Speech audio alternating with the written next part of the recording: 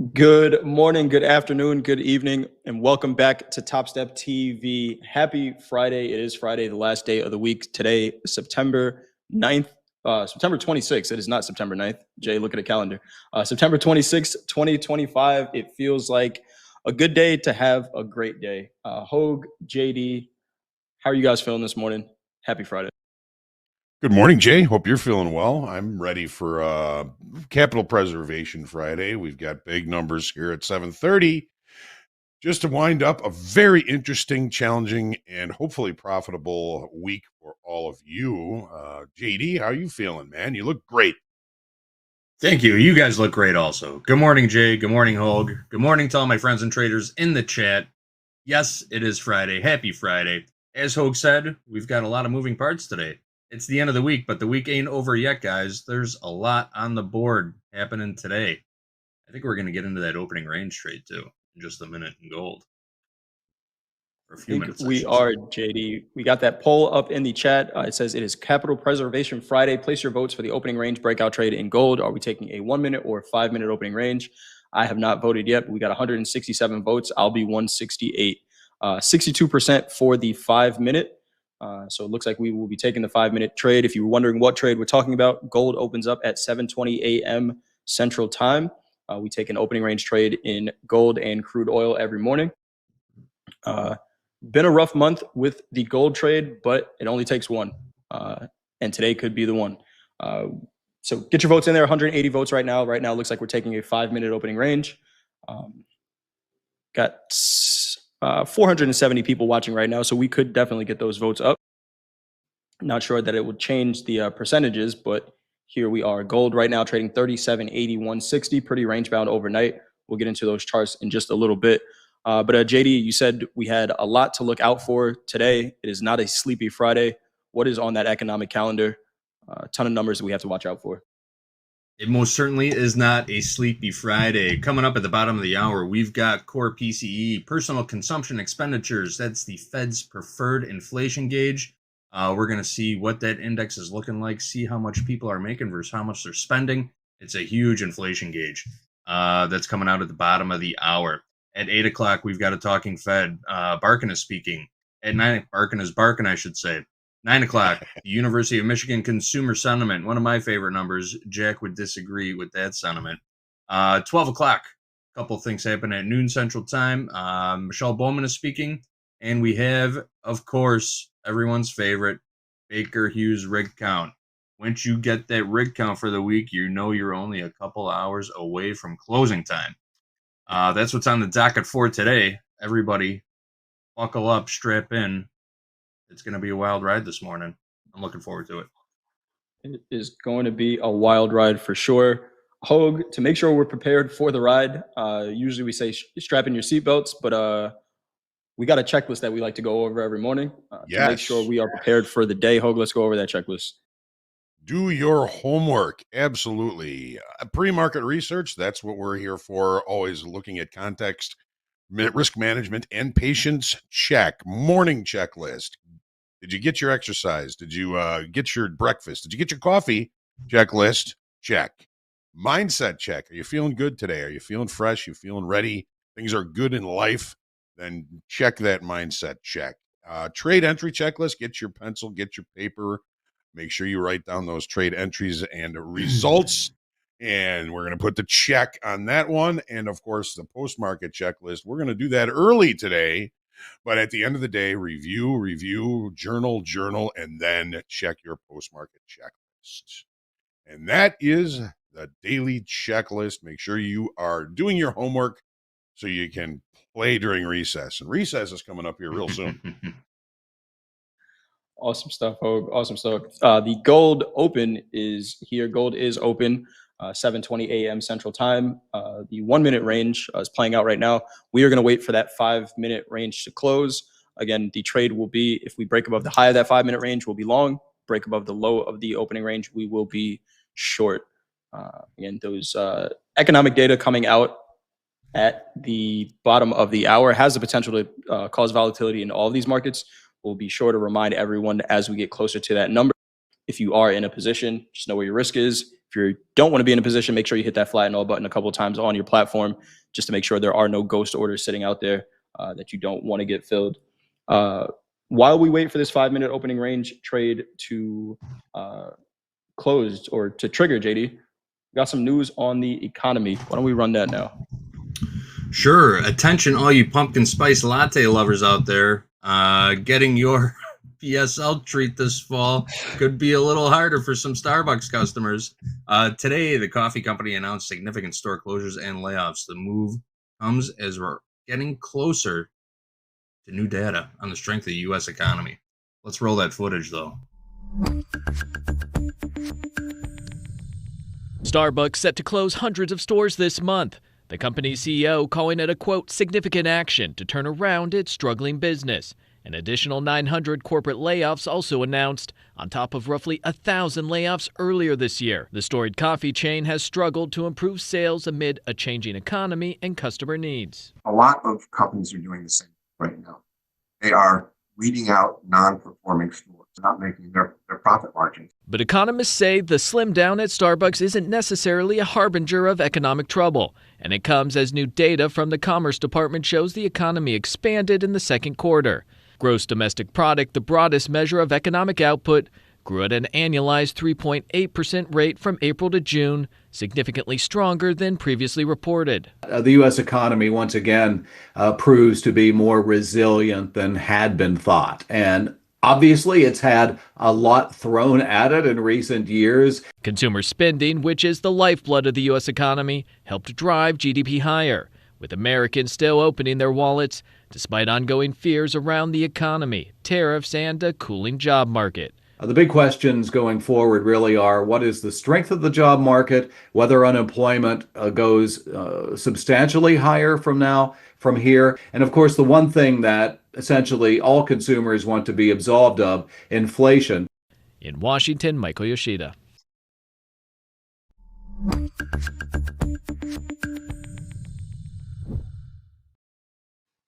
There you have I it. got to tell you, it doesn't surprise me. Starbucks has always been too expensive. Anytime I'm looking for a Costa latte, I go to Starbucks. But honestly, I don't think I've been to Starbucks in 2 years. But the kids love it. My wife loves it, but not for me. Give me a cup of coffee from my brewmaster here at home. I'm good with that. Yeah, I've got a Keurig here at home. I use it once a day. If I'm out and about and I really want a cup of coffee, I'm stopping at McDonald's. Any McDonald's Good coffee. in America, you can get a cup of coffee for $1, and that's all right by me. Nice. There's a bakery near me that where everyone else is raising their prices. They keep prices pretty reasonable, right? You can get a breakfast sandwich and a coffee some places for $12, $15 in New York, but there's this one place that prices are still around $7, which I can appreciate. It's interesting. They said the changing economy, and then right after that they're talking about consumers are still spending. The one thing I took from that video was the guy looked like they were in Walmart buying a Texas toast. I have not had Texas toast in a while, but that made me pretty hungry. I might find some in the grocery store this morning. We have this gold, 30 seconds before this gold 5-minute candle closes, a 53% tilt to the long side in gold right now, 37.80 last trade. We will be taking that 5-minute opening range trade. I have a high of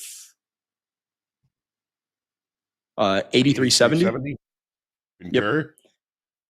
83.70, got it. 79.70 on the low. Concur. 79.70 on the low. All right, we're working our stops down there. I scaled down on size. I don't want to take more than $200, really. 250, between 250. I'm including slippage, looking at between $200 and $250 worth of risk going into this PCE number. We will take this trade through the number, and we will have our stop or our risk set before the number comes out. If we do not get triggered into a trade, I'll cancel all right before the number comes out. I like that move. Maybe 2 minutes. 2 minutes before.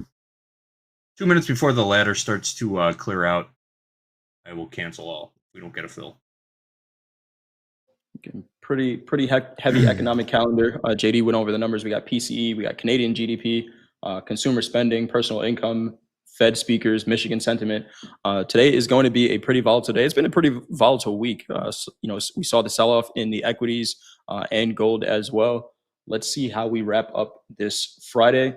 But House has some orders in for this opening range trade, and we'll wait to get triggered in there.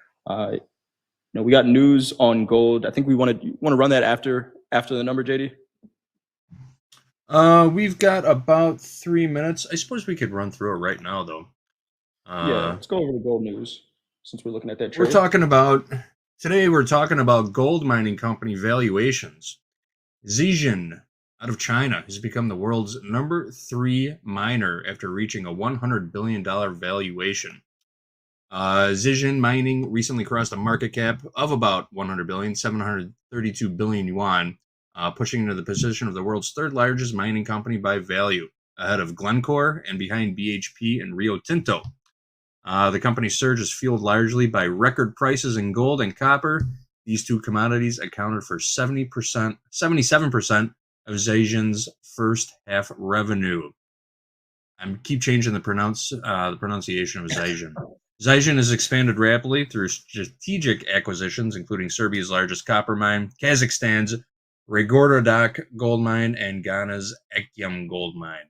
China making big moves in the gold mining world and bumping up valuations. Valuations for gold mining companies across the board are booming right now. Absolutely booming. 100 billion. Did anybody see that coming? Did anybody invest in gold mining companies when we started talking gold? My older brother, Rick, about really? a year and a half ago, started buying mining company stocks. He's got to be very happy right now. I bet he is. Those are some nice paydays. I personally did not. I did not either, JD. I just looked at at Nugget, which is an ETF that I used to when I day traded stocks.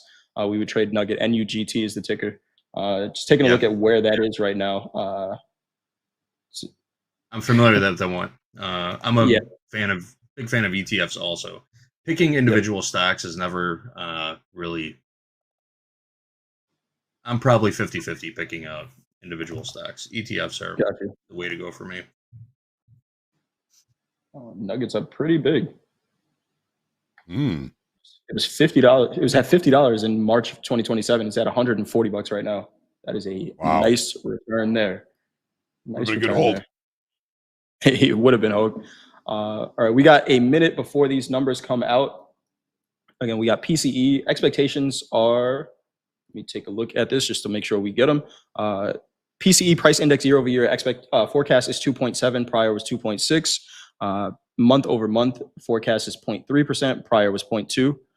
Core PCE forecast is 2.9%. Prior was 2.9. Core PCE month over month forecast is 0.2%. Prior was 0.3%. Personal income month over month forecast is 0.3%. Prior was 0.4. 30 seconds until these numbers come out. Again, make sure if you have a position on, you know where your risk is, and if you don't, make sure you hit that flatten all button. JD, we canceling those orders? Canceled all. Working nothing done. 30 seconds to go till this number. The ladder's thinning out. I didn't want to get tagged with any slippage getting into this trade. We would be short right now. We would be 10 short. Seconds. Get these numbers to you as fast as we can. Here we go. And are they late? Feels like they're late. Early reaction. We were early with the housing number yesterday. Was that orchestrated or what? Here we go. We're seeing some sellers stepping in. Initial movement to the downside. Just tagged VWAP there in gold. Right at overnight VWAP. Stopped on top of overnight VWAP. All right. I've got them here if you want me to call them out. Go through them, Hoag. I'm not seeing them on my side. All right. So core PCE price index year over year came out as expected at 2.9%, same as the prior as well. PCE year over year was expected to come out at 2.7%. That is exactly where it came out. PCE price index month over month, 0.3% was the expectation, and it's exactly where it came out. Personal income actually 0.1% higher than expected, 0.4%. It was expected at 0.3. The prior was 0.4. Core PCE month over month, it was expected at 0.2%, came out at 0.2%. All these numbers really in line with what was expected, and kind of explains why we're not seeing any major reactions in this in some of these markets, and at least not yet. Oh yeah, we're seeing S&P, NASDAQ, gold all pop into the upside now. So these are, I think, pretty good numbers. The personal income was a little bit higher than expected, as well as personal spending was expected at 0.5%, came out at 0.6% higher. Canadian GDP was expected 0.1%, that came out at 0.2%, and that's about it for the 7:30 numbers. Pretty much in line with what was expected, folks. I think that's a good thing. Good stuff there. Hope we saw a little fake out there in gold. It looked like it was selling off initially, bounced right off of that VWAP, JD, and we're up 10. Good no trade. From there. Yes. Yeah, good no trade. Good no trade. I liked our strategy on that trade, by the way. If no fill, 30 seconds to a minute before the number comes out, just cancel off. Just pull it. Yeah. All right. Pull it. Good call. NASDAQ making highs of the day here. So is the S&P. NASDAQ trading 24,693 right now. Made a high of 702s. The S&P trading 66.79.5.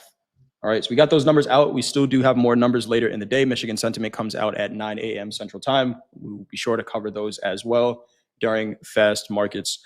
You want to just get right into the gold charts? Go ahead. You know what I think I'm going to do, guys? I'll keep you posted, but I'm going to keep an eye on the 15-minute opening range breakout in gold this morning. See what that's looking like when we get closer to it. But yeah, let's get into the charts. Let's go. All right. So, Fridays, I like to start with the weekly, and the upside auction remains in the longer time frames. Obviously, we've got higher highs, higher lows, 1, 2, 3, 4, fifth week in a row.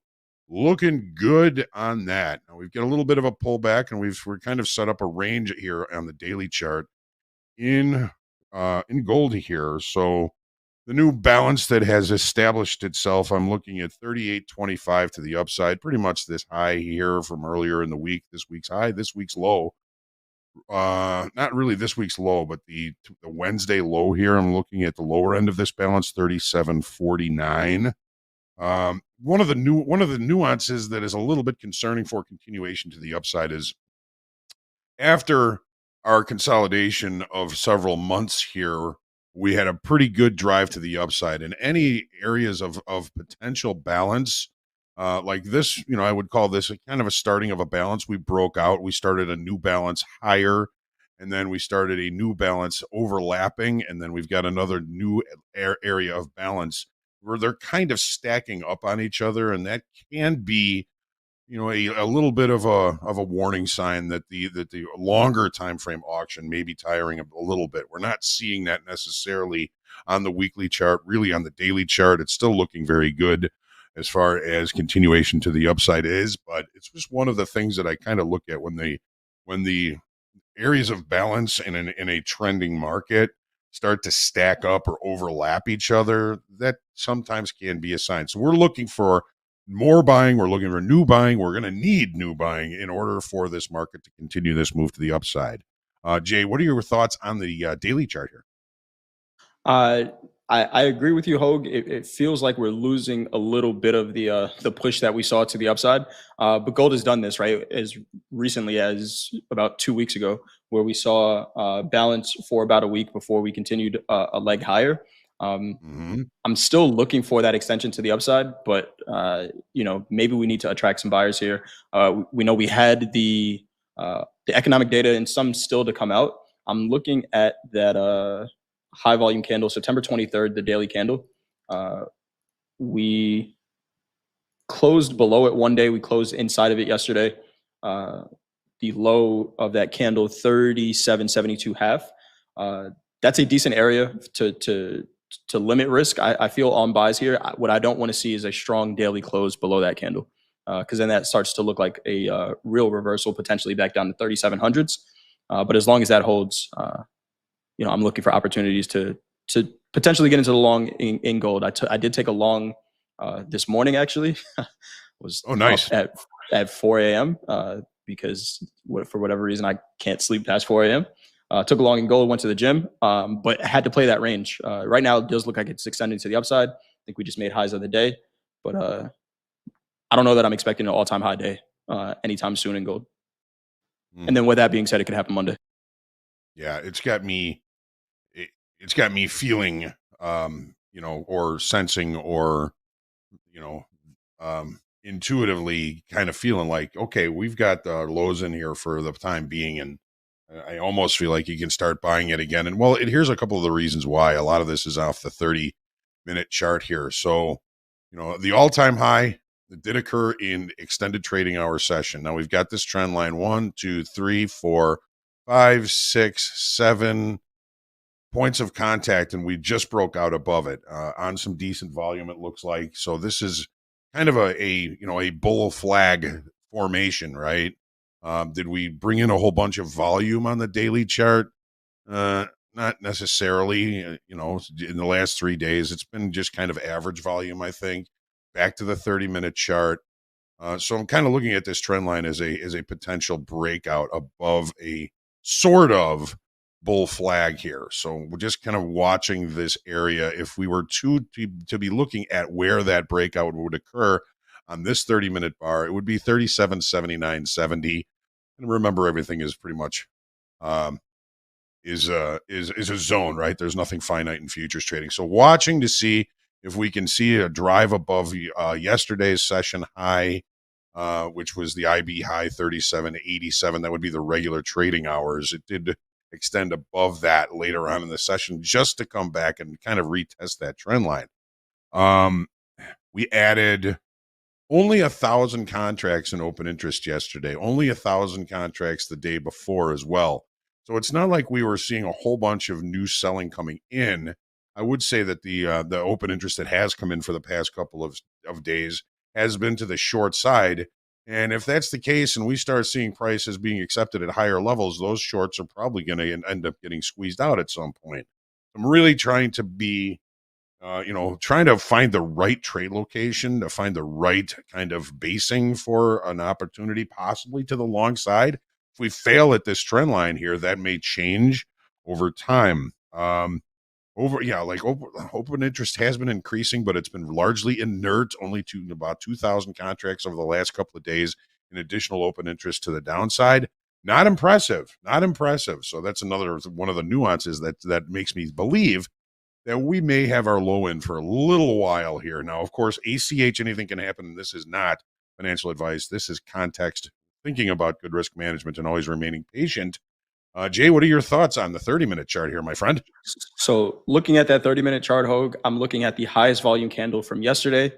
We had the jobless claims and GDP number that came out yesterday. That range is 37.61 up to 37.84.5. That's been our range. And what I'm looking at is, since we started last night's session, going into today's price action, we've had higher lows on the 30-minute chart. And we started to use 50% of that candle, 37.72, as a support. So the way I'm looking at this is, where is VWAP in relation to these prices? And it's right in the middle of the range, 37.76. So as we come into the New York session, if we see volume trade above 84, I like getting in long for a continued push. But if not, I see us falling kind of right back into this range, right back into the center of the range, 37.72. So similar to how we looked at the NASDAQ earlier this week at that 25,000 level, if no VWAP trades above it when all the volume comes in, it kind of just feels like empty price action, and we may fall back into the range for now. Yeah. That yesterday's high does look relatively important for any kind of continuation here. We're now right back to that trend line, which could offer an opportunity to limit risk. I like the idea, Jay, that you're kind of looking to the long side for gold today, as well as me. ACH, of course, anything can happen. The profile yesterday was a neutral day. Initial balance high did it eventually get extended in the extended trading hours. Initial balance low. Look at all the wicks below the initial balance low here. Look at all those. Now there's that's the IB low yesterday, 37.60.80. And every time the market 1, 2, 3, 4, 5 times, 5 consecutive 30-minute bars, nothing but tails down there. Nothing but buying tails down there on all of those bars. So that's another thing that says, you know what, I think we maybe found some buyers down there, but it's not really showing necessarily an open interest. We'll see if we get this breakout and continuation above this trend line. And again, you know, a neutral day yesterday because it did trade both sides of the initial balance.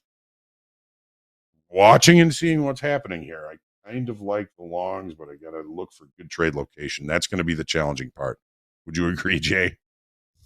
I definitely agree, Hoag. With this range, even when I took the trade yesterday, right, it's kind of felt like a 50-50. I like the longs, but it was somewhat middle of the range. So, yeah, really being patient, waiting for those extremes, I think is important And if you're trading gold today. We got 1, 2, we got VWAP, we got the 50, the 100, the 200 session moving average, and the 20 session moving average. Basically inside this 30-minute bars range. It's so twisted in here. It seems like anything can possibly happen. All right. That's what we've got for our context for gold here. It's been a little bit strange this week, seeing gold pulling back a little bit. We got to make sure we don't strip our gears and do something that we're going to regret. Remember, it is Capital Preservation Friday. No reason to get all biffed up on a Friday. JD is coming back here with some news on stocks. No reason to get all biffed up. I love it. Biff was my favorite. Biff was my favorite character in Back to the Future. By far.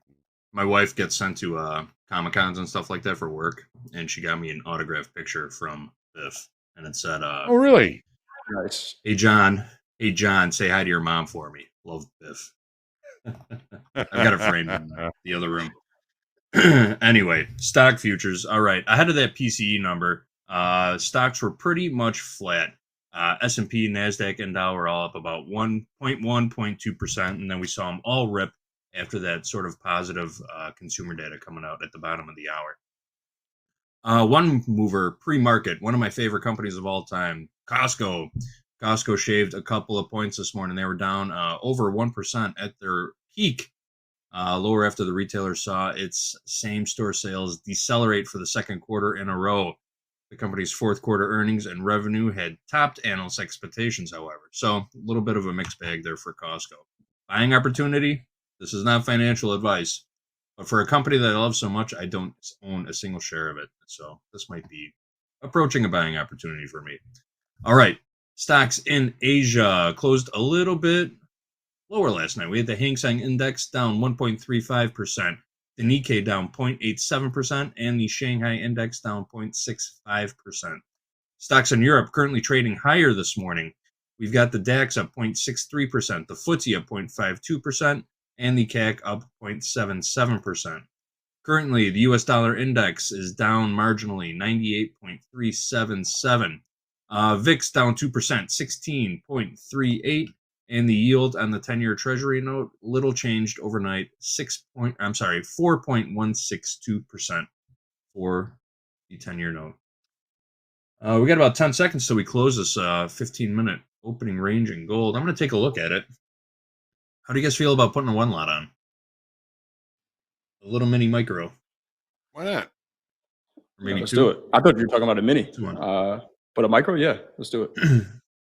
I'm showing a high on the 15-minute of 37.88. Does that sound good to you guys? Mm-hmm. Yeah, I concur. All right. And we've got a low down at the VWAP at 37.75.90. 37.75.90. 76.40 is the low in the minis. 76.40. Okay. Yeah. Tell you what I'll do. I'll put it at 76 even. Split the difference. There you go. All right, we're working some stops to enter. Above and below. See what happens.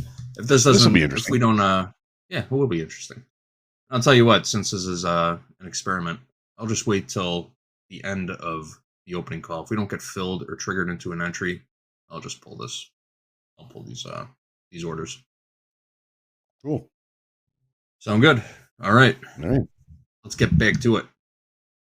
All right. So the weekly, the S&Ps. So yeah, we've got a red week. It happens. I know it's unusual. We're not used to that, but hey, it happens. But one thing about it is we've got a higher high and a higher low still. So the one-time framing activity in this upside auction remains for now. The monthly looks real good. Take a look at the monthly. Look at that. Green, green, green. 1, 2, 3, 4, 5 months in a row. If we were to close now, don't forget. I mean, we got I think it's Tuesdays, the end of the quarter, end of the month. So things could get a little bit dicey early next week because of that. But on the monthly, it still looks really good. Weekly, getting a little bit of a pullback onto the daily. All right. So what are we looking at here? 3 down days in an uptrend. Linda Raschke, Mick Aronimo, all say when you have 3 down days in an uptrend, the following day is an up day. We're going to see if that proves to be true. PCE, ACH, of course, anything can happen. And I think that those PCE numbers were, the fact that they came out pretty much in line is just letting people kind of digest that information. And we'll see what the regular trading hour participants do with that information. Yesterday, we added 14,200 in open interest. That is the estimate. What direction did it come in? We're going to take a look at that on the 30-minute chart here. I think overall it indicates probably some new shorts to squeeze for the second day in a row. We'll see if we get those shorts squeezed today. Jay, what do you think of the daily? I know we've got your monthly VWAP really putting in the low yesterday. Look at that. Yeah. Nice tag of that monthly VWAP and a bounce also off that 20 moving average 6632 in the S&P. We've been looking for a healthy pullback, Hoag. I think we got it. But let's see, right? If we really convince enough buyers, 6,700 is still going to be a major level to get through. We traded 6,700 every day this week, I'm pretty sure, with the exception of Monday. So we'll see what the market's reaction is to 6,700. But you know, this is a market that is in a very strong uptrend. We'll see where we might have some potential areas on the 30-minute chart. But I think the pullback is complete for now. And 6,700 will tell us a lot. I know we're going to take a look at the 30-minute chart and see some levels there. But that is what I'm seeing on the daily, Hoag. Awesome. Yeah, some folks would call those 3 black crows. Good band, by the way. Good band, by the way. All right, let's take a look at the 30-minute chart. All right, so yeah, here is our all-time high. Did occur in regular trading hours. Week high, we talked about that, since this has been put in. So the exactness at the high, I don't expect that to really hold for very long. One thing, here is that pushback to that monthly VWAP. Very nice little opportunity down there. So what are we looking at today? Well, on the 30-minute, we are showing now some overnight inventory to the long side. Let's take a quick look at that. So the market opening right there last night at 5 p.m. Central. We are now holding overnight inventory to the long side.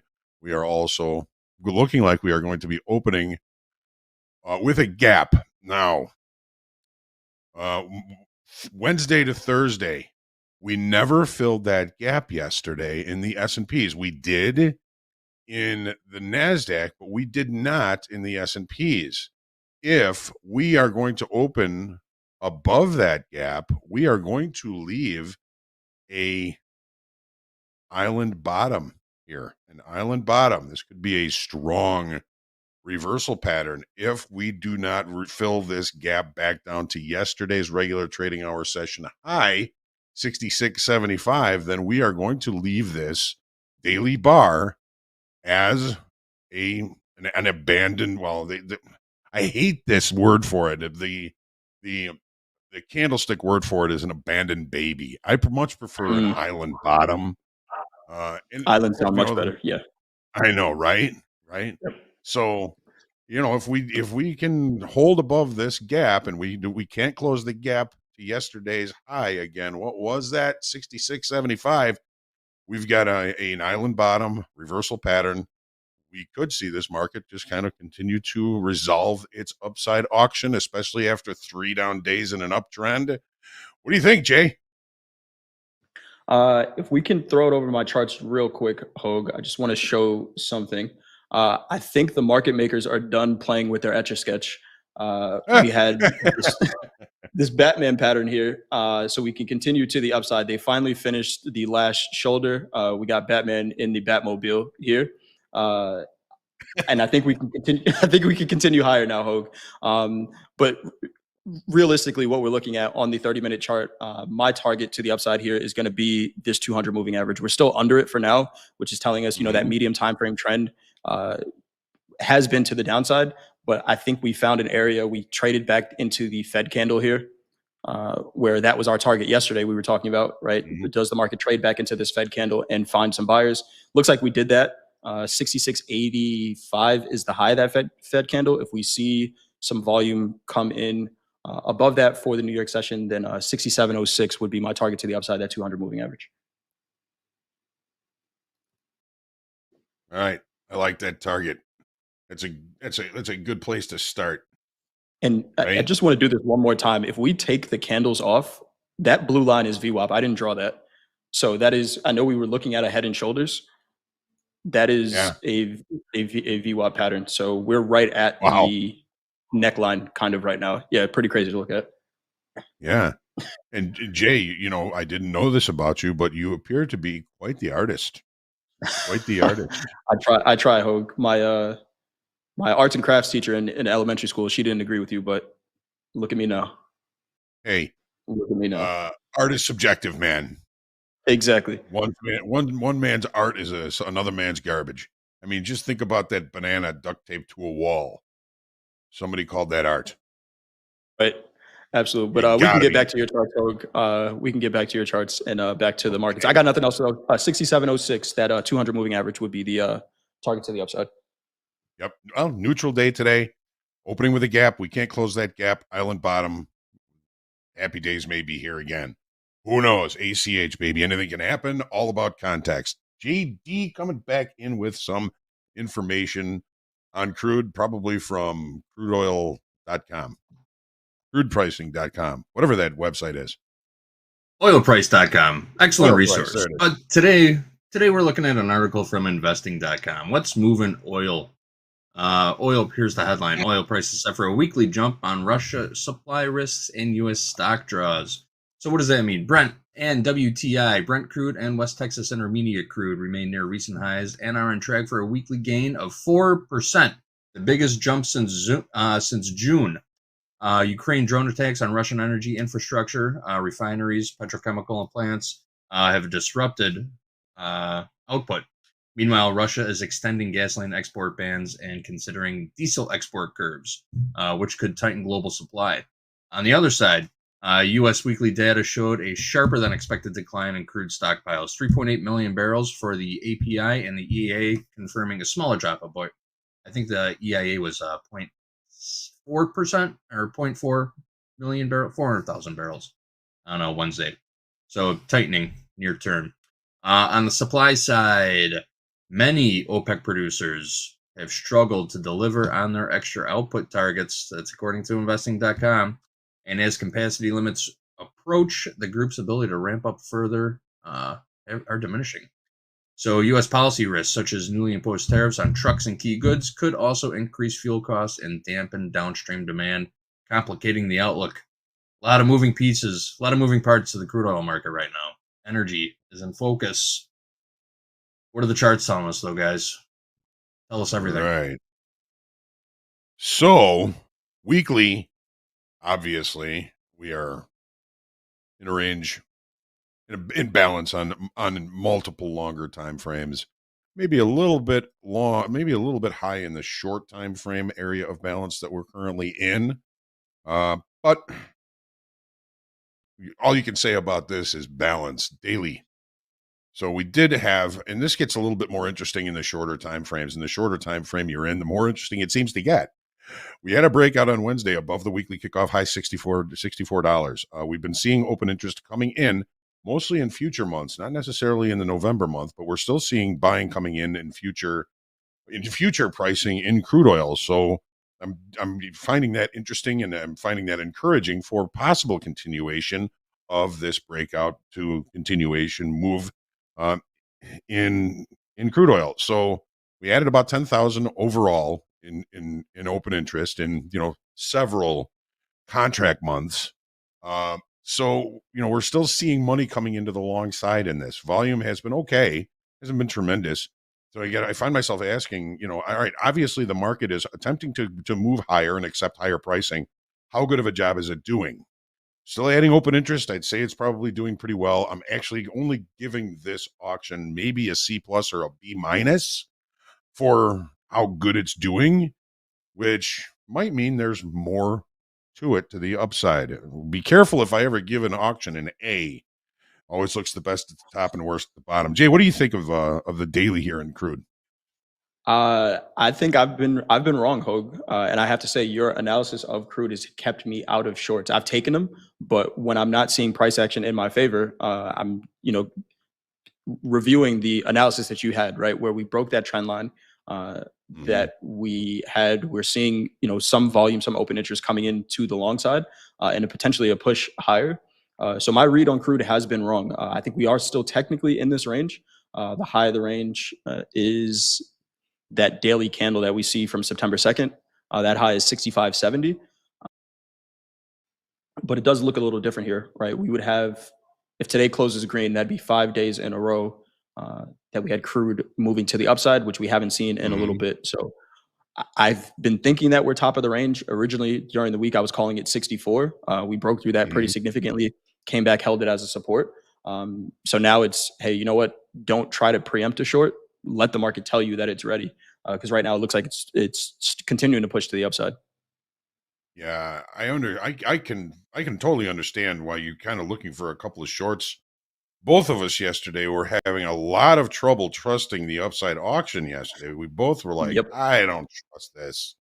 We were actually short in the opening range trade, and it was looking good for a while, but eventually the market did find buyers. It was pretty much the same range in regular trading hours yesterday. Let's take a look at this on the 30-minute chart and see what's changed, if anything. So yeah, here's yesterday. The market opened. We were short the opening range trade. We tried to buy one down here for the break. That didn't necessarily play out for us. So we ended up getting stopped out when it took out the high of the opening range. That's all well and good. Big move to the upside yesterday, or the day before yesterday. This was Wednesday, putting in a weak high at the end of the day here. This is a poor high, weak high, whatever you want to call it. We were saying yesterday that that's probably not going to be lasting. But look what we did. We added to the weakness and the exactness of the highs from the previous day. And right now we are looking like we may continue back to the upside. We are going to be opening with a gap. The pullback yesterday, this was a really sweet thing. And if we weren't trying to not Lenny the crude oil opening range trade yesterday, this was a beautiful failed downside auction up against a support level. This should have been bought 100%. Not that it's 100% that it's going to play, but it's just a trade. If I'm not in a position, I'm going to take that every time, even if I'm in a position and I see this failed downside auction down here and it holds, for a half an hour before it really starts to push to the upside. But that failed downside auction against a support level was a really sweet level. All right, so we missed that yesterday. So we got weak high, we're going to be opening with a gap with high probability here. Overnight inventory, is it long or is it short or what is it? Well, the fact that we opened right about here last night at 5 o'clock and we're still trading there, I'm not looking at this as a lot of overnight inventory to worry about. We are, looking like we are going to be opening, with a gap pretty shortly open here. here, And as a matter of fact, we are open. So let's see what happens. Are we on a 5-minute opening range for Oh, of course crude? we are, Hoag. That's why I was letting you cook. The 1 minute triggered a long there, but we are taking the 5 minute based on the chat's votes. So we got 4 more minutes to go here. 1 minute did just trigger a long, and we are continuing to push. Okay. So, well, It's gonna be a on pretty that wide note, open Jay, range. how are you feeling about this now? Do you like the long for the opening range trade? I I almost rather not trade it, to be honest, for myself, Hoag, because I continue to see this short on the daily time frame, and I'm realizing that I'm looking at crude oil with a bias, right? So right now, the way I'm reading this market is be conscious that you have a bias, because I don't see a long, and it can continue to play out, but the short has not played out either, right? So Right. sometimes, we get kind of stuck in that mode as a trader where it's just like, hey, I see a short, I don't see anything else. Over the past 3 days, I have not lost any money trading crude oil to the short side, which is what I'm going to try to continue to do if it does not present a short. So if this market pushes to the upside and breaks this range, it's just going to be a trade that happens without me. The upper extreme of the range, and if I try to be, impartial to what I think can happen, that 65.70 is the close target that I'm looking at to the upside. Crude is up about 2/3% right now. We have seen some 1% moves in crude oil here. But yeah, I can't say that I like the long, Hope, that long trade. So, Jay, you seem to have trust issues with crude oil. Did crude oil hurt you at some point? No, I think crude oil has hurt a lot of my friends. I know Deanna doesn't trade it anymore. Coach Hoop doesn't trade it anymore. I just don't want to. I don't want to get hurt, Hope. Protecting my heart here and my All right. account. Yeah. Well, I mean, I don't want you to kind of, harbor bad feelings about, any of the products. So if you ever want to just sit and talk, I'm Yeah. here for you. We know that sometimes these markets hurt a little bit, but again, I opening with appreciate a gap. If we can't close that gap, I could see, of course, 65.70 is within a, we could basically use a pitching wedge and get there, after the open. The next target I see is 66.26, naked point of control from way back, and points higher. Who knows? I don't know. This thing could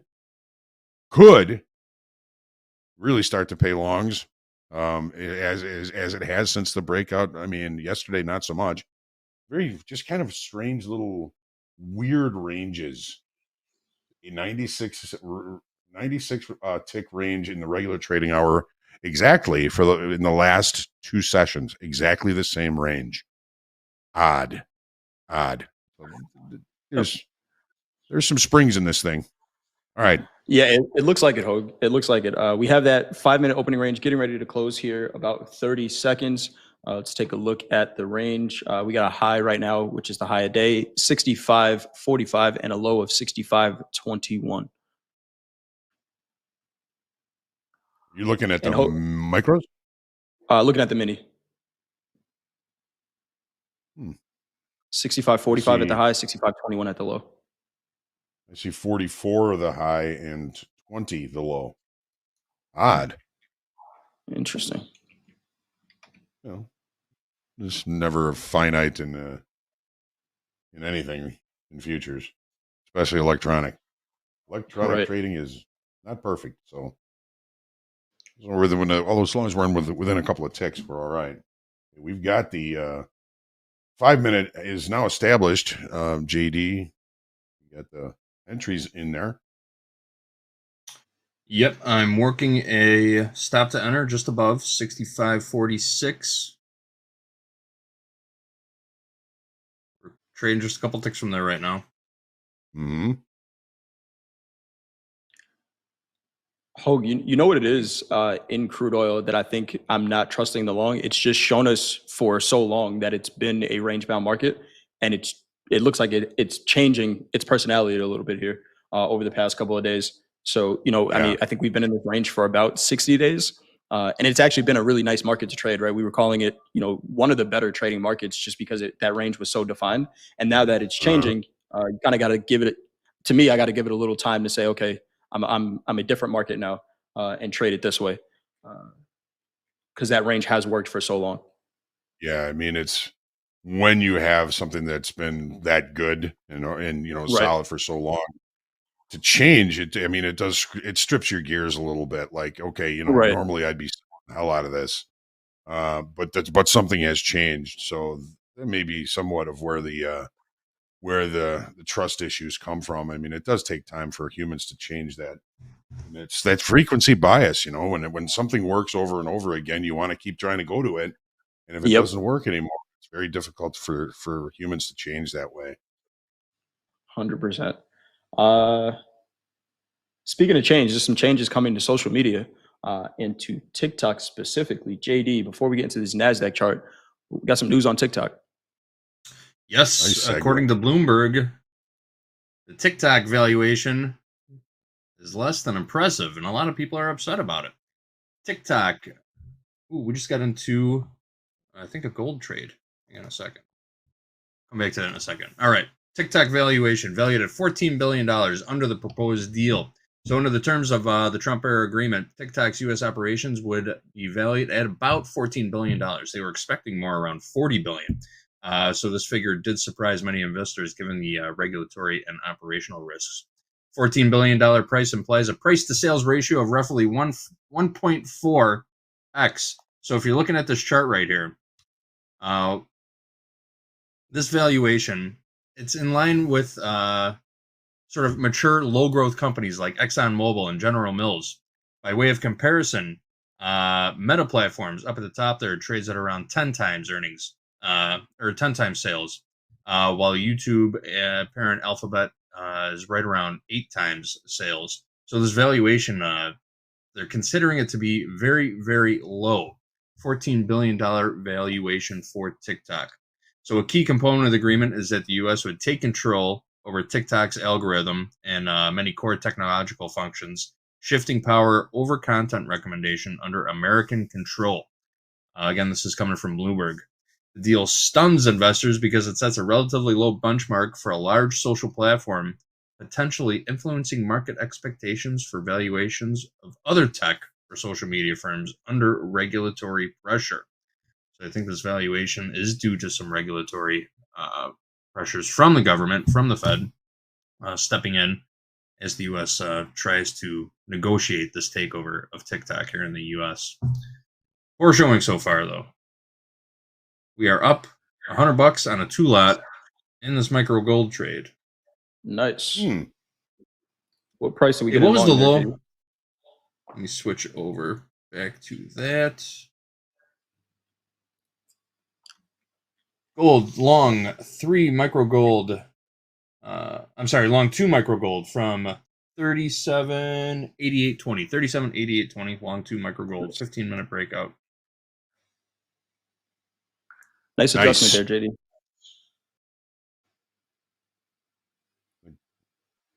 Love it. I have a low. I have a low of that 730 candle at 75.90 in the micros.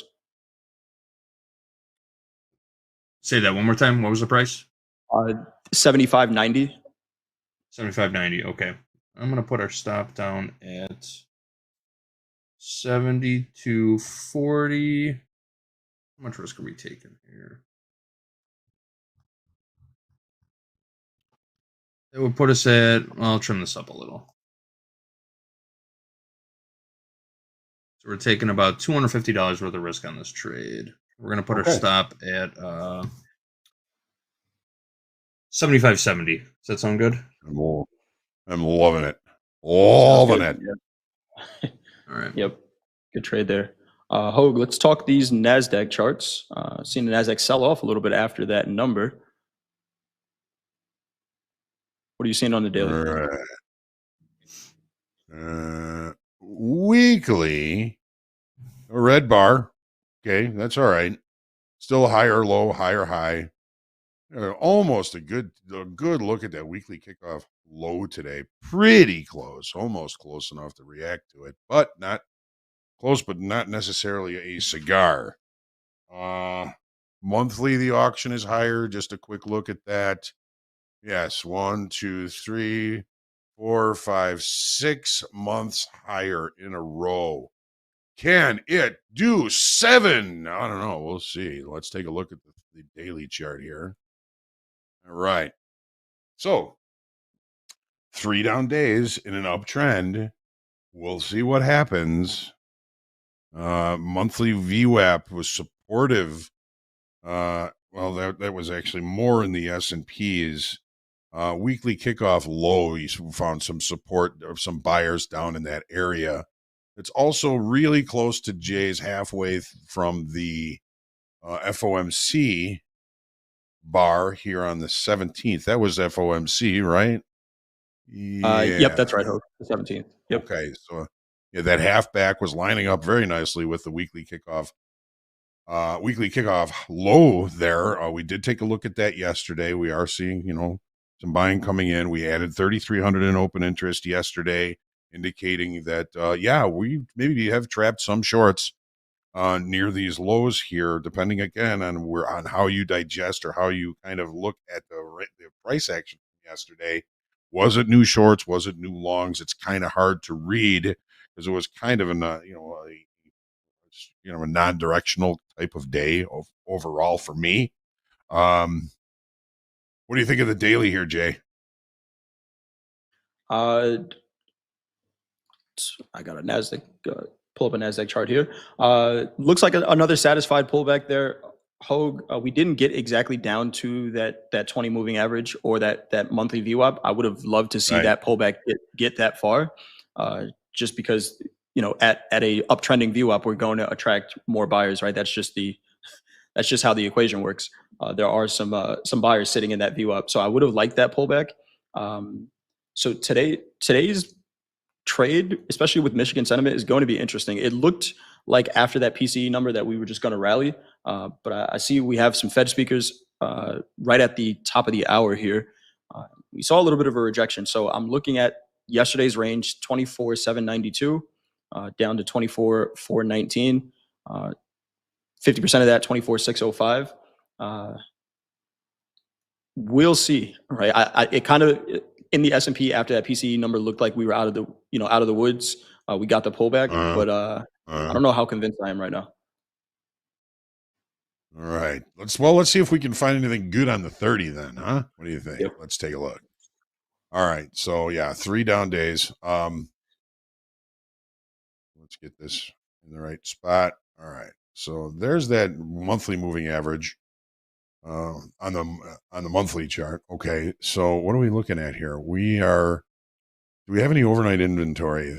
Most of the important information is out. So here we are. There's where we started the night. Maybe a little bit of overnight inventory to the long side. Nothing that I would be using for any opportunities. Let's take that off. We did not leave the gap from Wednesday to Thursday. We closed that gap. We still have that gap in the S&Ps. So we're really kind of focusing on the S&Ps for any equities trades. If we can't close that gap, then we leave that island bottom, which I really kind of like. So it doesn't look like we're going to be opening with a gap here in the NASDAQ. I think the NASDAQ is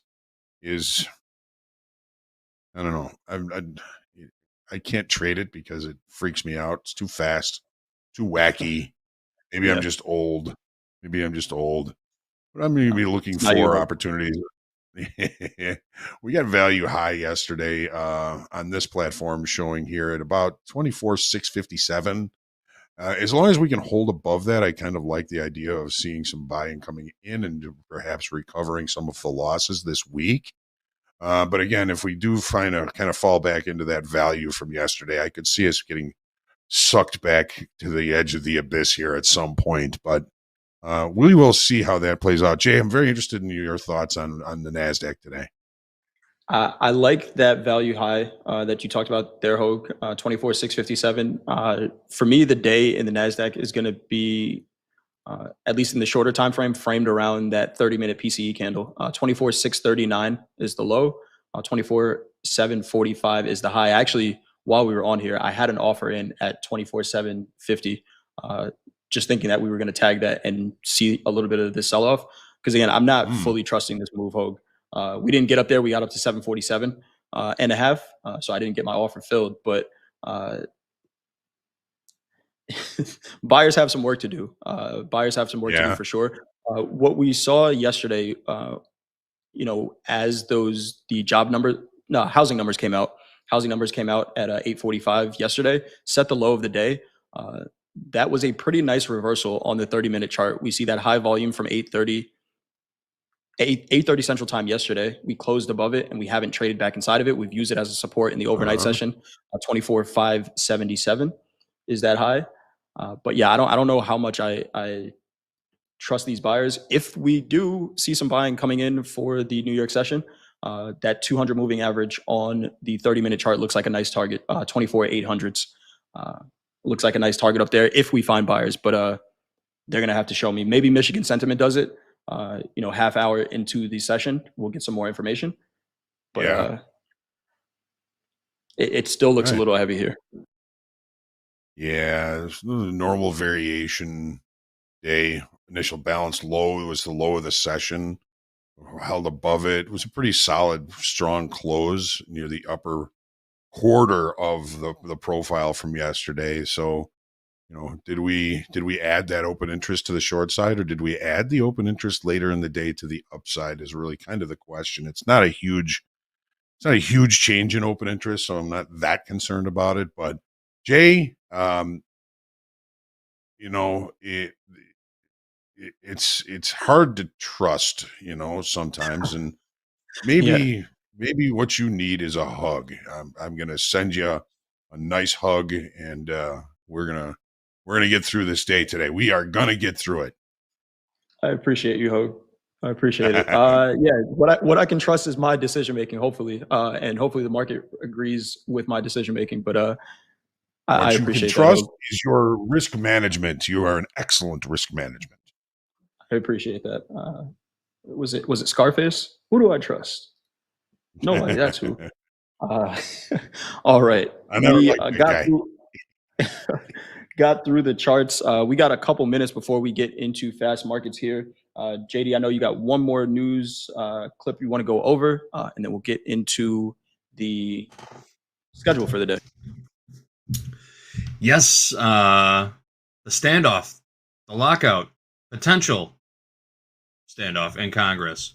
The White House Budget Office has been told federal agencies to prepare for mass firings if the government shuts down next week. Let's see what's going on. Let's roll that footage. The federal workforce has already been rocked by mass firings and confusing rehiring since the Trump administration took office in January.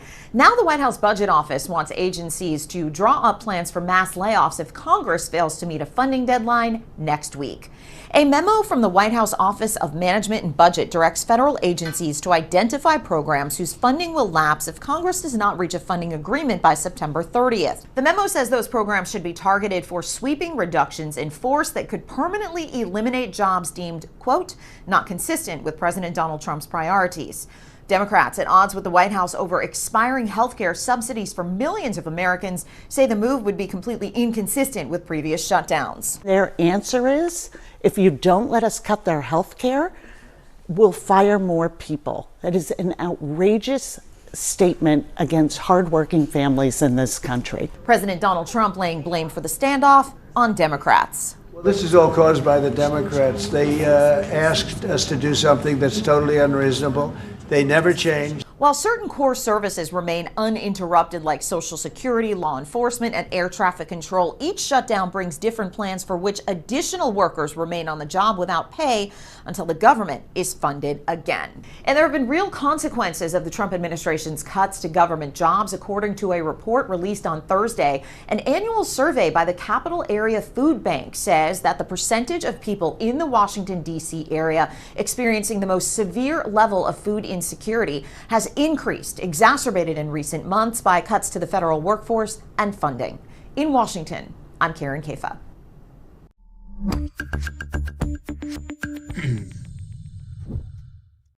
There's a game of chicken being played in Washington right now, folks. It's good drama, but it's poor for the country. Poor for the country. Yes. Yes, it is. Yes, it is. JD, speaking of drama, we bring the drama. Wait, no, I think that's TNT. Who do we have on our schedule for today, JD?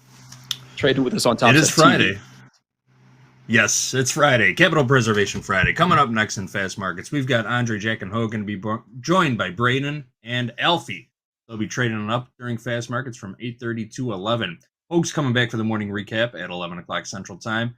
Then Yusuf, our old friend Yusuf, is going to be joining Coach Jay and Dakota to trade with Topstep at about 11:15 Central Time. After that, group coaching, Hoag, Hoop, and me will be taking your questions. We're going to put a form in the chat very soon. You can grab that link, enter your question for group coaching. If you have a question for either Hoop, Hoag, or me, go ahead and grab that link, fill it out, and we'll get to your question. After that, Rising Star, 1 o'clock Central Time. Andre, Jimmy M, and Dolby time. Then we're closing out the day in Power Hour with a reversal challenge. Braden, Mandy, Mohammed, and Dolby will be going head-to-head, toe-to-toe, gut-to-gut, knife to knife. We'll see what happens. It'll be a good one. That is what we're doing in the week. Reversal challenge and Power Hour. A lot of action here on TopstepTV today. A lot of tradertainment coming your way, folks. Yes, we do. JD, we are still in this gold trade. 88.20 was our price. 88.20. Back down to our entry price. We're not taking any heat yet, but it has retraced. Gold Stop up is all the way back just down under at half percent. 37.75.70. That was quite the rip and quite the pullback coming in here, isn't it? Nice rip. Here's the dip. See what they do. Should I continue to manage these crude oil orders, or should I just pull those? What do you think, guys? No trigger on those? Yeah. No trigger. Yeah, right. I'm taking them out. If you roll into Fast Markets and you see a trigger, we'll see. Yeah. Hoag, you manage it from there. Put them live. Yep. You got it. Put them on live. We'll see what happens. Absolutely. And I'll continue to manage this gold trade. Looks like we got the quite the crew in the green room getting ready for Fast Markets here, Hoag. I think it's that time. It's been fun. Hey, if you enjoy what we're doing here, and I saw some of the chat concerned, Jay's okay. Don't worry about it. We're just putting on for the show. I'm good. But if you like what we're doing here, hit that thumbs up button. Stick around. We got Fast Markets coming up. Hoag, send us into Fast Markets. All right. Thank you, Jay. Thank you, JD. Thank you. As always, yes, Jay is fine. I'm just a little fun we're having here on Topstep TV. And as always, thanks to all of you for joining us. It's because of you that we get to do this, and we really appreciate all of you being here. If any of you need a hug, I will send you a hug. And as always, I like to talk about the early birds in the chat this morning. We got a new top of the list here, RTR 112. My friend, glad that you are here, and looking forward to seeing your continued success as always. And Anastasio's Billionaire, one time, Vav, Benji, Man Caves, David Buembia, David Buembia. That's a new name on the top of the list here. Uplex, my good friend. It's good to have you here. Tom, Trader Huib, also here. And as always, I didn't realize it yesterday, but I found out last night after the close that it was 45 years ago yesterday that the absolute best rock drummer ever. We lost him. It was 1980. I remember where I was when I found out. He was the most recognizable. I used to come home from high school, go down in the basement, stack up Zeppelin albums, and just play those songs over and over and over again. It was a huge inspiration to me. So, John Bonham, too bad you're gone. Miss you, pal. And on that note, remember, stay humble, grateful, creative, and centered in your trading today. And make sure you pray for peace, as always. We got the crew all ready to go here. We coming into to fast markets here in 5, 4, 3, 2, 1. Let's go.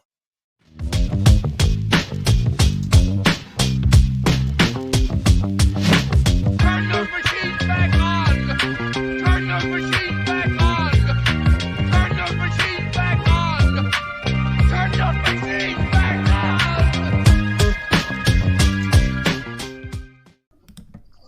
Happy Friday, traders, investors, everybody. Send the horns in.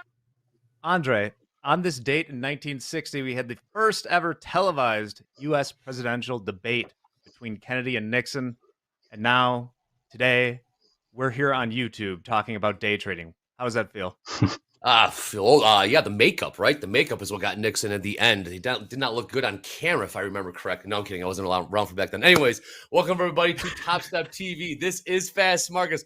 Lower right-hand corner, joining us from the UK, Alfie in the house. Lower left-hand corner, you know him, you love him. Braden in the house as well. We got about 3 minutes till the open. Let's go with Braden. Braden, thoughts coming into this Friday. What a week so far, huh? Hey guys, first off, can you hear me? Loud and clear. Sure Okay, thing. perfect.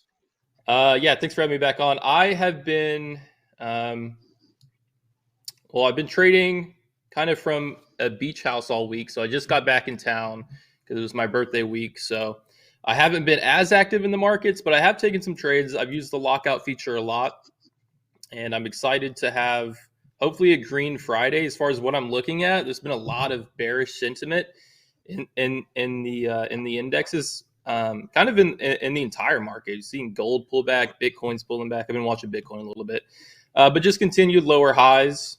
And you could argue that it is an extended market to the upside. So the threat of a lower high being printed today than us testing yesterday's lows is definitely an option. And it's something that I'm going to be looking to maybe play as we're seeing some exhaustion coming into the open. So that's for me.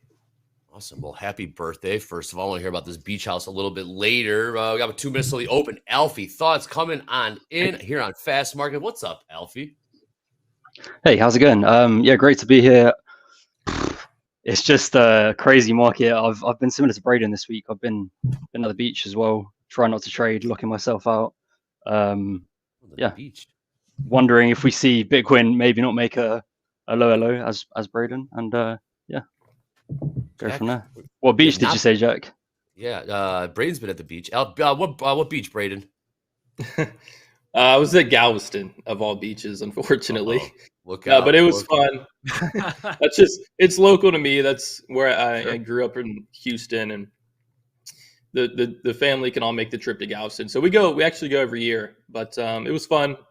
Did some fishing, some swimming, and just enjoyed a quick little 4-day vacation. Good for you. Good for you. Hopefully you're back and refreshed, ready to go on this Friday. What a crazy week. Jack, thoughts on the ES? Last trade, 66.74.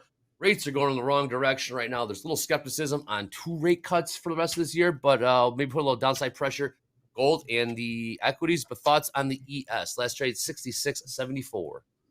I mean, outside of the climate and things in general, I'm not sure what would lead us to cut rates right now. It would have been fun this morning if PCE did not come in on the screws.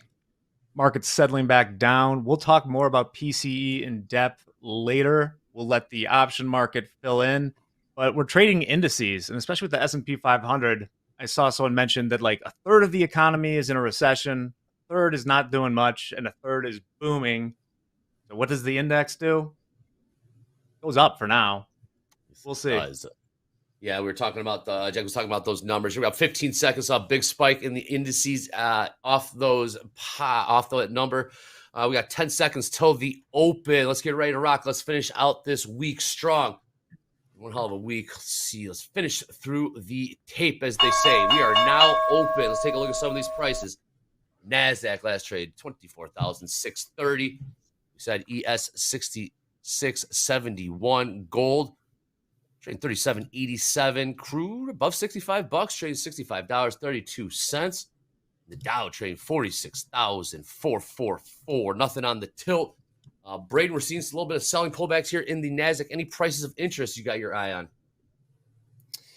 on? Pretty much yesterday's overnight low is going to be kind of spot one where you want to see buyers hold. Sorry, not overnight low, or maybe it was overnight low. It was kind of that 565. Yeah, this was overnight low, 565.70 area. As we pull into that, and it looks like we are pulling into that pretty aggressively, you'd want to see that hold. That doesn't mean just blindly buy there, because we've seen buyers support it. In fact, in this case, coming off of an exhausted move above the overnight highs, kind of selling hard here out of the bell when we have the most volume, I actually would play this very defensively. I would not be buying that. And then obviously second level is going to be Thursday's session lows, which is down there in that 440s, 430s level.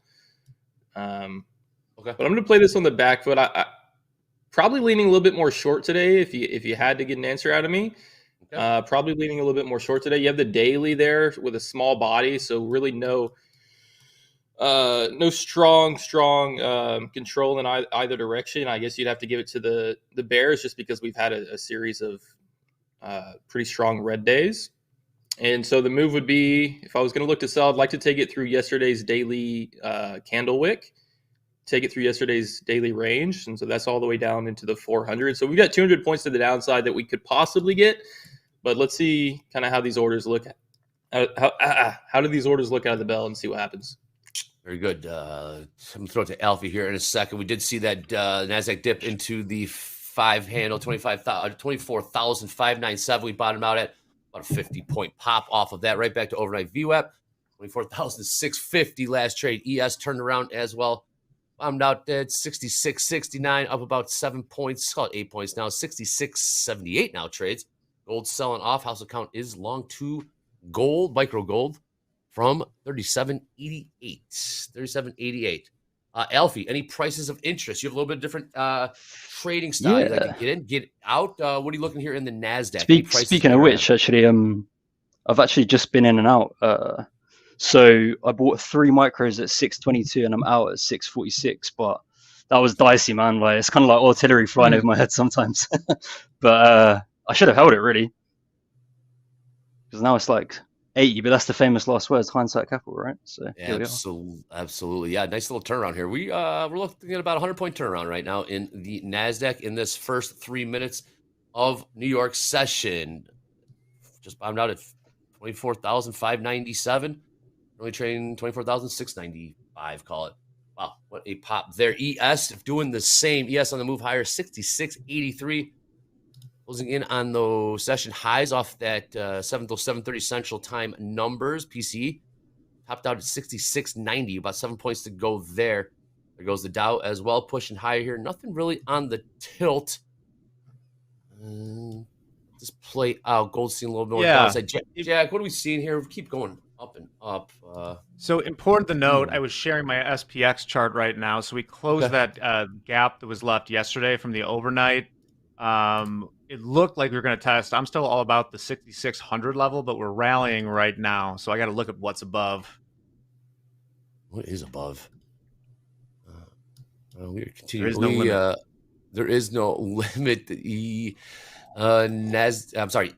Dow. I'm just printing session highs there. 46,510 session highs there. ES trying to do the same. NASDAQ lagging amongst the 3 equity indices. Can we push here? Gold holding tight right now. It's pretty exciting because we have some wide ranges here and markets are moving quick.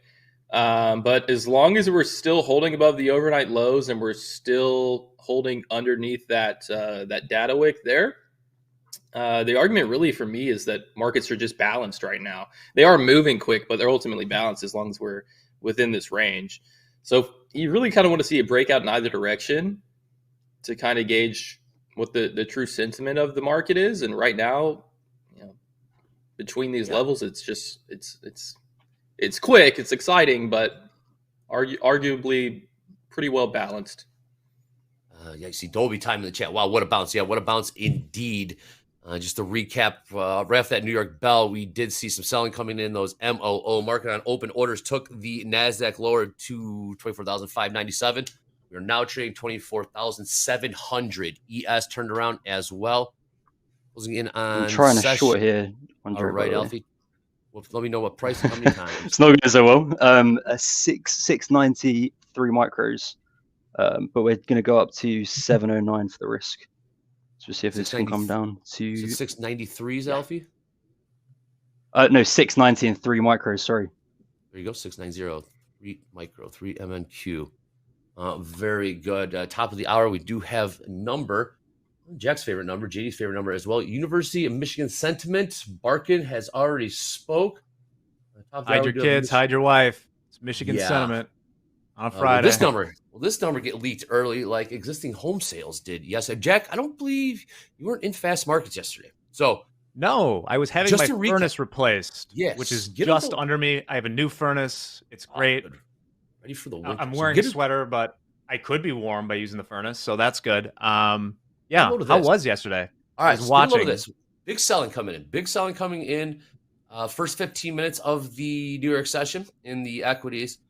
Down, and obviously existing home sales was expected to come out at 9 a.m. Central.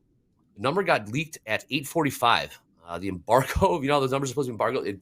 The number got dropped at 8:45, better than expected, and the market just turned around from there. And very interesting. Number came out 15 minutes early. Haven't really seen something like that in a while. And up into the right. I don't know if that's what did it, existing home sales. Just the timelines lined up with each other. So let's see if that happens with Michigan. I doubt it will. But here at TopstepTV, we will be on high alert for that. What was that order just came in? I saw 400 lot coming on the offer in the ES, 66.85 in the orders. I got filled right away. All right, pin to the top of the chat. Yes, Topstep daily levels. Topstep daily levels. Those are updated and refreshed before every New York Open. Click on that link. Have a little real estate on the screen. Have a tab open for that. If you don't want to do it, I can do you one better. Indicators tab of Topstep X. Click on that sucker. Type in Topstep daily levels. Have those slapped overlaid right there on your charts. Yes, just tried to print new highs. We got very close, 66.90 quarter. Also, while we're at it, upper left-hand corner of the screen, hashtag fast markets, hashtag power hour. Hit us up at TopstepTV on the X. Let's see some cool trader station setups. You know I'm obsessed with those. Let's see some cool swag, Topstep swag out there in the wild. See some good dashboard, performance dashboard analytics. Love to see that wall of green. Got hashtag power hour, hashtag fast markets at TopstepTV on the X. Alfie still short 3 MNQ from 24,690. What's your risk on a trade like this?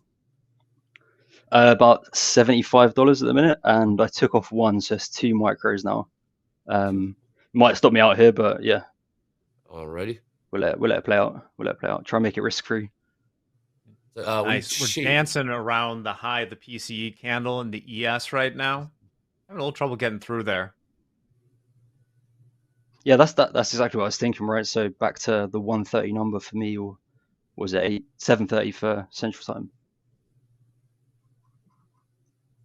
Yeah, back down to here. What a number it was. University of Michigan, not generally as big a deal. Remember, the Fed, PCE is like the Fed's main guide for their policy for what they do as far as rates. So big number there. Came in right in the screws, so we didn't get the sort of fun I was hoping for. But Michigan can move things, so I'm going to wait until that lovely 9 o'clock sentiment number. University of Michigan sentiment number expected 55.4. See how that comes in. Last month was 55.4 as well. Alfie, I know you're in the middle of a trade. If you do have a second, would you please share your screen? Thank you very much. Oh, sorry, I think I am. Okay. All good. It says stream ID is already in use, I think, or something like that. All right, we'll get that worked out behind the scenes here. We got a little push. We got 72% long in the NASDAQ right now. Average price, 24,683. So about 17 points in the money there. 72% long in the NASDAQ. Jack was talking about that PCE number came in right on the screws. Or you look at month over month, year over year, month over month expected 0.2%, year over year 2.9%. Both came in line, right on the screws, as Jack likes to say. All right, here goes the Dow, new highs. 46,534. Will the ES follow suit? About 1.5 off those highs right now. And just tagged them. ES. And there we go. New highs, ES. NASDAQ. Still got about 50 points to go for new session highs there off that PCE print about an hour and 10 minutes ago. Braden, we didn't get that dip into that pullback in the 560, 570s. Barely dipped beneath the 600s, but when you see that, does that give you conviction or confidence that, hey, your zones are pretty decent with the read right now? I know it was right off the open, but obviously you didn't get your price, but the read was right. Yeah. You still stick to those levels, right? I would assume that you like the levels with what you saw so far in the first 10 minutes of the trade. Yeah, we're still, we're just, as long as we're respecting this overnight range and these markets are balanced, I really wouldn't be looking for like a breakout trade past the high or below the low. In fact, I might look to like range trade it a bit. But yeah, I mentioned like right out of the bell, I wouldn't be buying that. And then it gave you like 100-point bounce. But part of my process is how we approach levels. And we had a lot of selling pressure. But buyers did hold it. Nice wick. And we actually flipped green, had a nice strong close, 100-point bounce. But look, we're selling back down. Yeah, I might look to kind of take a range trade back to the overnight lows, 570s. All right. But let me find some retracement. I'll update y'all if I can get in a short. Very good. Thank you, Braden. That's 72% long in the NASDAQ. Now 63% long. We're seeing about a 40-point turnaround in the NASDAQ right now. Yes, staying strong. Dow continuing to push higher here, but NASDAQ definitely, this 5-minute bar has gone red. Yes, staying strong here. NASDAQ definitely found some selling. Alfie, still short. Alfie, you're on mute, but I hope you're still short too. Yes? No, just the one now. I took one off at, I know, $5. Took one off at 665. Still short one from 690. Pretty much back at entry. So far, so good. ES is strong. A lot of the speculative names are selling off a little bit. If we take which isn't the Mag 7, they're the biggest companies in the world, but some of the more the stocks I follow that I would call, what do you call it, like pre-earning stocks, are down a little bit this morning. In the Mag 7, NVIDIA is down a smidge, Apple's down a little bit, everything else up. Microsoft and Tesla leading the way, both up over 1%, as is Amazon. 10-year rate, 4.18. Uh-oh. And I'm contractually obligated to show this chart every day. Once again, 10-year rate, where it was, and the time when we announced the rate cut. We're still higher than that. That plus the quarter-end rebalancing flows has me cautious about breakout trades the upside, even though, that's been the play. 4.1. We're seeing these Fed speakers. We do have, who do we have at the top of the hour? Oh, we had Barkin already. We do have Bowman later on in the day. A lot of these Feds, obviously besides Myron, coming out trying to sound a little hawkish to probably tamper down expectations of, Fed funds, Fed watch is still pricing 2 rate cuts for now.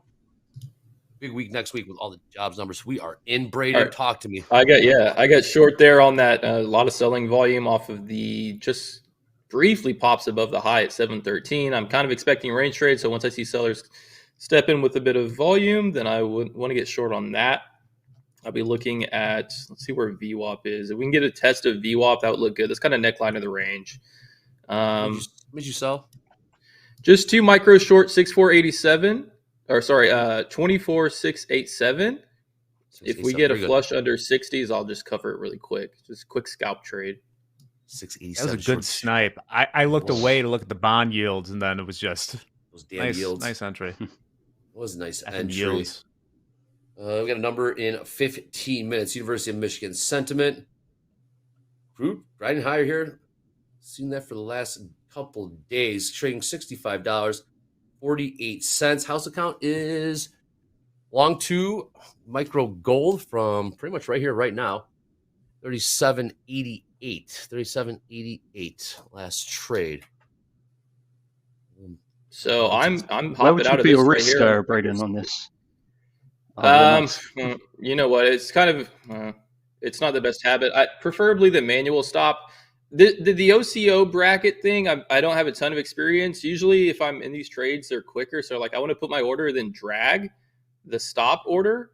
Yeah. I don't know if that's the new integration with the OCO. I haven't really experimented with it. Like I said, I've been away from the charts a lot this week.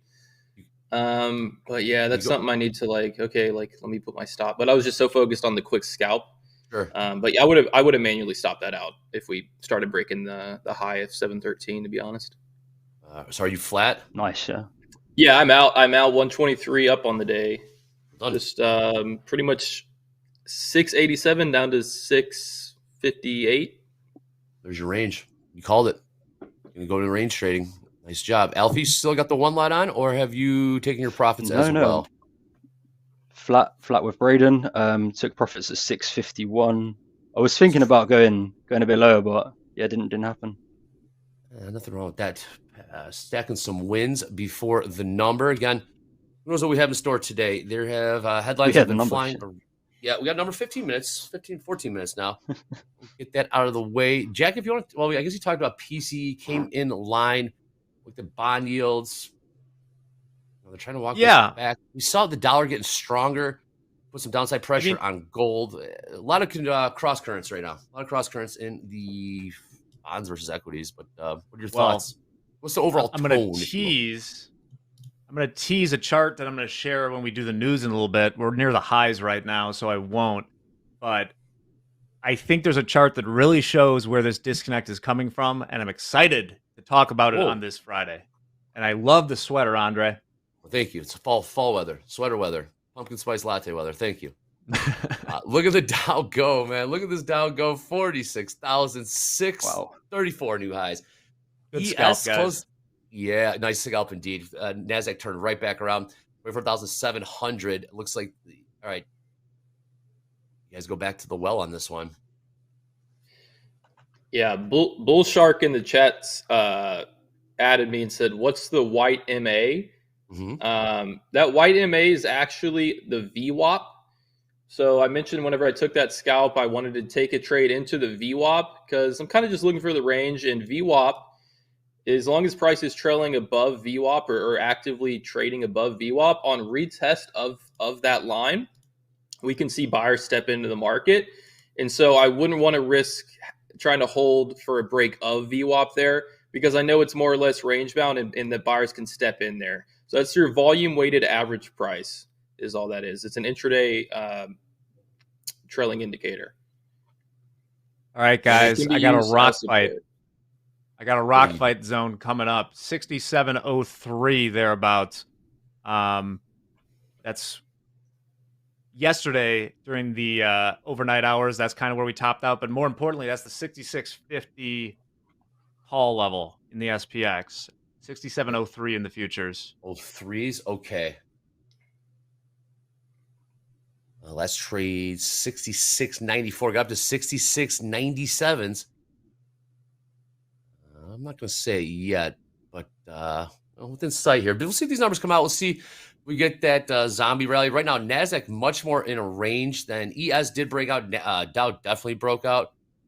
73% long again in ES and the NASDAQ right now. And ES strong. Will the NASDAQ follow? You said 67.03s, Jack? 67.03 should be, I would expect to see some at least consolidation there. Whereas Anne-Marie has dubbed them a rock fight. Yes. Which is different than a Philly shanking in the parking lot. Forgot about that. Yeah. You'll see those new Meta AI glasses. They're coming out on the 30th. Is that what he's wearing? No. Is Zuckerberg been wearing those around town? Is that what he's been wearing? Yeah. Yeah. They come out. They come out in like 4 or 5 days. I'm gonna go grab some. They're like from what he showed in his little showcasing, it was you wear a wristband with it, and I guess it links up to your phone just like anything. And then you can like type in the air and send texts, and obviously has the recording. But this is just like a refined, upgraded version of, I guess, the original glasses. Yeah. But I'm gonna go grab some on the 30th. You can put prescriptions in them. I wear contacts, so I'll get prescriptions put in them, and I'm just gonna rock those. But will you wear those on air, please? Neat. Will you wear them? Yeah, on I'll air? definitely. I will. I want to see how I can feed it. I don't know how efficient it would be, but I don't know if I can get like I don't know what the trading capabilities are. Maybe I can have the charts up on just like a 24-hour stream. As long as I have my glasses on, I can see the NASDAQ. That would be cool. So yeah, what Brady? Can you promise me you'll start with on a practice account? Will you promise me you'll start on a practice account with that? Yeah. All right, cool. Minority Report. Yeah. It's coming. We got some headlines. I heard from Bark continue to bark. The economy to move along, just not as strong as in 2022 and 2023. I see the monthly selling. What just hit there? Block trade. And that was a big NASDAQ one. just got smacked. NASDAQ just got smacked about 40 points right there. ES as well. NASDAQ just got cooked. We were trading 715. I'm trading 677. That was a big one.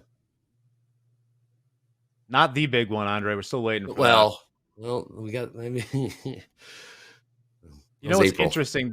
There's a little lower liquidity in this market right now, because when I saw that move, that was one of the bigger teleportations I've seen. And I expected to go to the 1 second here and find that like more than 3,000 had traded, but it was only in the ES at least about 2,000 in a second. But that was a hammer right there. It was. Take a look at the ES. We were just tapping on highs there.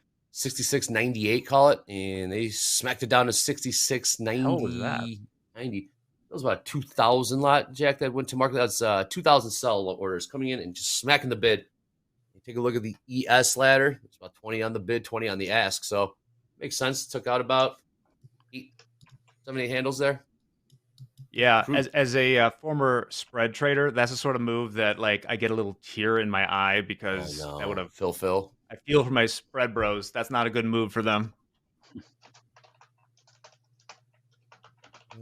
Barkin, I see the monthly break-even jobs rate now in the 0 to 50K range. 0 to 50K range. Break-even jobs. Is he talking about non-farm payrolls? Not quite sure.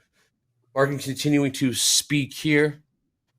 We did see that smackdown. We saw 70. When you talk about, sorry, Jay. I was just wondering, when you talk about the rock fights, is that related to like the concept of gamma and stuff, and in terms of options, or is it something else? Totally. Options, like any level where there's a ton of volume in the options, that's usually what I refer to as a rock fight. And as I've said many times in this show, now like 60 to 70% of the SPX options are daily expirations. Not to mention today's a Friday, so it's a weekly, so it holds a little more. So those are always areas of interest for me. Yeah, I think someone was saying as well, there's about 23 billion of Bitcoin options today, which is why we might be having the like bleed potentially into that. But this is really a seasonally weak area, isn't it? And the potential odds of a government shutdown, is that a thing that you guys are factoring into your outlook? I mean, sometimes it's like a non-event, right? But 6 times a year we have that headline. Alfie, and they take it down to the wire, and they always seem to find a funding bill. I think this time it'll get shut down, but it's one of those things where that's kind of expected too. It's just a matter of how long. Yeah. Okay. I think it gets shut down. Clip this. W man in the chat. I heard you mention that a number was leaked. That was yesterday. It wasn't necessarily leaked. It got released. I shouldn't say it was leaked. It got released earlier. That was yesterday. Existing home sales. This I do not expect it for Michigan, but I was just kind of relaying the story to Jack. But yes, existing home sales got released 15 minutes earlier than scheduled. That was yesterday. Don't see that very often. We got University of Michigan sentiment in 5 minutes. Why do you think? Why are we going to get shut down this time? Why? I will, but first, reminisce with me, Andre. Remember when they leaked the unemployment number? Yeah, that was wild. When was that? I'm gonna look that. It's been what, like 12, 13 years ago. Yeah, leak non-farm. Yes. Hey, why is this time going to be different with the shutdown? Oh, I don't think it's going to be different necessarily, but I think it will at least shut down. We've had those before, too. Yeah, we Not have for a 6 while. times a year. Well, no, we get the headline that it's going to go down the wire for another spending bill, and they always seem to pull it out at the end, right? Yeah, we have a shutdown. I think both sides right now kind of almost want it to happen, so it will for a bit. We'll see. Okay. All right, we got 5 minutes. 5 minutes till the number. Right. Got a head and shoulders set up on the indexes on the hourly as well. Okay, head and shoulders. All right, very good. Well, we've been flying blind, folks. We've been flying blind. We won't be doing that anymore because I'm going to get Hogan here. John Hoagland, come on in. Now we've got our navigator, our North Star. There he is, upper right-hand corner. Happy Friday, Hoag. One hell of a week so far. A couple minutes till Michigan number. Thoughts on the open right now? NASDAQ a little more messy. Talk to me about ES, NASDAQ, and, of course, our darling gold, Hoag, gold. Got 4 minutes till the number. Of course. Yeah, good morning, everybody. Good morning, Braden. Good morning, Alfie. So the equities, we've got 3 down days in an uptrend. That following day is typically going to be a green day, and we're seeing rejection in the S&Ps of yesterday's value area high. We got the Topstep levels on here. Value area high, 66.70. We looked at it. We rejected it. We put in new overnight highs, new everything highs. So with these 3 down days, we didn't see a whole bunch of new open interest coming into the short side. It was more of a pullback. Looking for this market to continue to resolve to the upside today with that information. As long as we don't reaccept below that yesterday's value area high, again, that level is 66.70. So it's kind of looking to see this market resolve back to the upside. I could certainly see a decent target at the 200 session moving average up here at 67.06 for an initial target. Now the NASDAQ, same thing. We've got 3 down days in an uptrend typically, and we know this from Linda Raschke and our good friend Mick Aronimo. 3 down days in an uptrend. Typically, that 4th day is going to be an up day, and it's Friday. It's a good day for an up day. And again, we did look into value from yesterday. Value high in the NASDAQ was 24,655, but we rejected it, and we still haven't put in a new overnight high. We're still inside that 730 bar here in the NASDAQ. We're going to see this a little bit more clearly here. But again, if we do see this market continue to resolve to the upside, a very reasonable and probable target would be this 200 session moving average on the 30-minute chart, 24,799. Gold. We got a nice little breakout. Okay, so we got this trend line that comes off the all-time high. We have 1, 2, 3, maybe 4, 5, 6 points of contact, and now we've broken out above it, and we're seeing buying coming in on some decent volume. This is looking more like a bull flag, if you ask me. So I'm looking for this market to continue to resolve to the upside. A very visual and probable target for an upside move today would be 38.1030, the naked point of control from back here on the daily bar that put in the all-time high. I could certainly see that happening on this breakout of this trend line. Those are my stories, Andre, and I'm sticking to it. Damn right, Hoag. I like it. Upside perhaps a 38.10. The president got a headline. Simply put from the president, the economic numbers are great, period. We'll see if there's anything more to follow. The president has. If he says buy it, let me know. Oh, all in, man. All in. That's, I don't want to say that isn't financial advice, but it's about as close to financial advice as you can get. That's the ultimate indicator. When the president says great time to buy stocks, well, by golly, it was a great time to buy stocks. That was back in April. We are now in September. December is the front month now for the equities. We're almost into 2026. We got gold pushed. Intel is up 3.8%. I got to check in 2 weeks with a friend from the chat that is short. I was hearing Andre talk about, when the big man tells you to buy. And yeah, I have no position in Intel, but I would not be short Intel. Well, when Sam is long Intel, you get, that's Uncle Sam. Mm-hmm. Yep. We got 20 seconds. 20 seconds till the number.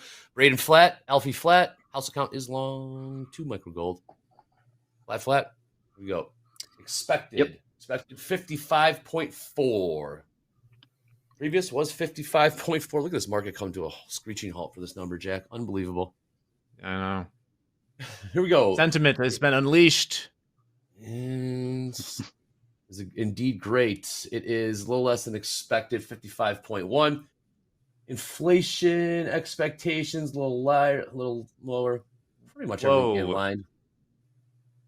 Did we get any pops? Any moves? Yeah, we popped the ES, and look, we had that quick pop up to my rock fight level, 67.03.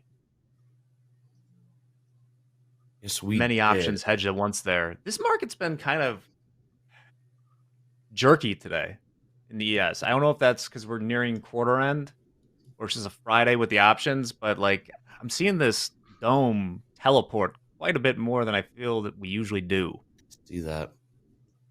Oh, what's Delta looking like on ES?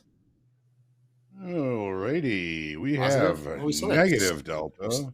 Like Not 2,000. too deep. Negative 170. All right. NASDAQ positive 200. Okay.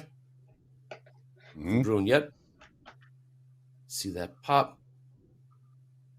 Got University of Michigan out of the way. Next thing on the schedule, Bowman, noon central, scheduled to speak. Bowman was dovish. Bowman came out dovish the other day. Voting member Bowman. Gold. Crude. I do that all the time. Crude grinding higher, $65.62. We got another heavy long tilt in the NASDAQ. 76% long now in the NASDAQ. 71% long in the ES. 77% long gold. Seeing a lot of heavy long tilts in NASDAQ, ES, gold, crude as well. And 70. And they're getting paid. Yes, they are. Braden, we're seeing these prices now. 24,730. Yeah, we're back at we're testing the highs of the range. We're only 10 points off. Right. If we do break above that, I still kind of want to be looking at price action. I don't feel there's a lot of potential. It's not only just because it's a Friday, it's just because of how much bearish sentiment we've been seeing in the market.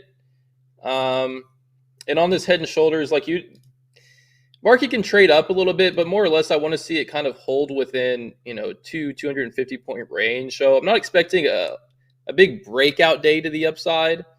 It's a little to do with that it is Friday and it's a lower volume day, and we have seen a choppier market out of the morning, but more to do with just how bearish this market's been. So we'll look to continue trading the range. I'll look for a short. I like how we're rejecting 30s there. I'm going to get short there. I'll stop it out at 30s. I'm going to look for a sell back into 650s. Right. What price did you get there, Braden? 710, I think. Yeah, 710. Well, very good. Let's trade 24,000. Was that would have filled you, Braden? Just checking. I wasn't liquidating on the position. I didn't know. You up there? No, I had a shiver down my spine there for a second. Hoag, there goes gold. Gold, 3,800 evens print. 38. Yeah, I'm loving the house position. 100%. Braden, how many are you long or short? I mean, I'm short 2 micros from 710, and I'm kind of looking to play it back into the bulk of that consolidation, the lows of that consolidation range there. So 650s. Understood. Gotta stop talking and just trade it. Let me get another test. Wednesday and Thursday, just down for gold. We bottom out at 3750 or so. Take a look at my charts. Like we just shot up to that highest. Look at this, 6650. Just hit it and quit it. Wow. Nice read. All right. Well, do we have anything else developing? Do we have another rock fight developing, Jack, that we can see that we will pull the trigger on? There goes crude as well. Crude new highs, $65.76. Anything do you see developing there, Jack, for another potential entry based on that options flow? That was kind of it for now. Okay. I'm still interested in what happens at that 67.03 level to the downside. 66. It's too far below here. 66.55 or something like that. Below 66.70. Okay. What was that? Spooky quarter end stuff going on. Yes. It's almost and- October, it feels Dre. like- Yeah, well, we saw that 77% long in the NASDAQ tilt, and we've turned around again. Yeah, some nice selling here. Yeah, well, it's back to 24,670. We're getting some movement. It's not exactly like erratic. It's not. I mean, there's moves. There's moves. You got to be in. You got to be out. Alfie, have you taken anything? Were you up? Did you catch the short? Yeah, I actually locked myself out until about 30 seconds ago, just because I was, as fast markets has got to me. I took a few trades, managed to get some profits, just locked myself out before the number. I'm probably going to reassess in, the next few minutes, but yeah, we'll see. I think look for a trade in about half hour or so. All right. Wait. So what happened there, Alfie? Yeah, markets were moving a little too fast. You had some self-awareness. Yeah, that just you knew that with you felt some FOMO, perhaps, or what happened there? You clicked lockout. What triggered that? I suppose being over the threshold of what I need for the day to be considered a profitable day, because I'm not up to 30 days on this XFA. Also having a big number, like I can't tell you how many Fridays I've had a really good week, and then on Michigan consumer sentiment I've given away like 3 or 4 days profit in an afternoon, and then you're going into the weekend with your hat in your hands, kind of thing, feeling sorry for yourself. So yeah, just trying to keep self-aware of that and make sure I don't blow my wad. Very good. Don't get all biffed up on a Friday. Up, man. Save it Play for defensive Taiwan. on a Friday. Look, You want to pull my screen up so I can get out of this position and the stream can see it? Yeah. Yes, please. Look at that. All right, so yeah, that was kind of the range trade from highs to lows, 640s here. So we're in 2 micros. I'm going to cover 1.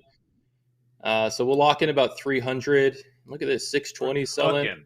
We are selling. Yeah, so with this much selling pressure, I really would like to see it go take that 24,598, the ultimate low there. So I'm just going to let it sell through that level, and then I'll cover it, 10, 20 points below, just in case we grab liquidity and run back up.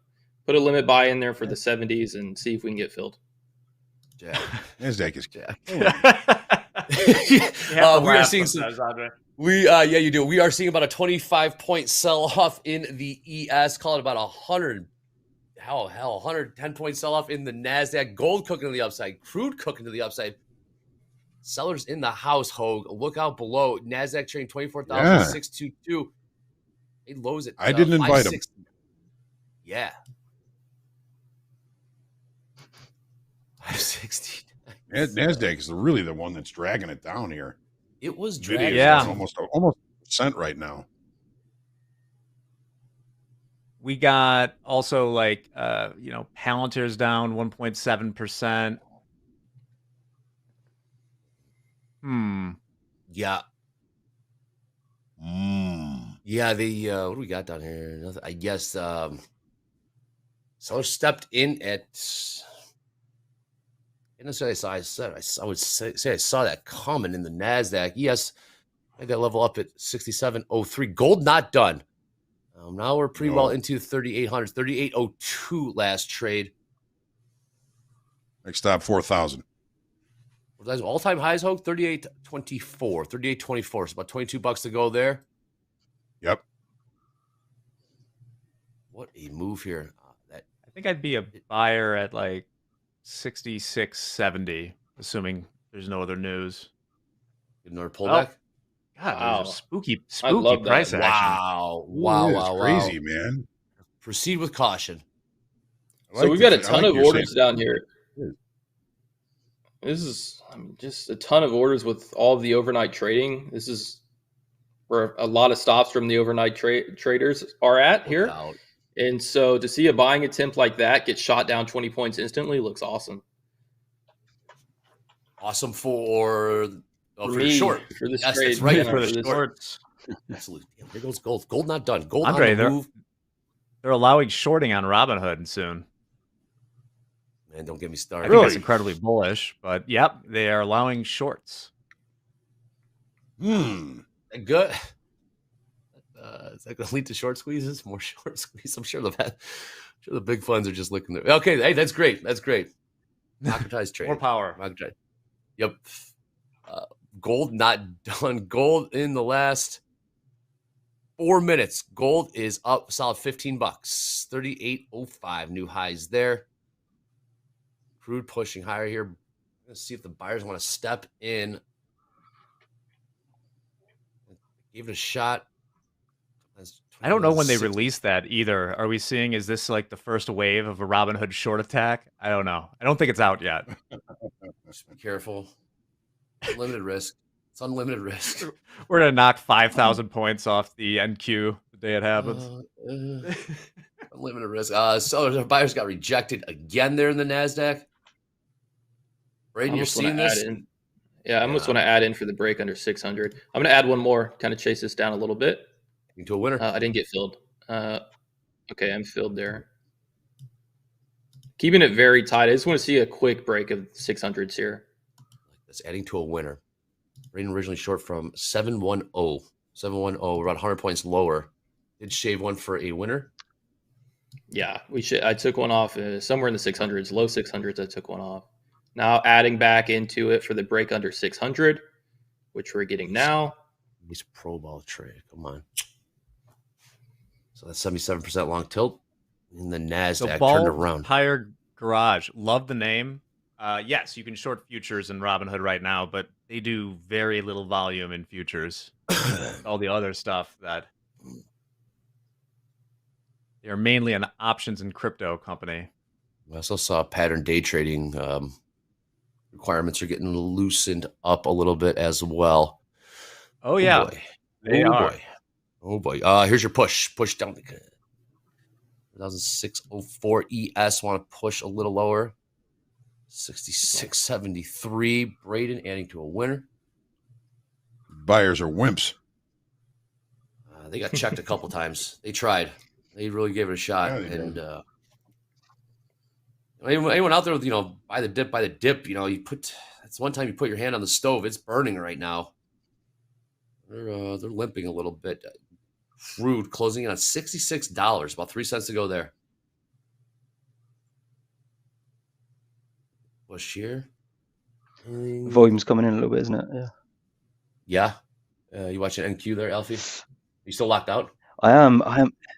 No, I'm back in, but I'm just very apprehensive on any bounces until we see some convincing selling. You can see the delta went from being, I think, plus 2K from where I measure it to minus 1.5. So sometimes you see a little reaction when it counterbalances, but I might be measuring it wrong. So there's that too. Well, I think you saw with the price action.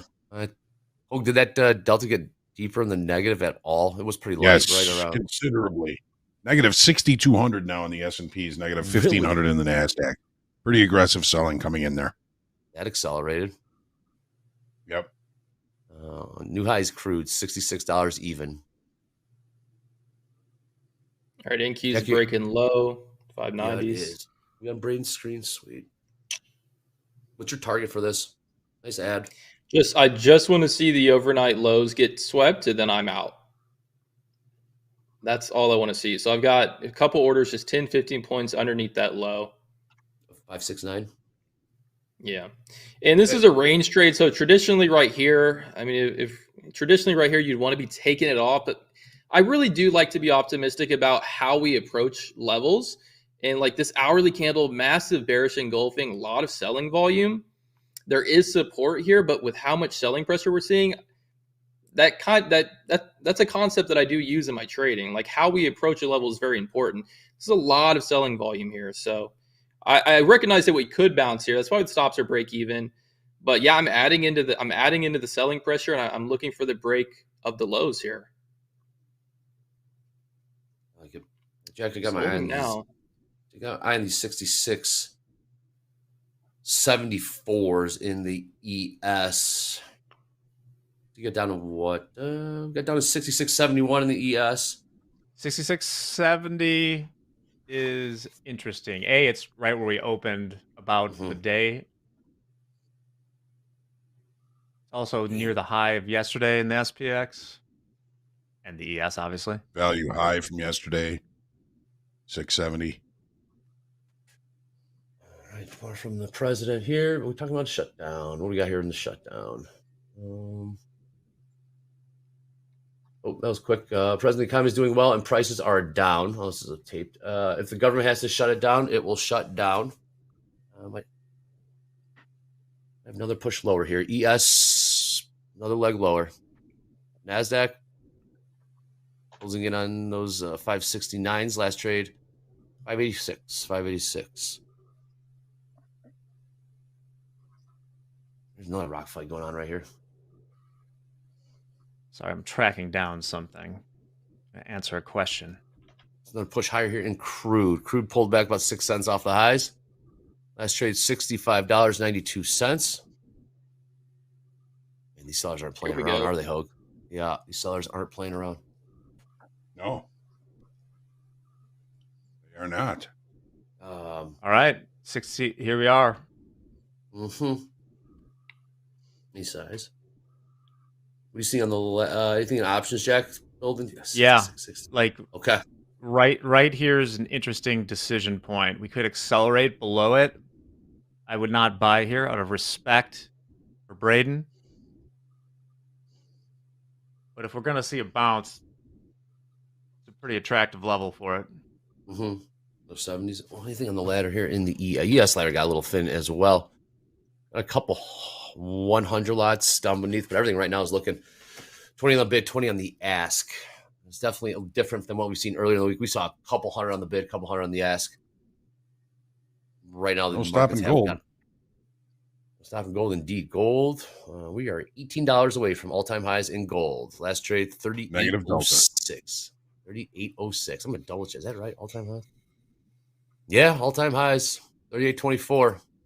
And they were just, they were hammered. It was 2 days, Hoag. We had 2 days of a fundamental shift in gold. Looking for more room. But we pretty much exhausted the selling, right? Down around those, 37.50 or so. And yeah, I mean, we weren't seeing great volume on the pullback. We weren't seeing a bunch of open interest. Open interest was pretty much inert, pulling off of those highs. So the break of this trend line was a big change for the way I was looking at it. And obviously you can see, we're seeing some pretty good participation and continuation above that trend line. So first stop, 38.1030. Next stop, all-time highs. Awesome. House account long 2 micro gold from 37.88. Gold on the move. 38.07. New highs. All right, Braden, I want to ask you, you're seeing a little bit of a back and forth right around 24,600. You still convicted? Got conviction in this added short here? Yeah, I still like it. It's just one of those, you watch it too much, it's like agonizing. So I'm just chilling out. I think it still looks good. It's kind of a pain right now to break 580s, but I still think we'll get the should see some wicks off of buyers should kind of leave wicks above 600s. I would think we see some exhaustion, and then if we can get a retest of 580s, hopefully we can actually get a break with a little bit of volume.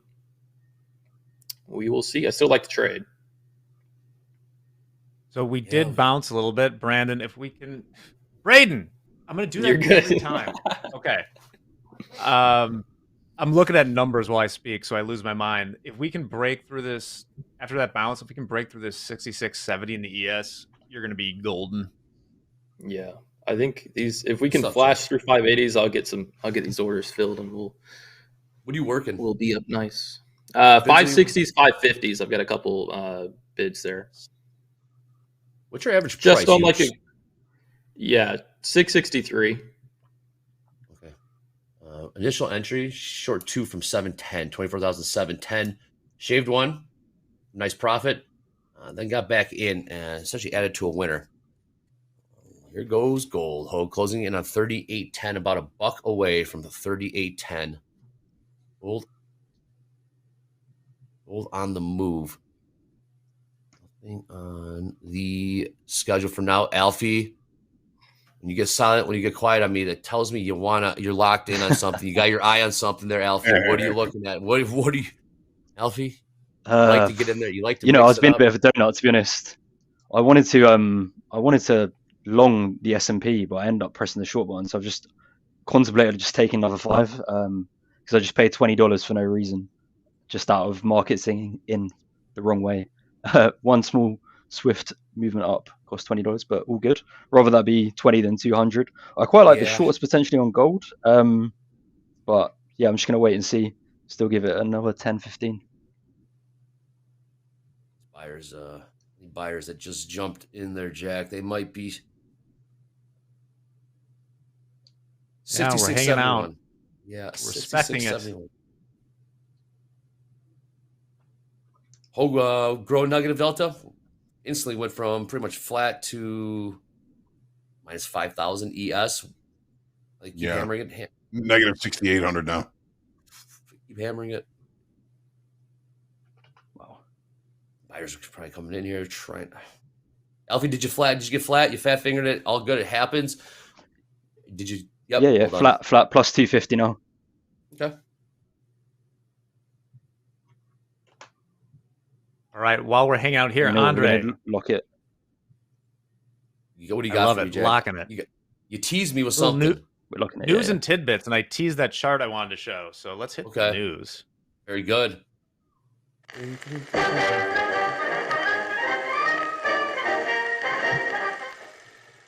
Love that song. I do. Great. Love how thin I look there. Anyway, PCE, baby. Here it is. It was on the screws, but I mean, you can just see from the chart here, this is PC, less food and energy. This is the state of the market pretty much. We were below the 2% or at it for a long time. We had this burst of inflation, and now we're flattening out or maybe going a little bit higher at a level above it. You hear Fed speakers talking about changing new lows, by the way. Yeah, buyers getting smushed. You hear Fed speakers talking about possibly changing the benchmark. I saw some of that this morning. Really? I have some thoughts on that. I'll explore another time. But even though it came in line, we are 2% is not really in the near future for now. So now I get to the most interesting chart. That wasn't even the good one? Oh. No, this is the good one. Oh, here we go.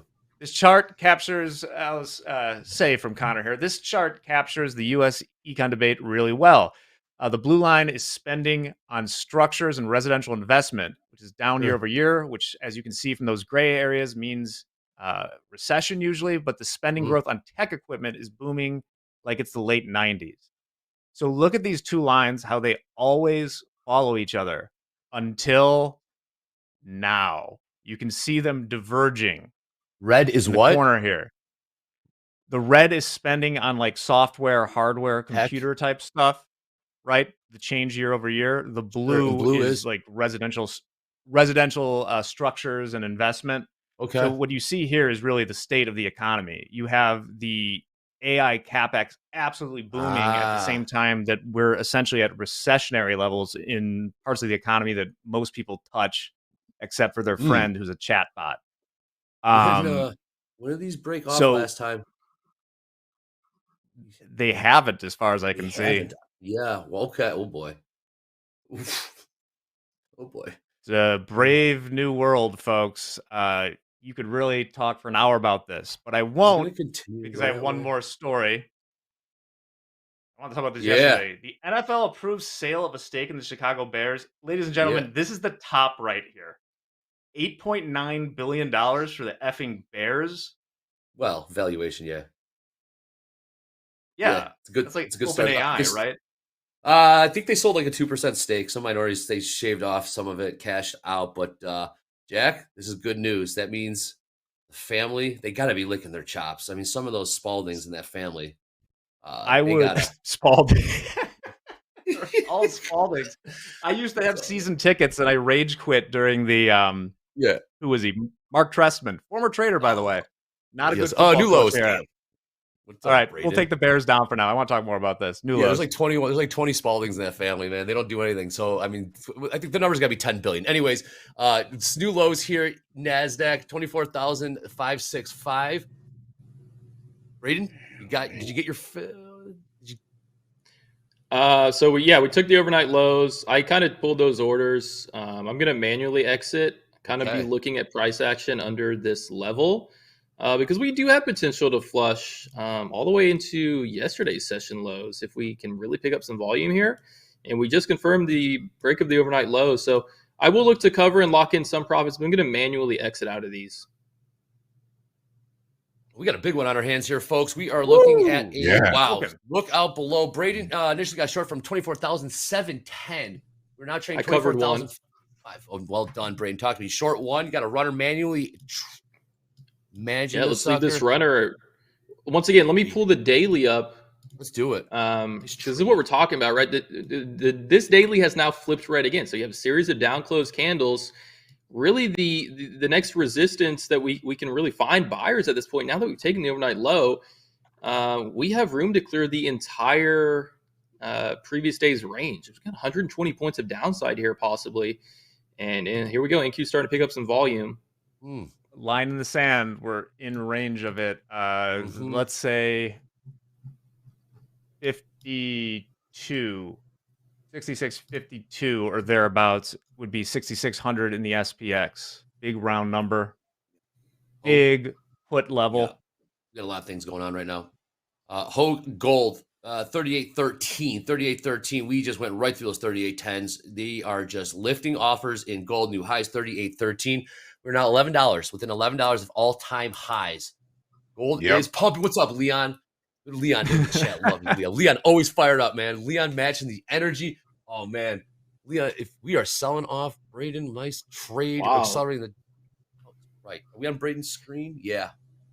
Braden, I wish we could cut this micro in half here and cover half. A nano? Leave a half of a micro. Just trail like the animal. We accepted value from yesterday in the NASDAQ, and value low is 24,523. Just for reference. Okay. This I see is that. Trade of the day. Wow. 66.59. More acceleration to the downside in the ESJAG 67.03. Oh, don't tell me that, Andre. I'm looking at the high. I'm just looking at what the range is. We were looking at a 40-point turnaround. You know my directives. Yeah, I know. Wow. The house peeled one off. We sold one out at 38.1370 in gold. Beautiful. So we're now long one. Profits. What? I jumped in 5 micros long. 5 micros on that note. What price, Alfie? From 24,525. 0.755 micros. I switched to a combine though, just because I think it'll be a little bit less agonizing, as Brandon was saying, right? So okay, very good. 525. A little pullback here in crude, about 25-cent pullback, trading $65.89. Man, looking good what a massive hourly bearish candle. Look at that sucker. Not looking good for an up day after 3 down days right now. We got some work to do if we're going to do that. Yeah. Your savior is this 6,600. Start going below that. Yeah, yield's starting to rise a little bit again here. Lower. I'm sorry, go lower. Going lower. Lower, weaker dollar. They're still in a little... Let's take a look at our friend. Alfie, where would you look to get out? You know you're going counter trend on this. Some would say you're catching a knife. Fine, fair enough. As long as you manage your risk, you're in the money a little bit now. What? How do you manage this? Long 5 micros from 24,525. You're back down to 2 now. So that kind of, to answer your question, like really fast in, fast out. See money, take money. I know. Maybe it doesn't build the best psychological habits, but you know, I don't know. It's just kind of what I can bring the mind I bring to the game today. So yeah, see money, take money. Absolutely. We go counter trend like that. Absolutely. Base hit. You're sitting on a So more than a base hit. You got short, took profits, you added to a winner, Braden. Let's see. Yes. This thing. It's getting to bounce. I mean, yeah. Well, we're in kind of the range of some stronger bullish candles that we saw in yesterday's session. This is a great bounce, 40-point bounce. I'm just gonna keep. Well, this bounce. Well, Elfie. yeah. You know what? Let me get out of this. I'm just gonna cover it. Nice. We're up 665 on the day. Nice job, Braden. Nice job. Nice. All right, Braden, you are flat. Yeah, it's flat. 665 on the day. P&L. Just on a couple scalps with no more than 2 micros. By the way, I didn't go over 2 That's micros. sexy, man. Yeah, it is sexy. Great job. If these markets do calm down just a bit, I definitely want to go replay that trade, what you saw, how you managed it, how you got out, how you got back in, Braden. We'll see if these markets can quiet down just a bit because there might be another trade setup playing out here. We're seeing another push to the downside. We got about a 5-point bounce in the ES up to 66, 68, and sellers came right back into 62. Is there more gas in the goose? As my friend Alfie likes to ask. Nice out there in the gold, Hoag. Just long one, let it run. That's it. What we're doing right now. Nice trading all around. Dan D in the chat says, I love this group. Braden and Alfie, exclamation point. Absolutely. If you like it, click subscribe, click thumbs up, click the bell. See some pro ball trading going on here on TopstepTV. This is really good stuff right here. Man, I covered it at the high. If this does sell back down, it's a horrible cover, but it's hindsight. You sold the high. You sold at the high. Sold the high. I know what you're seeing. I see it. It's hard. It's hard to ignore 50-point bounce off the lows there. Yeah, well. These ranges, though, is crazy these days, isn't it? Yeah, this is a good one so far. We got a good one.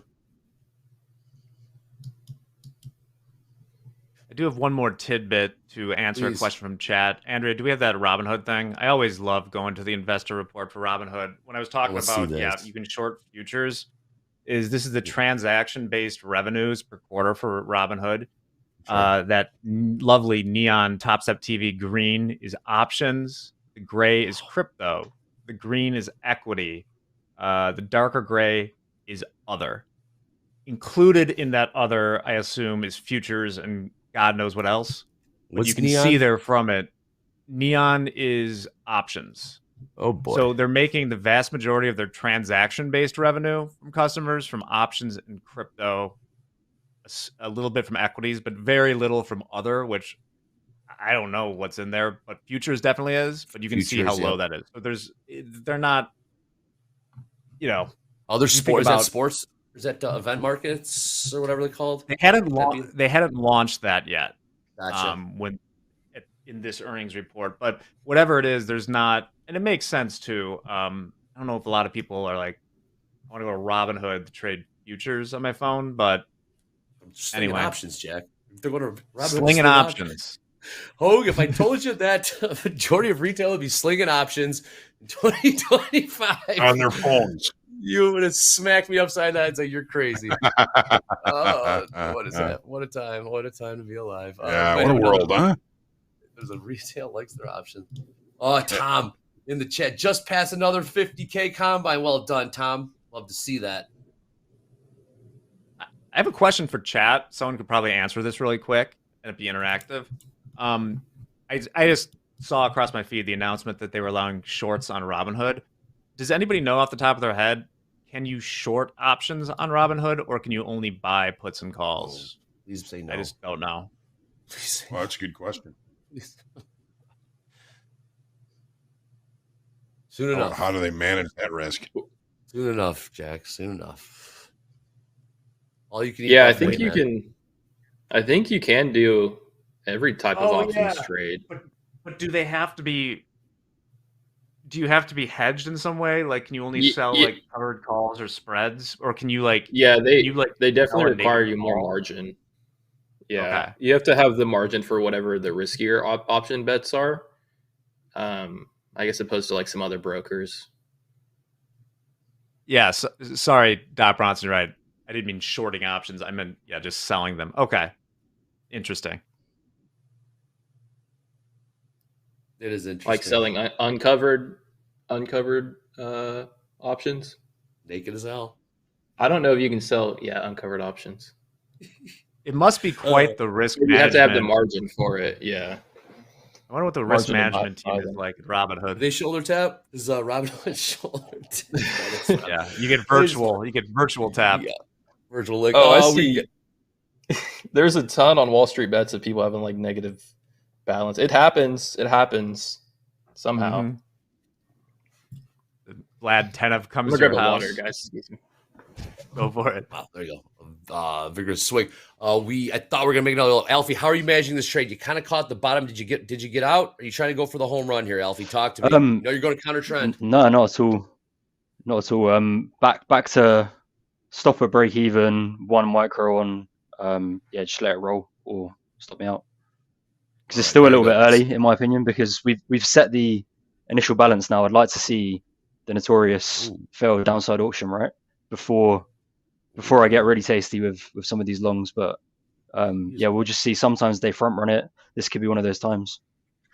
You just caught Hoag's attention. I'm gonna get to him when you said initial balance. Hoag set up straight. All right, we'll talk about that. Also, is the final day of the trading week. 500 lot there came in on the ask. 66.62 half that got filled on the ask 500 times. Tip of the week. Let's get right into it. This is a good one because boy, has this never been more important than this week. Learn to adapt, embrace market volatility. We've seen the market hurry up and wait. And then we go from 0 to 100 and then 100 back to 0. You got to shift gears with these markets, right? Embrace the volatility. Analyze past mistakes. Easier said than done sometimes, but yes, you got to learn from the losers, learn from the winners as well. Reassess goals regularly. Oh, that sounded delicious, Braden. What is that? What did we crack open there? That sounded absolutely delicious. What do we have there? Dream float, Alani. It's okay. Decent little energy drink, little Alani. Dream float. Tastes like the Dreamsicle, classic Dreamsicle popsicle. Oh, now you're speaking my language. Learn, adapt. Simply put, Hoag, adapt or die. These markets, the markets will eat you up if you don't shift gears. All right, so Alfie, you talked about Alfie. You said the initial balance was set. Hoag, initial balance is set. First hour into the New York session. Give me those levels, NASDAQ and the ES for that initial balance. We got a big one today too. Yeah, it is pretty big. So the initial balance low in the NASDAQ, 24,520 even. Initial balance high, 24,733 and a quarter. S&P's initial balance low, 66.57 quarter. And IB high, 67.03.75. So that being said, we're talking about in the ES, we're talking about a 200-point range. And I'm sorry, ES, we're talking about call it a 55, 46 and a half points. 46, thank you. And then the NASDAQ, we're talking about a 200-point range. That's a pretty big wide, pretty good spread. How do you not diddle in the middle with a spread like that from high to low, low to high? Yeah.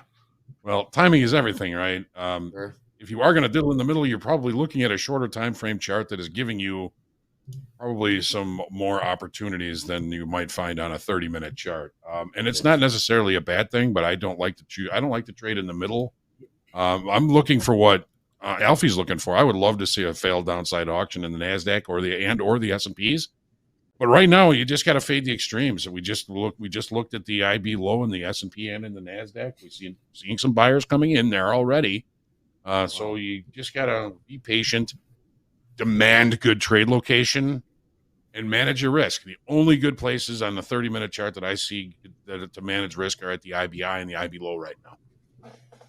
But I'm looking at a longer time frame.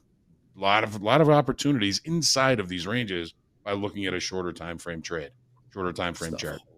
Good stuff, Hoag. Yep. They talk about a turnaround. We have about a 15-point turnaround in the ES, pushing the upside 66.72. In the last couple minutes, NASDAQ, nice turnaround as well. But about an 80-point turnaround now, trading 24,608, call it. Get a little. Yeah, I'm flat on that one, Jerry, as well, by the way. Nice trade, Alfie. What's that P&L at, Alfie? So these two combines that I've just started are plus 420. Might be a good number to knock out on a Friday. But why is that, Alfie? Why? What's 420? I couldn't possibly say. I don't know.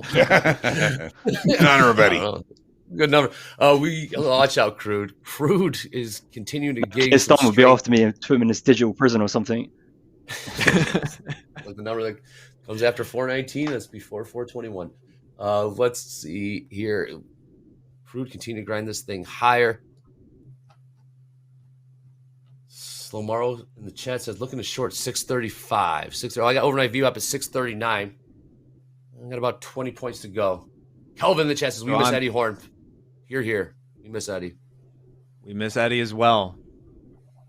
Also, kind of funny in the chat, I had to approve a bunch of comments, Andre, because apparently the word naked gets you put into the limbo as far as the chat. And a lot of people were pointing out, yes, if you're short, a naked option. Yeah. They must not have AI doing this because naked option shouldn't trigger it. Yeah. We're bouncing back to VWAP. Look at all right, markets are rocking here. We are on the move to the upside. We are talking about a 20-point turnaround in the ES in the last,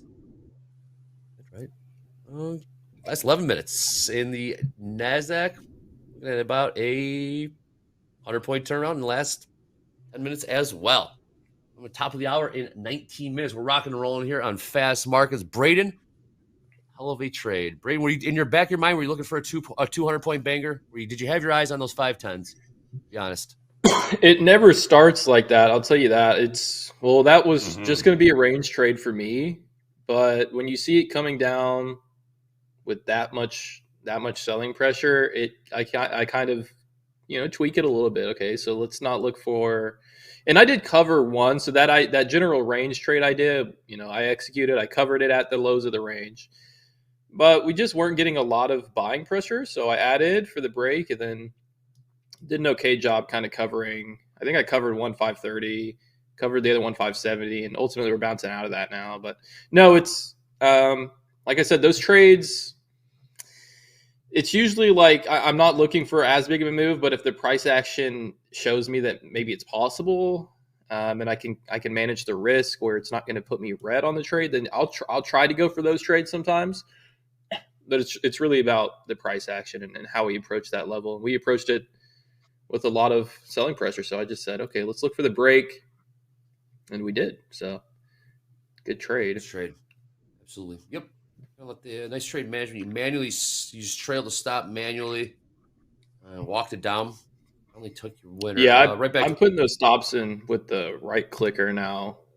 I guess I don't really know the OCO stuff. I need to watch a tutorial video. I don't know what this is, but I did see that y'all came out with that. It's just like generic bracket. So if I go long 5, I can set up like an automatic 15-point stop or something. Yeah, you can space out individual positions and stuff as well. Okay. Order cancels. Yeah, we'll actually, I think we got a little demo for you here in a little bit. Stay tuned here, Braden. But we got Crude continuing to grind this thing higher, $66, 16 cents. Hope, did we take an opening range trade in Crude at all? No, we did not. We set up for it, and we didn't get filled before the end of of opening calls, so we just canceled them.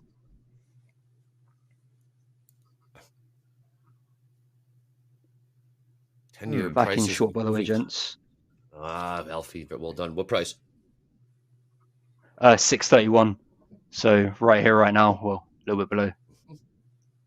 But potentially could be one to build into, just because, I don't know, maybe I'm trading what I want to happen, potentially, but I could foresee a breakdown into London close, followed by the reversal that everyone's anticipating is happening now. But yeah, that's just one possibility, right? I can't get too married to this idea, but that's just one I want to explore at the minute. Wish I could short the U.S. Ryder Cup team. Andre. Getting smoked. Is it getting worse? Scheffler's getting. Yeah, lost 3 of the matches. Oh yeah, up 1 or up 2, and the last one remaining. We got our last hope Cantley. is Patrick Cantley and Schauffele. Yeah, those are some golf names if I've heard them. Yeah, the Europeans taking us to task right now. They are defending champions, I do believe so. Why did we have Harris English and Morikawa against McIlroy and Fleetwood? Was that like just a sacrifice? I don't. Yeah. Well. Yep. You'll see him getting thumped. This guy noticed it too. Yeah. It was not looking good. We got look at this 10-year price continue to go higher here. It is. We're at the bottom of the range. Let me show my yields real quick. We go out to an hour. We are testing. We've built a couple of ranges since the Powell, and now we're testing back to where we were on the 22nd, so 4 days ago. Kind of an interesting level here.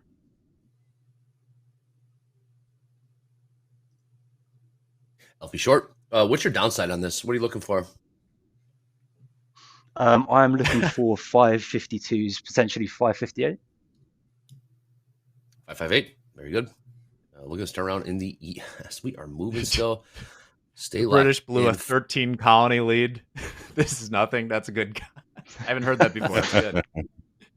Sorry, Alfie. No, we're good. I'm going to cover one there. Bygones be bygones. Except you all came back and burnt down the White House, but we let that go too. Wow.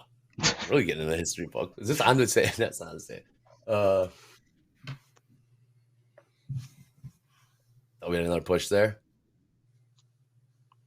Gold taking a little bit of a breather. Oh, we got out at what? 38.12 on that first one. 38.13 and change.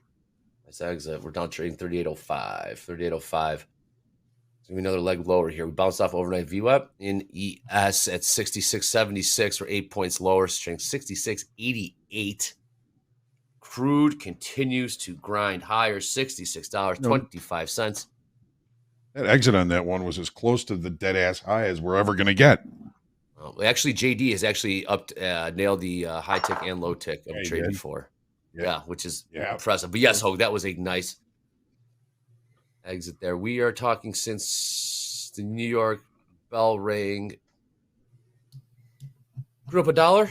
And since 7:20 Central Time, crude is up $1.30. $1.30.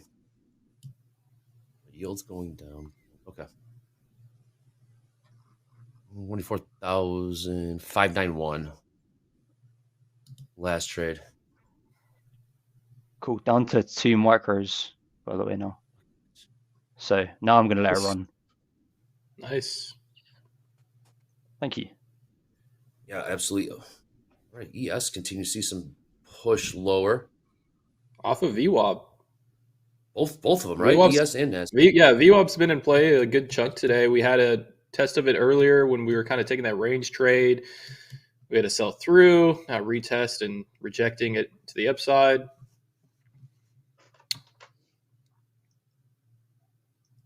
There's one of those middle of the range opportunities right there. VWAP can be a nice opportunity. Good call. All roads. Yeah, all roads, definitely. And then turn right around.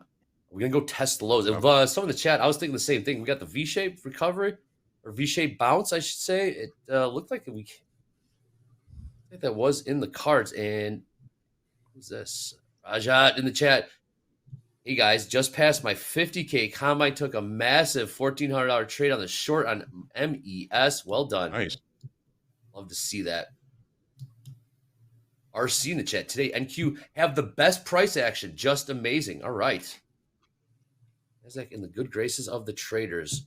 Sometimes you see people get mad at the NASDAQ today. All is well with the NASDAQ. Alfie, I'm sure you still got this one. What's your position right now, Alfie? Yeah, I've put it down to 1. I know I said I wanted to hold it, but yeah, I think Oh, $700 on 2. Yeah, this is the runner now. 636, one short. See what happens. I really want to long the NASDAQ, but yeah, it's just not letting me at the minute. Are we going to test the lows again? Will we test the lows in the NASDAQ? We have about 60 points to go to the downside. That low of the session, 24,520. Hoag, as we close in at Did you top guys of ever the consider? hour. Go ahead, Alfie, please. Sorry, brother. No, I keep interrupting, but I was just wondering, would you guys ever consider like putting sell stops in as we break a low below the initial balance and playing like the momentum play on that? Because that seems to me like something that could happen potentially. I have directional market, yeah. One way to add. Usually, go ahead, Jack. Usually in the wake of some sort of news that is sending the market lower, that's one of my favorite things to do, is just hammer the bids and just trail it. Very exciting stuff.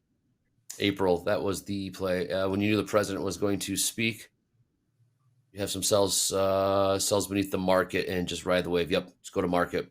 Saw that. That was a profitable play. I thought we were going to do. All right, can we do this? ES heavy. ES going to lead this thing. What's the Dow doing? Steve already yelled at me in the chat. You're not showing love to Dow. I haven't. Dow's on the lows. There you go. Dow does what the Dow does. Dow does what the Dow does. Hey, great trade, Alfie. It caught the top of that one. Thank you. These, 100-point moves. Yeah, here. We're sniping them. Very good. Yeah, it's fantastic. Sometimes you get them though, and sometimes you just get your backside blown out by the range, man. Like it's just it's one of those days where it's rotational. Yeah, so good. All right, a little bounce there. Well, you executed. That's good. Thank you. Yeah, he also caught one foot in He front also of the other. caught 525. You caught 525. That was a great trade too. Sniper. Good vibes, guys. This is thank you. Friday. I wish I could do this more freely in an XFA sometimes, but combines are kind of like a comfort blanket in some ways, like because I know I can get through to them. So like sometimes I can just sit back and relax a little bit more and let the trades flow. Whereas like XFA is real, you're getting money. It feels I feel that. A bit more daunting. But, Oh yeah, 100%. It's even worse when you in a live account. I bet, yeah. The emotional part of it. It's the Pro Balls, though. That's Pro Ball. Comes with its benefits. It does come with its benefits, but yeah, I feel that. All right, Hoag, as we close in on the top of the hour here, we got big initial balance ranges in the ES NASDAQ.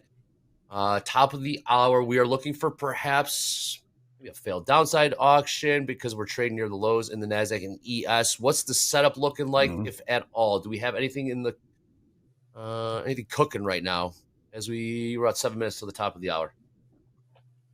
Well, with these big initial balances, the ranges tend to stick, right? The bigger the initial balance, the more energy it takes to get outside of the initial balance. So, my focus would certainly be on the extremes, the initial balance high, initial balance low in both of these markets. The idea that we're going to see after 3 down days an up day, we're still kind of showing value overlapping to higher. I'm kind of looking for that to kind of really play out. So, any cheap longs I'm interested in if we can find them. This is the NASDAQ. The S&Ps have been a little bit more resilient, right? So we haven't traded to value low.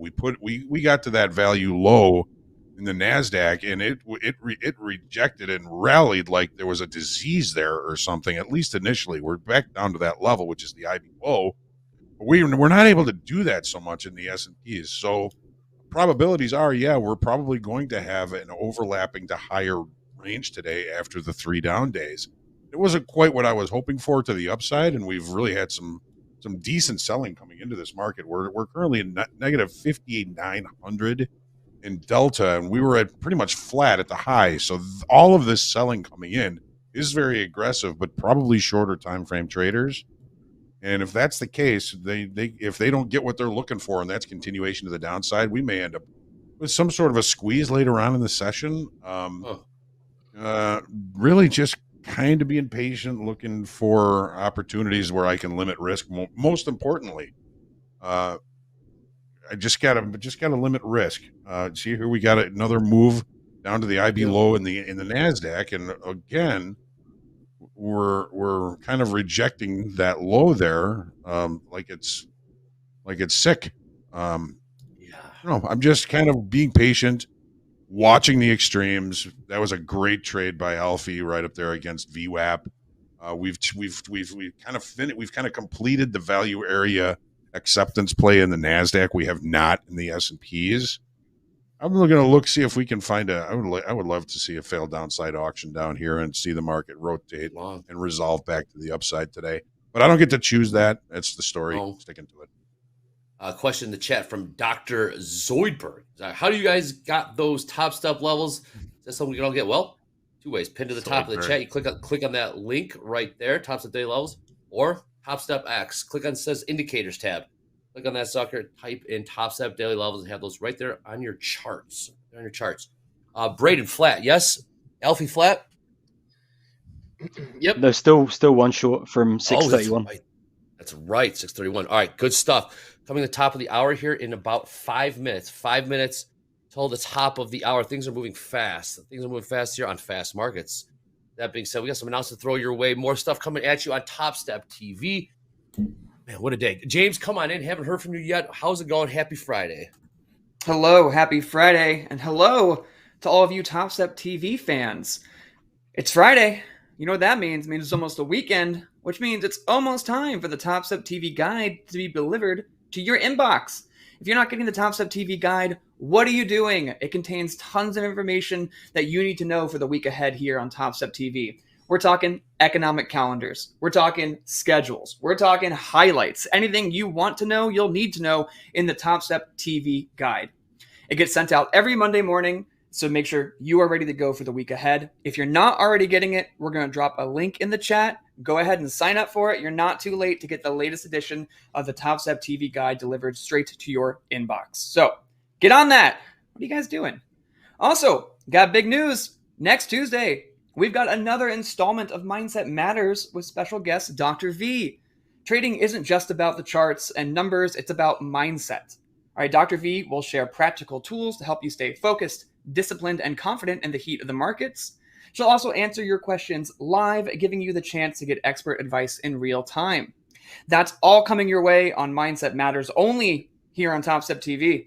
Now, we're going to drop a link in the chat right now for you to submit your questions ahead of time. So get your questions in for Dr. V now, and then make sure that you are here next Tuesday, September 30th at 1 p.m. Central for Mindset Matters with Dr. V. We love having these sessions once a week. We love having Dr. V on the show. So get your questions in. She's a real great resource. If you've never seen a Mindset Matters session before, we encourage you to tune into this one. Again, that's next Tuesday at 1 p.m. Also, if you can't wait long enough to ask a mindset question, well, you're in luck too. Group Coaching with Hoag is back again today at 12 p.m. Central Time. That's right, Group Coaching with Hoag, the chance where you can submit your questions to Hoag, JD, and Hoop, and they may answer them live on air. But you got to be here to hear it, or watch it later on YouTube if you don't have the time. But seriously, be here 12 p.m., Group Coaching with Hoag. We're going to drop the link in chat for you to submit questions for Hoag now. So I know we have a lot of things coming out for you to submit questions to, but here's how you remember it. Hoag, trading questions. Vanessa, Mindset Matters questions. You guys got this from here. Back to you, Andre. Well done, James. You're a pro. Good job there. Yes, Crude up and to the right, $66.38, new highs. Gold, a bit of a holding pattern here. Top of the hour in 90 seconds. Hoag, not seeing anything to play out. What do we have on this schedule for the rest of the day? In terms of the econ count, Bowman at noon Central. Bowman going to get in the way of everyone's favorite number, Baker Hughes rig count. We'll see what Bowman was dovish. Bowman came out dovish last time. Yeah, Bowman and Waller and Myron. Myron's the best, man. Yeah, honestly, credit to Myron. He's been, as I said, pretty active on Twitter and talking through his methodology. Really? So always appreciate that. Yeah. Oh, cool. Need more posters at the thread. I said the thread. was thinking post at the Fed. Man. Also, mark your calendars. Speaking of Tuesday, that's the last day of the quarter. That power hour, some of the most mind-bending moves that I have seen. Thank you, Jack. Are on in those last few minutes of the last trading day of the quarter. Just some crazy stuff can go down. That's Tuesday. Oh yeah, next week's going to be a doozy. It's jobs week. We got JOLTS, ADP, initial jobless claims, and of course non-farm. That's Tuesday, Wednesday, Thursday, Friday. And then thanks for reminding us, Jack. That is Tuesday's that quarter end. Oh boy, buckle up. Come here, Topstep TV. We got you locked in throughout. Looked like a little sell leg came in here. Top of the hour, come and gone. We got 30 minutes till London close. Feeling a little heavy here. All right, Hoag, I got one on the corner of my eye. I'm watching gold here. Is this another leg higher here? Another leg. We bottomed out around 38.04. I took a breather. And not trading 38.08. Yeah. Is this? How's volume looking over there? Gold has a tendency to really, get a big move early in the session and then just range the rest of the day. We do have a little bit of a bull flag here, and we did break out to the upside, but I'm just kind of looking at the kind of general habits of the beast called gold, and it seems a lot of the times when you get a big move early, it'll just range the rest of the day. So if you're the wrong way on the big move, you really have a hard time earning any money back. That's just what it does. I like that, Hoag. That right there, that is not any fundamental analysis. That's not any technical analysis. That's just strictly screen time right there. And a bazillion years of experience. He's been around. He sees some shit. But yes, Hoag, that's exactly what it is. There is no textbook. There is no course for something like that. That is strictly screen time and reps. Learning called the personality of the gold market, Hoag. Yeah. The stuff. You have to know the nature of the beast, Yeah, you do. Mm-hmm. Oh boy. Got my eye on the ES here, Jack. Yeah, feels we're like testing where we bounced before. I'm still looking closely at the 66.52. 5.2? 5.2. Alrighty. It's sort of, that's the overnight lows, and I don't think it's the overnight lows out of nowhere. It's just a big fat round number in the SPX. So much for that thought, Hoag. Hoag, that's why I throw it to Hoag, man. Hoag, it's going to range bound. I thought we were going to make a push higher here. In gold, we're trading 08s, 38.08. Smacked it right back down to 38.05. That is a trading buddy right there. That is a trading mentor. That is why I lean on my guy over there. Yeah, if you're gonna play the range, you got to look for longs down around 38.03, and you got to look for shorts up around 38.12. If we're gonna just kind of rotate in that range, those would be interesting levels just to take a look at. Kind of Dolby style, you got to trade the 5-minute range. Absolutely, you got to stick to it, right? You got to stick to those. We saw Hey, Braden, when you took that short up at 7.10, were you going off of the hourly, or what were you going off of? Yeah, I was going off the hourly. I was looking to fade, like if we got any strong, if we got some strong buying back into like the 700s, which we did, I was kind of looking to fade that move just because of how bearish we've been. And so we got a pop there at 730s, and then I think we got a 30-point dump, and then I kind of added into that selling. Just as we were showing exhaustion at the top of the range, looking for a move back into these overnight lows where we had a lot of orders. So yeah, it was just kind of an exhaustion play on the hourly, and then I was probably looking at it a little more detailed on the 500 tick chart once I started to see the selling. Where were we? Must have been here. Yeah, we kind of popped above the 700 level, saw some buying exhaustion on this dump back into the range, this kind of tighter 500 tick range. I got short there for the move back into 650s, but it just turned out to be a better trade. It just kept dumping, so yeah, I tightened up the risk and held and tried to add for the breakout and took some profit off of it. So it was a good trade. What happens? Come back refreshed. Galveston, Texas, did you good? Coming back Yeah, refreshed. it was a fun time. Good job. A little time away from the screen. Never heard anyone. They popped that thing right there, Jack. Choppy right I was now. actually trading on my phone a lot, but kind of the time of day I was trading, I was avoiding a lot of the chaos. In the I'd markets lock out or in very life? early. No, in the markets. Like I Okay. would trade on my phone, and I just was trading around those chaotic times. It's been a chaotic week. I've either been locked out when it was chaotic, like I was getting my trading done in those soft spots, so it was good. It was good. But yeah, I've been watching. Market's been pretty crazy. Fortunately for me, I've been. Go ahead. What's the family say? What's your family say? Good, better, and different when you're locked in. Yeah, there it is. That smile. I want to hear that story right there. What's your family saying? Braden putting the phone down, and you're like, "Hey, Yeah. what? Yeah, you hear that? I don't know. I mean, well, they're supportive, but they don't really understand. I think that's kind of like a lot of people's stories that don't really understand. That's kind of it's in a nutshell. Yeah. Yep. So I think we all relate fun to show. Hoop answered you there. Why'd we stop showing some of the stats? We haven't. We will get back to them. I like going behind the scenes sometimes, but this should be good news for everybody. We're becoming a bigger company. We're getting a little more buttoned up, and we have lawyers. It's been fun seeing them go back and forth over 2 sentences for a while now, but they'll be back soon. Most interesting level for me on NQ is 24,642. If we can claim that level, then we can flip green on the daily. Coming into 4 down days in a row, you might have a fight for that level. That's also kind of where VWAP's at the moment, a little bit above VWAP. 642. What is what's? Yeah, that would just be a red to green move on the daily.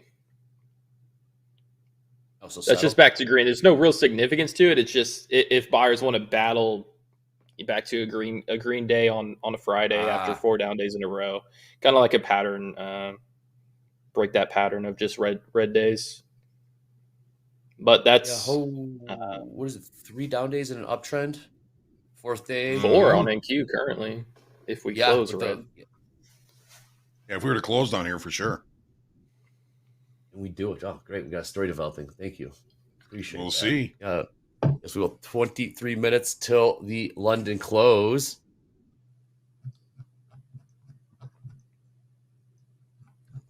Yeah.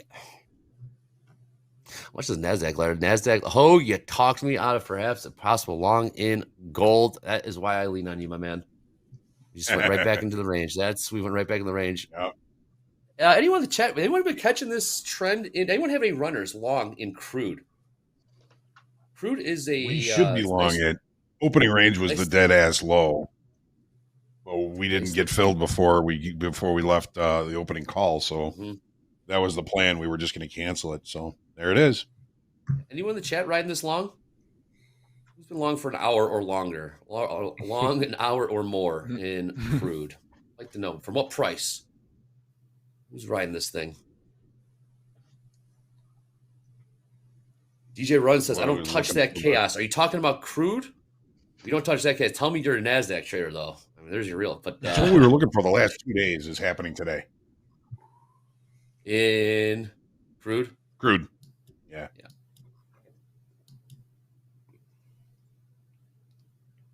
All right, we have on there. Alfie still got the 1. So another kind of amusing thing from behind the scenes, Andre. I mean, as you know, here from time to time, Chairman Powell has reached out to us with voicemails, and he's still allowed to, apparently. But because he gets spicy, they have to be reviewed first by a lawyer. And the last one he sent, I was like, No way they signed off on that. No way they signed off on that one. No way. I didn't even send it to him. Okay. Yeah. Yeah.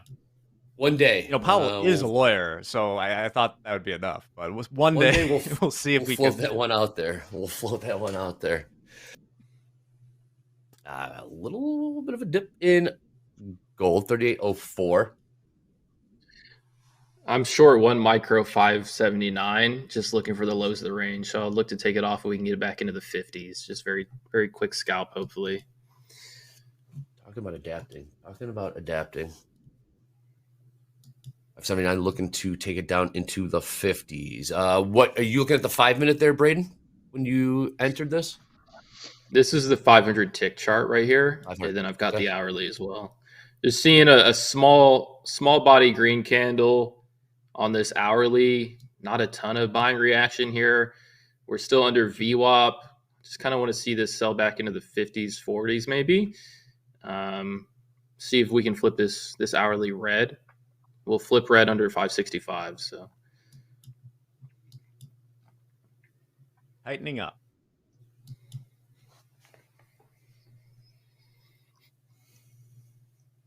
$66.66 last trade. ES been a little bit more of it. Well, I should say, Jack, let's talk about the 6703s. I don't, what do we like up there? We saw the rock fight. You had to get in. If we popped off the Michigan number, you had to get in there real quick. And Michigan came in line. What was the play there? What do we see there with the options building? I mean, the play was that, okay, so my kind of feeling, we're at the end of the month. There's possibly a lot of rebalancing to be sold out there. On the 0-date options, there was a ton of volume in the calls at the 66.50 level, which is where I got the 67.03 number.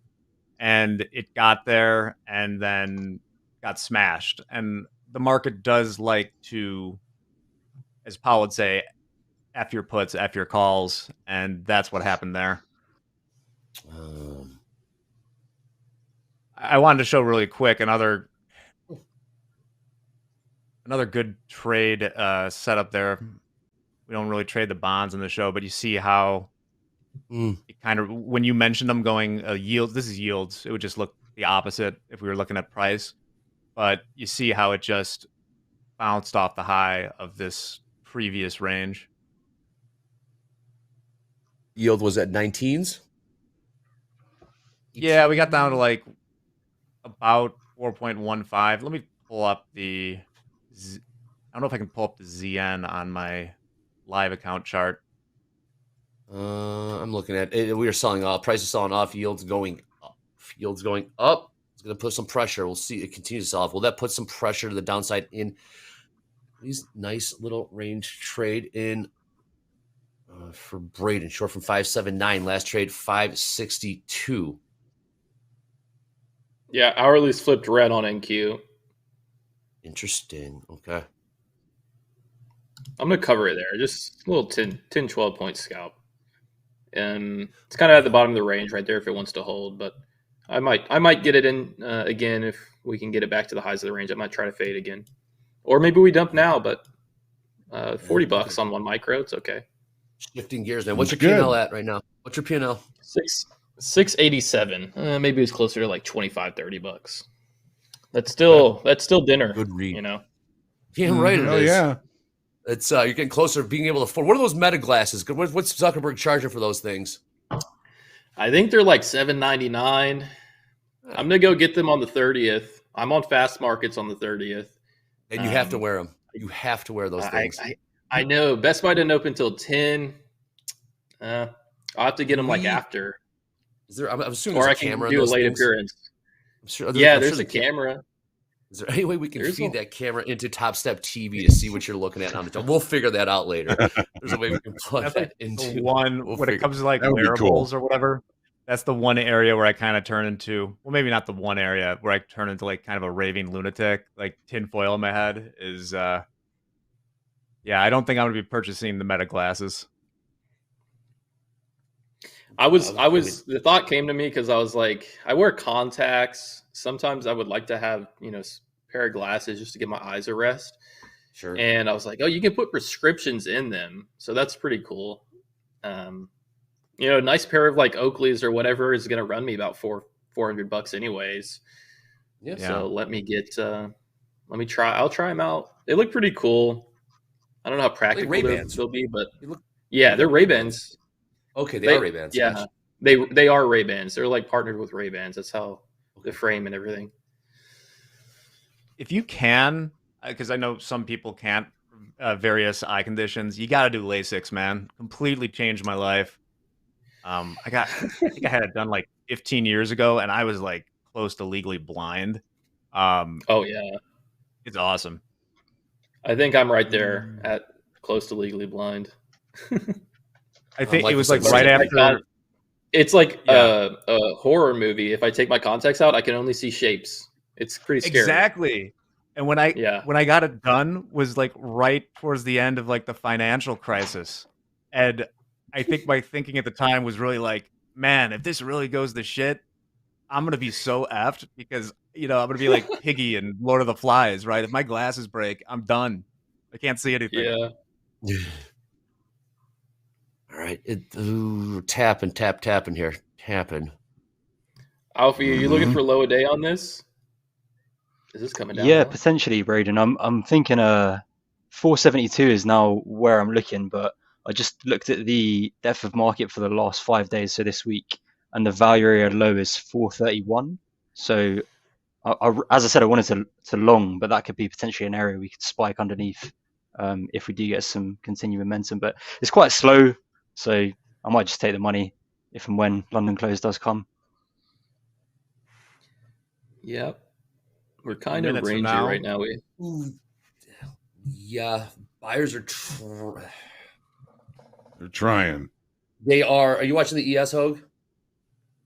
I'm watching both, really, and just watching the NASDAQ because that's what Alfie's looking at here. This one's gonna be tricky. This might be these are the buyers. This looks like the buyer's last stand in the ES. Jack, did you feel anything at all when you got your LASIK done? No. And by the way, this was 15 years ago, so like I'm sure it's even way better now. No, the procedure's weird more than anything else. It wasn't painful. And then like your eyes heal really quickly. It was maybe I hardly remember at this point, but it was maybe a little bit rough the first day, but not bad. Like just a little irritated, just like if your eyes were irritated. And then after, like, they can't degrade anymore. Like your vision's just like peak, and then you're solid the rest of your life. They can. I haven't really noticed it. Maybe like, yeah, my right eye I'm above 20/20 in my left eye. My right eye has degraded a little bit, but I got a pair of glasses, but like they honestly kind of made me sick. I've barely I got good enough vision. I can see the numbers on the dome. That's all I need. Buyers held it there, Hoag. Do they? Yes. Do they do that for like reading glasses? I mean, I have great eyes, just I can't see anything close to me. Do they do it for that? I don't believe so. I would ask the chat, but the odds of there being an ophthalmologist. Whoa. So I gotta keep some like good cheaters around just in case everything breaks and I don't want to end up like Piggy. Yeah. Held there. Also, if you're an ophthalmologist in chat, what's your ROI, man? You better be trading pretty darn well. They don't. Okay. Ross, I was thinking about that as well. Buyers held there. Yeah. Nice cover there, Braden. They did. Yeah, they did. I thought we were going to go. Put in the ES. They're tapping, just took a peek beneath 66.60 and back up to 66.67. I didn't see anyone in the chat who's been riding along in Crude. Let's see anyone. Good on you. I don't even have data for Crude. I added 2 micros short, guys, by the way. You're short 2 now? I'm short three micros now, so 598 is my average. I'm going to risk up to 605s, and yeah, looking for those 470s, but we'll see. 598. What made you add? What got you on the ad? I think I'm seeing it, but what are you seeing there, Alfie? I just don't believe that this is the turn. I don't know. Maybe this is me kind of reading into the voodoo of markets too much, but it kind of feels like a bluff from the buyers. But yeah, I'm happy to bet. So I know. Well, looking at the 5 minute, well, this green candle's pretty strong, but look at the 5 minute. Upper end of the range is 24,600 for the last 30 minutes, 35 minutes. We're trading 24,600. What a pop. Look at that. Hoag, I thought we're going to test the lows in the ES. The buyer stepped right back in there in the ES. Right back up to 66.70. That's the power of the wide initial balance. It takes a lot of energy to extend it. Are we out of downside energy? Oh, any more gas in that downside goose? Yep, gotcha. Yeah, seems like it might be a fight to get a green close on NQ, which is up there at 642. I'm actually going to lock out on the day. I feel like I've done well trading off the back foot a little bit, and so I'm going to lock out. We're green on a Friday. Oh, yeah. I'm happy with that. Well you done. You bought your glasses today. We got the glasses. We're almost there. Biggest house in my town, Andre, ophthalmologist. It pays well. Oh, is that what you're saying? Yes. Yep. Especially. Do we have any in the chat? Do we have any in the chat? Get a few other eye surgeons together. Maybe get a hookup on the LASIK for Braden. Hey, all right, Braden. When did you get back to trading this week? Did you get back midweek, or when did you get back into the cockpit? Yeah, just at the station. Yeah, I got back in yesterday evening. Okay. And yeah, I definitely wanted to get on Topstep TV, and I said I could make it on Friday for Power Hour, which I'll be on later for that. But I got back a little early, so had to get on for the morning session. Well, Braden, yes, it's typically Power Hour, but the last hour of the trading week, you've signed up for the reversal challenge? Do you know that you were in for the reversal challenge? You know you do. Yes. Very good. Yes. It'll be Mandy, Mohammed, Dolby, Braden. Is this your first reversal challenge? No, I've done it before. And I think I got last place. I came in with a little bit of a different strat, trying to get very scalpy in the beginning, and then as we size up, I think there's a different strat I'm going to utilize today. I think we need to not look to flip as much and try to hold them a little longer towards the end. Scalp in the beginning, hold them longer towards the end. Well, here's the key, Andre, and I'm looking for an advocate here in it. I'm always accused of trying to change the rules for the reversal challenge, but I think there is one that should be changed. Here we go. You should be allowed to reverse via limit orders. Once you get up to like 8 contracts in the NQ, every time you hit that reverse button, not only are you taking position risk, but you are automatically accepting some level of slippage. It does not need to happen. The rest of the contestants are as well. So it's not just exclusive to you. I do understand. But it encourages, at least me, it encourages just holding, because unless I know enough that I'm going to accept the slippage, it's like the people that reverse all the time always get chopped up in it. Correct. Good life lesson. Yeah, well, yeah. Jack, I'm not going to say you're wrong. There you go. We'll have to run that through the committee, the kangaroo court. Ah, yes. The kangaroo court. The trader review. As long as everybody has the ability to do that, it's our choice if they want to. But I agree with Jack. I mean, if you're going to reverse, it's much cheaper just to put the limit order in. Well, for asking, what is it, the reversal challenge? Purely, it's a simulated practice accounts only. I like to have a little fun to close out the trading week, the last hour of the trading week, called the reversal challenge. We start with one simulated NASDAQ mini contract, and from the beginning to the end, you have to have a position on throughout. The only way you can get out of a trade is by hitting the reverse button. So you'll constantly have a position on from long to short, short to long, and we constantly increase the size of those simulated contracts from 1 to 2 simulated to 4. We'll ramp it up to 8 simulated NASDAQ practice account contracts, and they ride that into MOC and let the fireworks begin from there. But it's a lot of fun, and stay tuned. Last hour of the trading week reversal challenge to play along as well. If you have a practice account, play along with us as well. No combines, no XFAs, none of that. Strictly practice accounts to have a little fun. But sounds like we have Hoag and Jack are trying to both. We got what is it, 700 lot? We got 800 lot upside, 66.72, and the orders upside in the ES. First big size order I've seen today. 750 offered 5 points higher in the ES. Stay tuned for that. I got flat, by the way. Yeah. Cool. Sorry. Go ahead. Nice trade. Thank you. Thought I'd spare my heart the 5-second chart, Jack. Is that really what's up right now? We got a 5-second chart. Well, it has been for a good while, but I thought I'd give my HRV rate a break even and go to 3 minutes.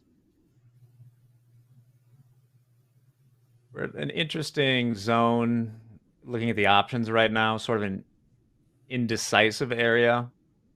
We may see some consolidation. Bottom of the hour, Euro close. 4 minutes. 4 minutes. Nice. Did that order get filled? Where is it now? They moved it up to 66.99 to the upside. Little push here in the ES. You're flat, Alfie. I like that. I am. Yep. Yep. Nice.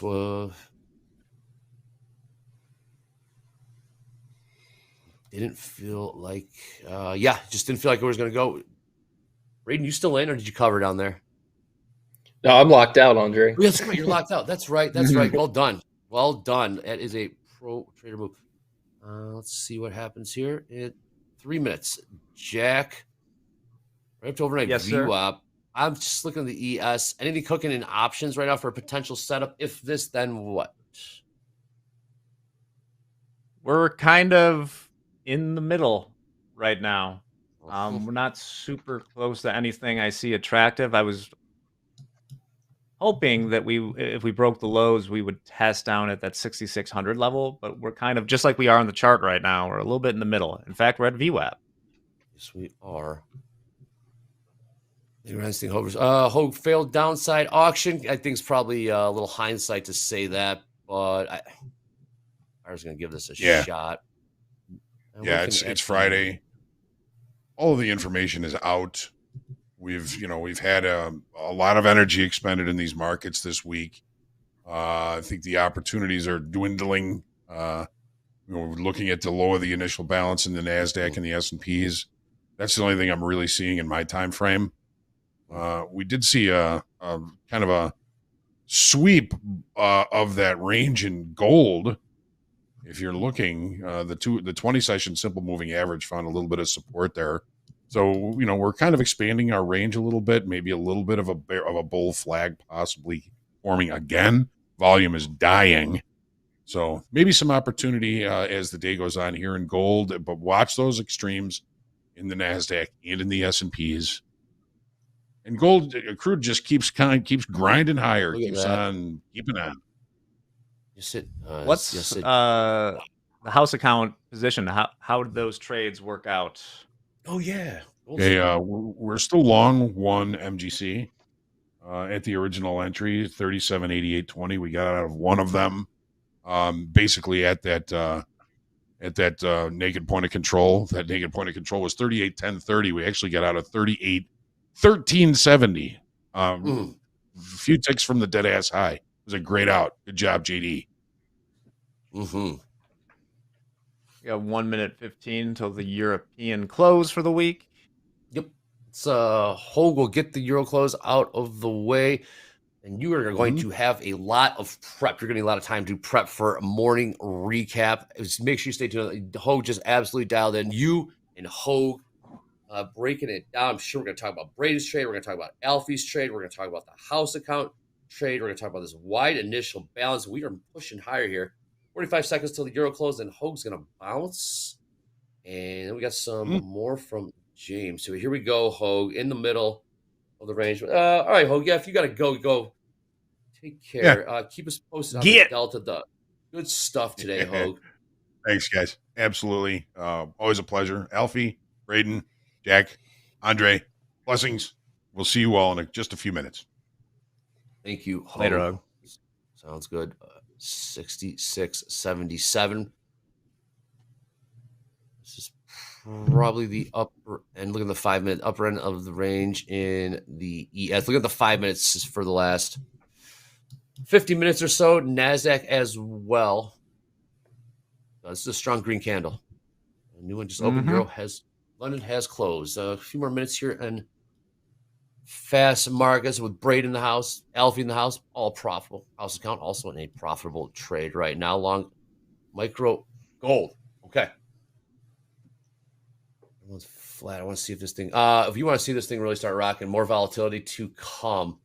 No one better than the volatility. Can I call you Dr. Volatility? Bring in Dr. Volatility. Get James in here. James, Dr. Volatility. Dr. Vol. So bad. So bad. The doctor is in. Hello, everybody. Happy Friday. Jack, we missed you yesterday during News 2. We had Conker's news. Did you hear? Did you catch about it? Conker's was almost canceled this year. Yeah. What happened? The harvest made the Conkers drop too early, so they weren't ready enough for the World Conkers Championship next month. But don't worry, other nations jumped in. We won't redo the whole story, but I did a demonstration of how to play Conkers. I thought you should know. As the two people on TopstepTV with Conkers t-shirts, I knew you wanted to know. Anyway, here's the news that you need to know to end your week strong. We're going to start out with the news about news. 1 in 5 Americans now regularly get their news from TikTok, and that's up sharply from 2020. No big surprise here that a lot of teenagers get their news from TikToks, but this study found out that adults ages 30 to 49 have also increasingly been getting their news from TikTok. A quarter now say they do so regularly, up from just 2% 5 years ago. If we go to the next image, I'm not the only, or Jack's not the only person with graphs. Here's a graph. Here's all the biggest popular social media sites tracking their percentage of users who get their news from these sites from 2000 to 2025. TikTok is there with one of the most sharpest increases up and to the right, while everything else kind of dwindles around the same numbers, if not worse. Godspeed, the 34% of people getting their news from Threads, and the 13 up to 15% on WhatsApp. How is Nextdoor higher too? Yeah, my news is my neighbor's an asshole. There's a little bit of irony, James, coming from you on this. Just a little irony here. That's all I'm going to say. This is the only place you should be getting your news from. Okay, the fact that TopstepTV is not up there is quite honestly offensive. Yep. But yeah, I mean, it's easy to laugh at TikTok. It's in the news all the time, but people are getting their news from there. So I don't know. I kind of wish Vine had won the battle between Vine and TikTok. I want my news in 7-second bites. I don't have, my ADHD can't take it. Anyway, that was almost too much like real news. Yeah, exactly. That's true. That was almost too much like true news. Let's get to the News 2 news you know and love. There is a squirrel attacking people in California, y'all. This squirrel's gone nuts.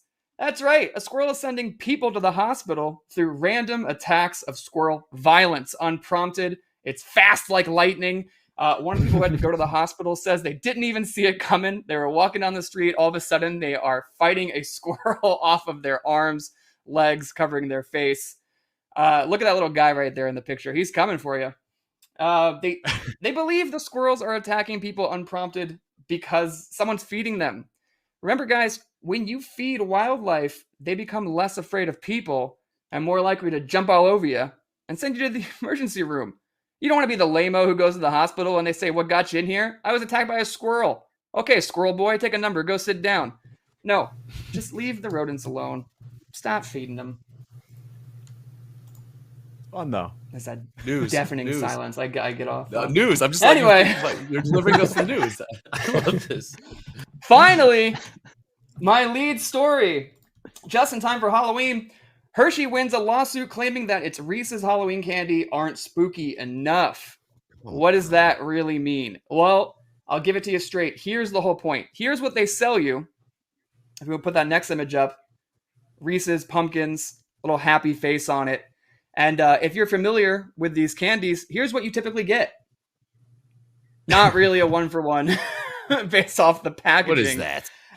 And that's a over pumpkin. this? Okay? It's a pumpkin, Charlie Brown. Yeah, so that's the whole case in point, right? What you see on the package isn't what you get underneath it. But is that really true? And today, viewers, we're going to find out. What I have here in my hands is a Reese's Cup little ghosty. All right, I went to Walgreens, I bought this guy. We're going to figure out. Okay, so here's what it's supposed to look like. Let's see how close I can get this. See? Ooh, I haunt your nightmares. Yes, spooky. Ooh. All right, let's figure out how close it is. All right, guys, I'm feeling like I'm going to have a class action lawsuit on my hands. It's pretty close. He's got little arms. It's kind of like The Conjuring, I guess. Wow. Yeah, so they don't really look like it. It just kind of looks like someone took chocolate, dumped it in a mold, and said it's Halloween. Buy it, stupid. And I did! Anyway, Hershey, you get to keep making candy for another Halloween. And yeah, we look forward to you just pouring chocolate on the ground and being like, look, it's Jackson Pollock Reese's. Buy it. Those are expensive. Anyway. Jackson Pollock's go. The Jackson Pollock Reese? Yeah, I bet it is. Anyway, that's the news you need to know to go into the weekend strong. I'm going to put on my Conquer shirt later, run and do laps. See you guys later on. Thank you, James. Thanks, Wow. James.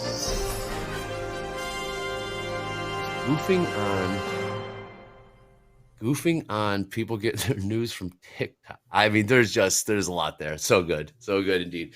All right, we got about 20 minutes left here in Fast Markets. Let's take a look around the horn here.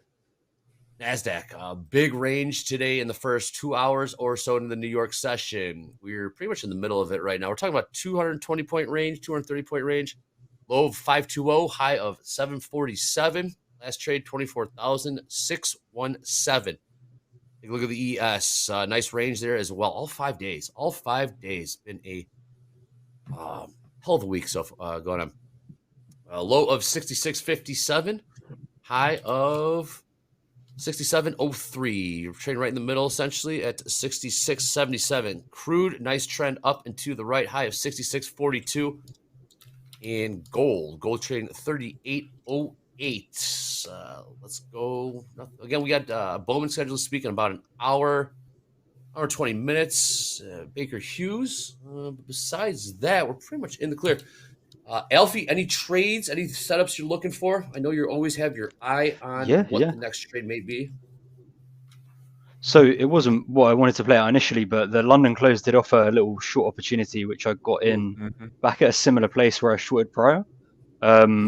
So yeah, we're just going to see how this one plays out. I mean, if it flips 630, then it's probably lights out for the short. But until then, I'm happy to hold, see what happens. And yeah, as Hoag says, don't get biffed up for the rest of the Friday. Like, it's nearly 5 o'clock for me, right? Which is, almost time for the pub. So I don't want to go to the pub and draw down. Love it, Alfie. I like you. Where are you located in England? Are you where exactly are you? I'm in London. Yeah, I'm in outskirts of London. Heard of it, Andre? London. No, can't say I have. Nope. Excellent. Very cool. The pub indeed. From what I'm told, the Europeans are taking the Americans to task right now in the Ryder Cup. Not a good start. You watch golf at all, Alfie? Do you follow this? Do you follow? I can't say I do. Probably be good for my psyche though. A bit of golf, just a lot of serenity and whacking stuff. So sounds like up my alley. We lost the first 3 matches, Andre, and now it's all square. What's the format? Sorry, I know this isn't about trade. What's the format they're playing this time? All good. I'd have to look it up. Yeah, but don't worry about it. Don't spell it. Let's get back to something un-American. 50-50 on the tilt. We did see those heavy long tilts up around in 700s in the NASDAQ. We're up 77, 75% long. The NASDAQ, we did see that turnaround. We saw the ES turn around a little bit there. 66.70. It is a range. The range is kind of getting wider and wider. Braden, what's your read? Or have you checked out? Are you back into beach mode? Braden, are you back into beach mode? You're just gonna ride this out when you get off the stream? Is that it? Yeah. Well, when I get off, I'm gonna be back on for Power Hour or the Reversal Challenge. I'm gonna go on a walk. I'm thinking about the walk right now. I'm not really thinking about the market. No point to after we've locked out, but yeah, still kind of watching it. The shorts still look great. It is kind of a rangy day, which you can expect on a Friday. But yeah, it's going to be an interesting setup going into I'm done thinking about today. Really kind of started to think about next week. What, we're looking at the hourly. What's the setup looking like for next week? We kind of have the head and shoulders on the hourly. Fell break to the upside today, selling back into the lows. Like, do we continue making lower highs into next week? So kind of start marking up some charts going into next week. That's really where my mind's at with it. This week is done, locked out. Start preparing for next week. As a reminder, I haven't showed the zoomed out chart yet today. If we go to my charts real quick, we're still on at the line, Andre. Oh, wow. May. Oh, yes. Yeah, wow. Just ride that sucker. Wow. What is that? Yeah. Five touches? 5 or 6. What do you say? Yeah, this is that like 5 or 6 touches of it? Yeah, 1 almost. We'll say 2, 3, 4, 5. It went through a little bit. 6, 7. A lot of touches. Chat, are you buying this line? Once again, this isn't really like no, yeah. It appears because we're right at it. The line appears when I go to like my normal charts, but like it's not really a day trading resistance. Where are my swingers at? Anyone swinging this? Whoa. Are you buying or selling? Are we at the 200-day? Are we at the 200-day email? Oh, not even close. What's another one? We use the 100-day. There's no roads where we're going. No. I think to the downside, not seeing much here. Let's take a look at the NASDAQ ladder. Nothing really jumping up. I saw that 800 lot come in. I don't know if it got filled. Pump higher here. Everything's a bit of a holding pattern. Gold had some strong buying in first hour. Yeah, gold's insane. Started the I nominated for Market of the Year. I still got another 3 months. Definitely. Star of the Year. What a pump higher. Again, all-time highs in gold, 38.24. We got within $10. $10. Keep in mind the last 2 days, it has been just a slow grind down in gold. It bottomed out. I was talking to Coach Jay in the green room between one of our segments, like, when do we come in and buy this sucker? Well, it sure as hell did. So 4,000 at the end of the year. I mean, I think that's the estimate, right? For some. Well, what say you, Braden? This isn't financial advice. I want to put you on the spot here. 4,000s? Got it, right? Yeah, why not? 4,000s.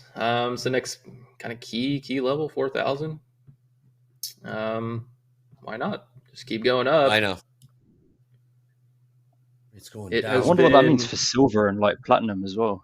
You know what? They're following. I think silver traditionally trails gold by a little bit, but silver's right there as well. Yeah.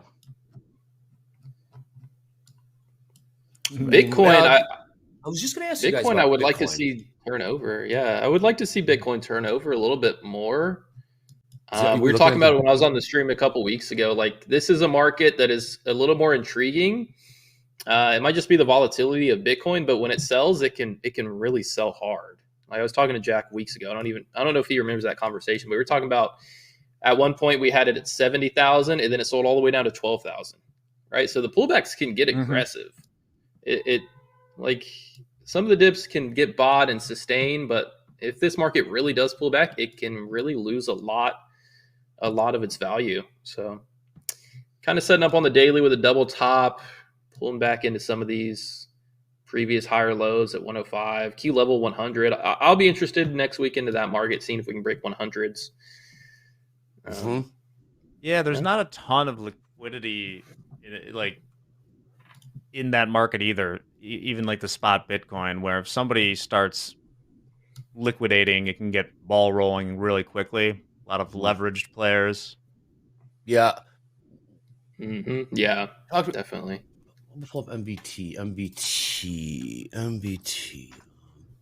Have you traded it? I know, Alfie, you were talking about it as well. Both of you guys were talking about what. Take me through it. I've never executed a Bitcoin trade. What do you look at? Is it levels? Is there any type of headline? I mean, what are you looking at to pull the trigger on a Bitcoin trade? It just really depends, to be honest. I feel like with Bitcoin and crypto, sometimes you need everything to be just right. Like, especially derivatives of Bitcoin, like, the quote unquote shit coins. You need like the NASDAQ to be floating in the right range. You need, the Russell to be turning upwards. At least these days, it seems a lot of things need to be, green for you to be able to put the position on, at least in my head. But sometimes, as Braden says, right, like, if there's a big news event, you can just jump in and you watch it gap up or down. The main thing I'm looking at the minute is the inflows to the IBIT ETF, but everyone always like misappropriates it because it's BlackRock's clients, right? It's not necessarily BlackRock dumping when their clients who hold the IBIT ETF are selling. So sometimes you see these big outflows at local bottoms, and you can kind of look for the liquidity on stuff like CoinGlass, which is like a free tool which will show you where all those like heavy leverage players liquidations are. And there's I think there's a bunch at 106 at the minute, so I'm looking for a potential bounce there. If not, then as Braden says, that 100k is a very, very key SR. October and November are historically very, very bullish for Bitcoin, but in a post-election year, I think Benjamin Calnois says it. You look for the rally in Q4 and in the four-year cycle for Bitcoin. It's just whether it's marrying up to all of the liquidity and like macro cycles that tend to fuel its rise on a longer term. So it's a bit of a cluster. Ask you about the the macro cycle. Is there fundamentals? Are there actual macro fundamentals behind Bitcoin move? I obviously these questions I'm asking you see how much are there? What? I kind of left bell curve it, Drew. Like I just say, infinite money printer, 21 million Bitcoin. Which direction does that finally go? I've been in the middle trying to justify it with looking carefully at like PCE and all this other stuff, but realistically, on a long enough time horizon, if they keep printing, there's going to have to be some kind of like rehypothecation of the price of Bitcoin. It's just whether, the fact that we went to 120 front ran that, and the liquidity injections come in, or maybe we, really, really do see it rocket, and then, the bomb hits in 2026. Yeah. Okay. So you're saying supply. Yes, that I do understand. I go look for the demand. Yep. I got you. Thank you for that, Alfie. Alfie, hey, pull up that heat map. You got that heat map handy for me? Pull up that heat map for me. Of course I do, mate. Love this one thing. second. There you go. Okay, what are we looking at here? I love this thing.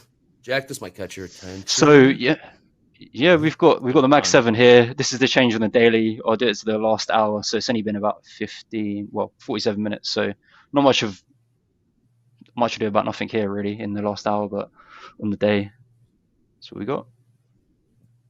A lot of red. Where the green? What's the green? Let's have a zoom in. I don't know. At Plovin? Right. Is that at Plovin? Yeah, at Plovin. Right. And then we got Intel, obviously. And Amazon and Tesla actually is not doing too bad at all. 1.43 million market cap. Wow. Trillion, sorry. Yeah, quattro commas. As far as Bitcoin, I've been interested in monitoring the trade a lot of people are in with the long Bitcoin short strategy. And I can pull it up. I'm always, because I know people are heavy into that. Is to give you an idea what the trade is that strategy trades at like pretty big premiums to the Bitcoin. You can see where it's decoupled. Obviously, a lot of people got blown out by it. Depending on where you are, it's been working pretty well lately. What do you got? Fascinating stuff. So I catch a bit of a bid here. What we got? JMU. Bitcoin is the soundest money on earth. Buy every month. Doesn't matter if you still don't like it. Just buy every. All right, well.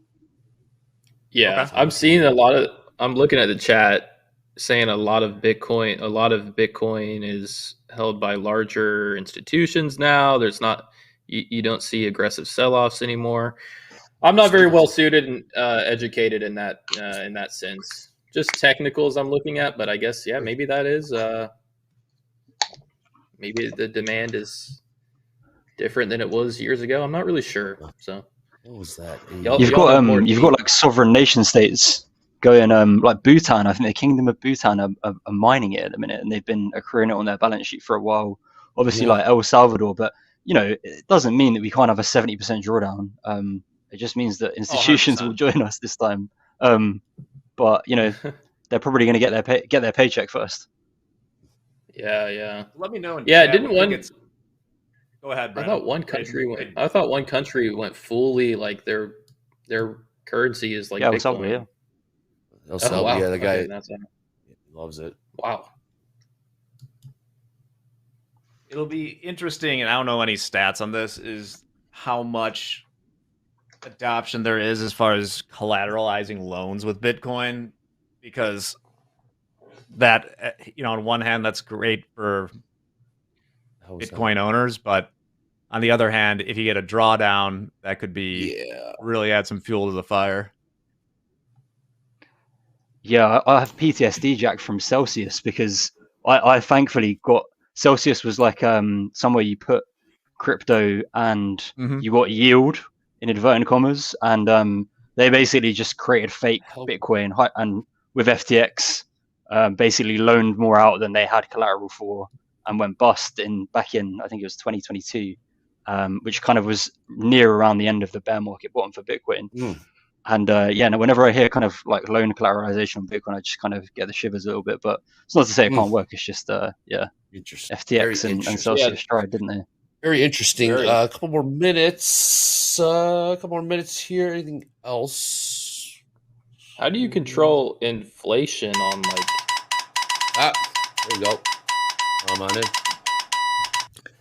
What's happening? So sorry, I just want to jump in really quick. I know we're getting to the end of fast markets, but dropping in chat right now, we're still running our TopstepTV survey. We want your feedback. Please take our 5-minute survey on TopstepTV. Tell us what you like, what should be improved, and what you want to see next. We're making updates, and your voice is critical. We do this for you. So the link to the survey is going to be pinned in chat. We appreciate your time and honest feedback. Back to you guys. Sorry for the interruption. All good. Thank you. Yes, please fill that out. We'll pin that to the top of the chat. TopstepTV survey. Greatly appreciate that. We had a little pop lower there in ES and NASDAQ. We'll pop higher. You pop lower. We'll push lower there in NASDAQ ES. We saw a little pop higher in gold. I thought we had something cooking, but nothing doing just yet.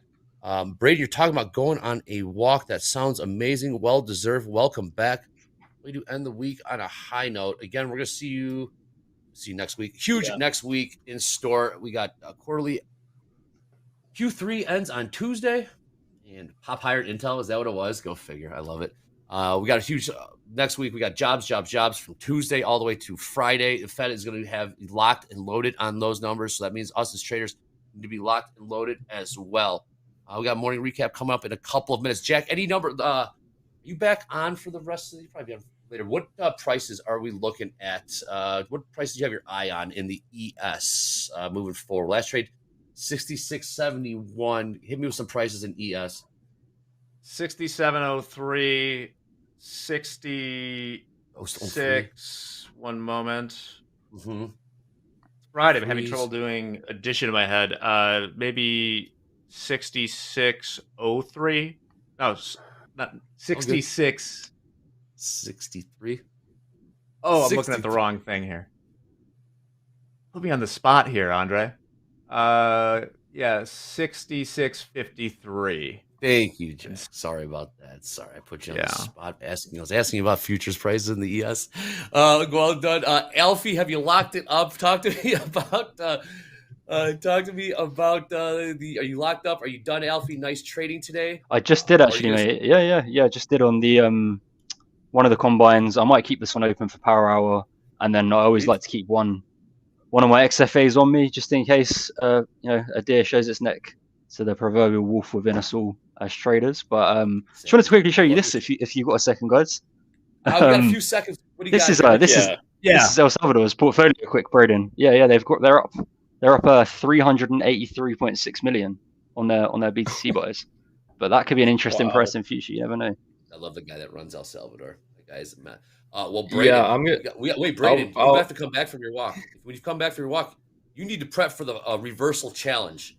Do some stretches. Do some push-ups. Get hydrated because it is going to be a battle, an absolute battle. Last hour of the trading week practice accounts only purely just for some fun. But markets have woken up as we go into morning recap. Coming up, gold's looking to test the highs here. ES, NASDAQ, as well as the Dow, seeing some volatility here. Braden with so hell of a trade. Braden adding to winners, getting short at the tops, pushing lower here. Alfie, great stuff. Jack, seen a little bit. Braden, I will see you in the reversal challenge. We have morning recap coming up next. And we got trade with Topstep after that. Topstep TV, let's go. Markets are cooking. Come on. Soybeans, meal, oil. You want to buy some soybeans? Soybeans. Who wants soybeans?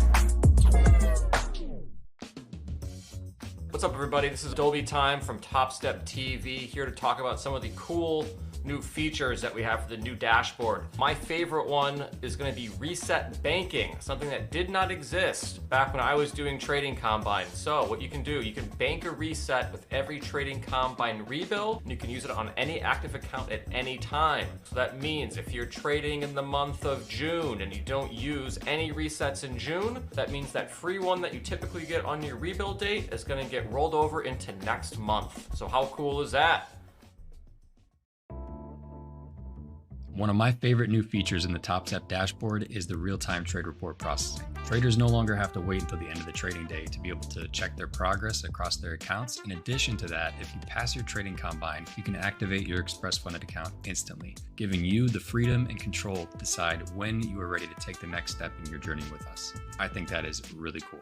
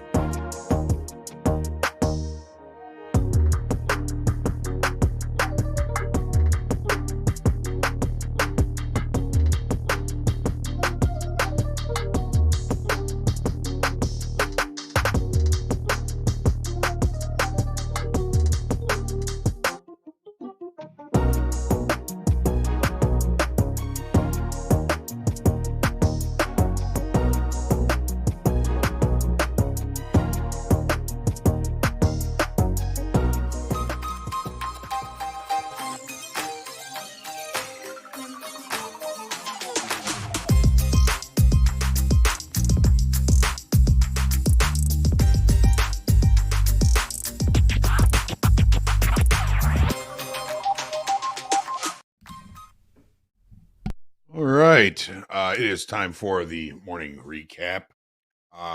Really good trades today. A really interesting week in the markets. Lots of changes, lots of things to look at, lots of different nuances, and some pretty good trades. I'm glad to see that my lovely yellow metal is back to the upside here. Really just been a fantastic market, gold, this year. We were talking during fast markets about that's probably the best market this year so far, and I'm inclined to agree with that. So we're going to take a look at the opening range trades that we took, and we actually didn't really take any 5-minute opening range trades today because of the PCE numbers. We did not take the opening range trade in gold, which ended up being a good thing because the 5-minute opening range broke, I believe, to the short side first and then popped later on and has been rallying pretty much ever since. But we did take a 15-minute breakout trade and got long 2 micros at 37.8820. Got out of one of them based loosely off of this naked point of control up here, which was 38. Oh, what was this? 38.1030. Got just above there. Great exit by JD up here at 38.1370. We have not seen that price ever since, but we are seeing some range-bound activity, which is something that gold has a tendency to do. You're going to get the big move of the day, and then it's just going to hang around and make you, if you lost money on the big move, you're going to be chasing money the rest of the day. And I don't suggest chasing money ever, especially on a Friday. Try not to get all biffed up on a Friday, but we are still holding one of those longs from 37.8820, one of those micro gold. Now, we were there. You all saw this. The opening range, 5-minute opening range trade in crude oil, crude did not execute before the PCE number came out at 7:30. So we all agreed that we would not take the trade if we were not in the trade before the 7:30 PCE number came out.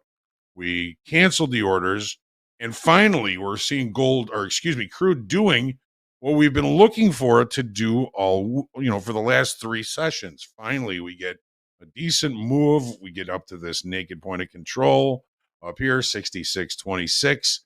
And the market is kind of falling into a little bit of range bound activity, very similar to what gold did. Now, let's take a look at the context on this, right? So we were looking at a breakout of the trend line. We were looking at a breakout above weekly kickoff high. We did take the opening range trade here on Wednesday, and we did have a decent trade on that, pretty decent profits. We were looking at the week high on Wednesday, a week high lining up nicely with Wednesdays on Thursday. So we're looking for this market to continue this push to the upside. I think all of us were having a little bit of trust issues with crude oil, but today the opening range, dead ass low, and we'd finally get some good momentum to the upside based off of some of those range bound type of situations that we were looking at. Finally, we're seeing the move. Missed this one. That's all right. S&Ps, we're kind of looking at, as we talked about this morning, 3 down days. The fourth day tends to be an up day if you're in a longer time frame trend. And so far, we are overlapping to higher the regular trading hour session range, not really bringing the momentum to the upside that I was looking for today. We've got a pretty wide initial balance. The initial balance, 46.5 points in the S&Ps. What is it in the NASDAQ? And we'll look at that shortly. 213 point opening range, initial balance in the NASDAQ. And that is relatively large. It's going to take a lot of energy to trade outside of that. I'm not sure if we're going to have that energy today. It's Friday. A lot of energy expended in these markets already. Just look for decent opportunities and keep your expectations for profit targets reasonable for the rest of the day.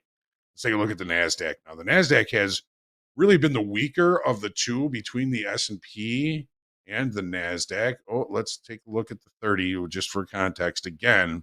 So the market opened and attempted to reject value from yesterday.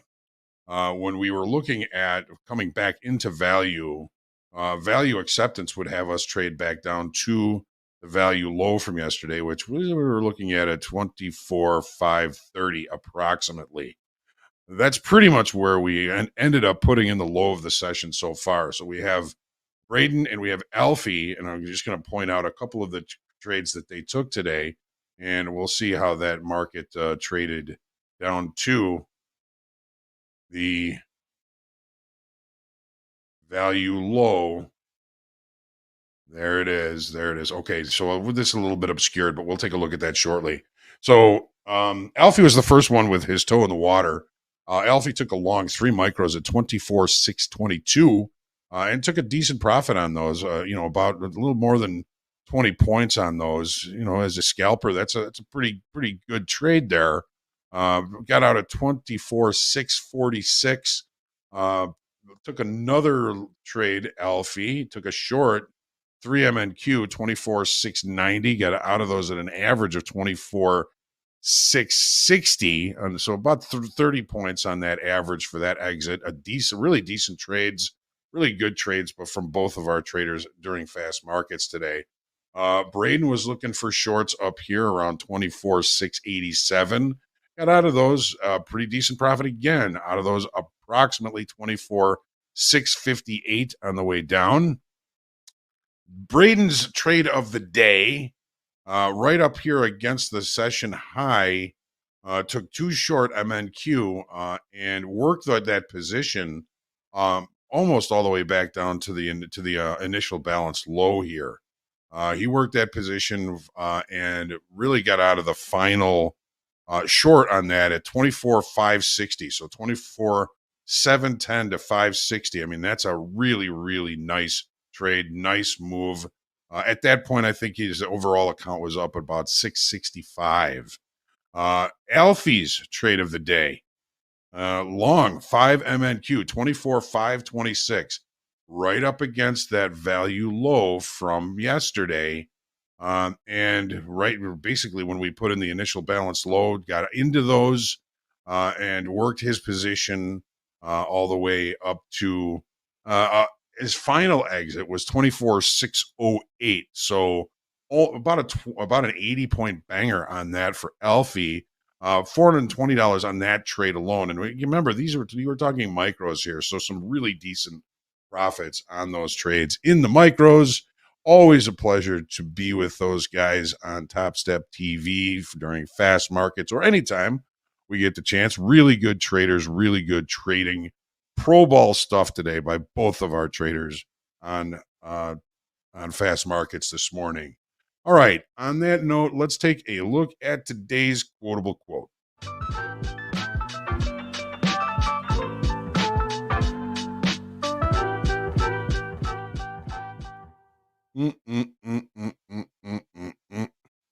Marcus Aurelius says, ask yourself at every moment, is this necessary? Something I've been telling traders to ask themselves before every trade is this in my best interest? Sometimes we get a little bit impulsive in our trading, and if you just take that second to ask yourself, is this in my best interest? You may think twice about taking some of those emotional, irrational, and impulsive trades. Thank you, Marcus Aurelius. Thanks to all of you. Looking forward to seeing everybody back here for group coaching at noon.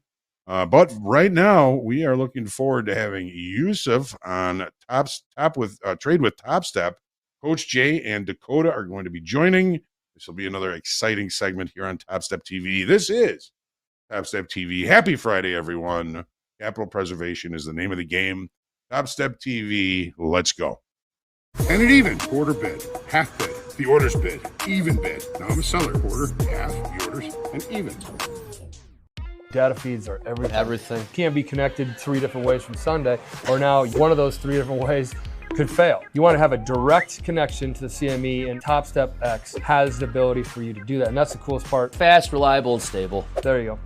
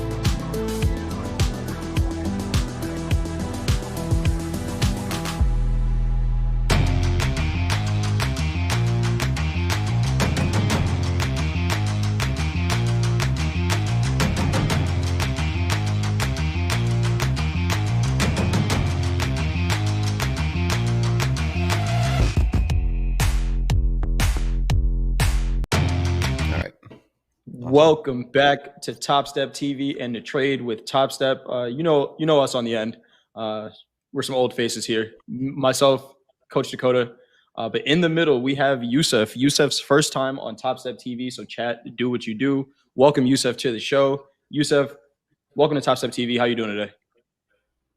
I'm doing good, man. Just trying to navigate through these choppy markets. Low liquidity on Friday after the first hour.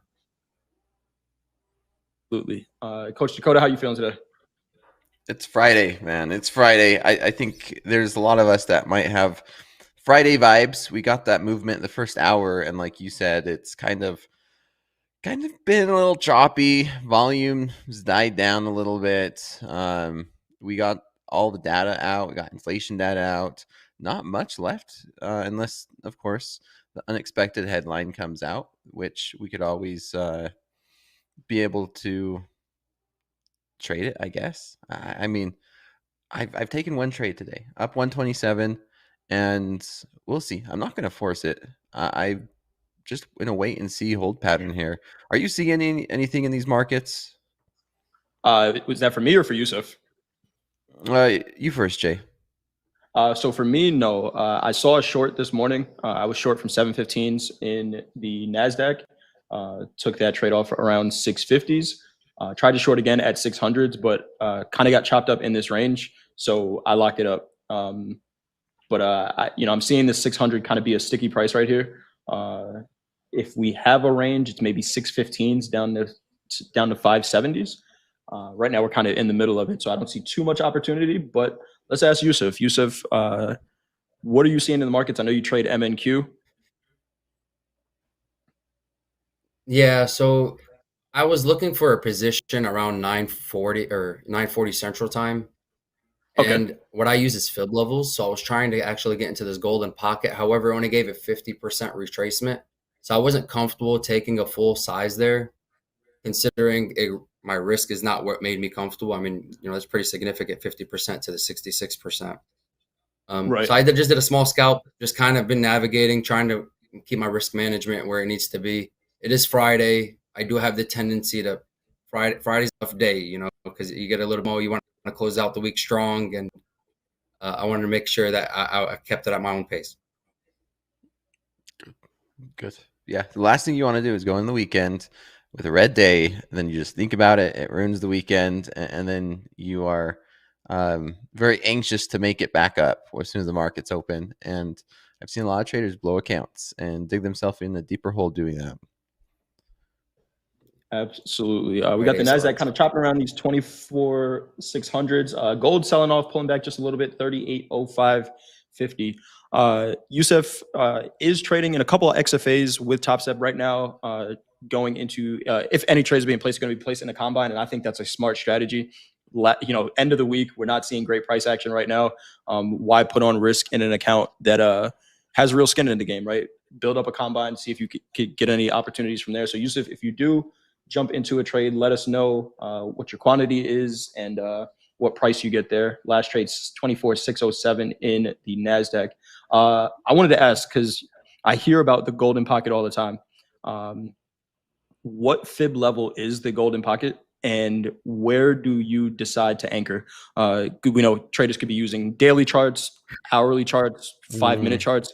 Where do you anchor your fibs, and what is that golden pocket fib level? So honestly, depends on the range of the day. So on lower range days where we don't have, 150 point swings running back and forth, and we kind of get stuck more of like a 50 to 110 point range, I use the bigger time frames for the fibs. However, Gotcha. When we have a day like today where the range the range is pretty high, starting all the way up from 725 down to 520, the fibs are actually pretty strong on the daily time frame where I would, 1 minute, 5 minute, 15 minute. And I use it for my entry specifically. So I look at I create a bias based off what is the biggest move and pull the fib via the swing high to the swing low. Okay, so those 7, and you're looking at regular trading hours only, or when you pull those fibs, you're looking at the full day? I look at the full day. I get the whole context of NASDAQ, especially this year in 2025. Asia and London seem to be giving some pretty aggressive moves that affect New York. Yes, they have. We say it all the time during At the Buzzer that our friends in London, whatever they're doing, they're getting the best prices in a lot of our markets. So much so that I don't know if I'm doing this on purpose, but I was up this morning, 4 o'clock in the morning Eastern time, trading gold because London gets the best prices. It turned out to be a pretty good trade. 24,605 last trade here. Coach Dakota, you had a couple trades early. You had slow markets last night. No trades during fast markets. Anything you're looking at right now? Slow markets was good. No trades this morning. I had one trade is all, and it was really just buying the dip. I ended up buying these 60s and sold it at 600. It was a decent trade. I'm leaning bullish today. Okay. I mean, I'm starting to see these higher lows form and equal highs. So maybe we come up and test these 630s, but not wanting to be too aggressive with jumping into anything. Yeah, I hear you. We got up near those 630s. We got 625 VWAP sitting right there, 24,625. Yusuf, you were saying 2025 is a different year. How long have you been trading? I know I have your bio. You've been trading futures for about a year. About trading experience in general, how long you've been trading? So my first trade I actually took was the month of the Corona dump. So when Corona first occurred, and I was actually it was my I didn't even short. What I actually did was I had downloaded my first Robinhood account. It was actually my first few months out of college. So I had just got my bachelor's degree. I was trying to work, start a career, and I saw that Carnival, like the cruise lines, the airlines, the casinos, the oil. I mean, they just hit the floor. They were dirt cheap. Mm-hmm. So I bought $20,000 worth of those, and it more than doubled. And dang, nice. There we go. Very fortunate. Nice. There we What go. happened was day trading kind of took a little bit of those profits back. I should have just stuck to swing trading on those regular stocks. That's what you did, right? You just bought it and you held it.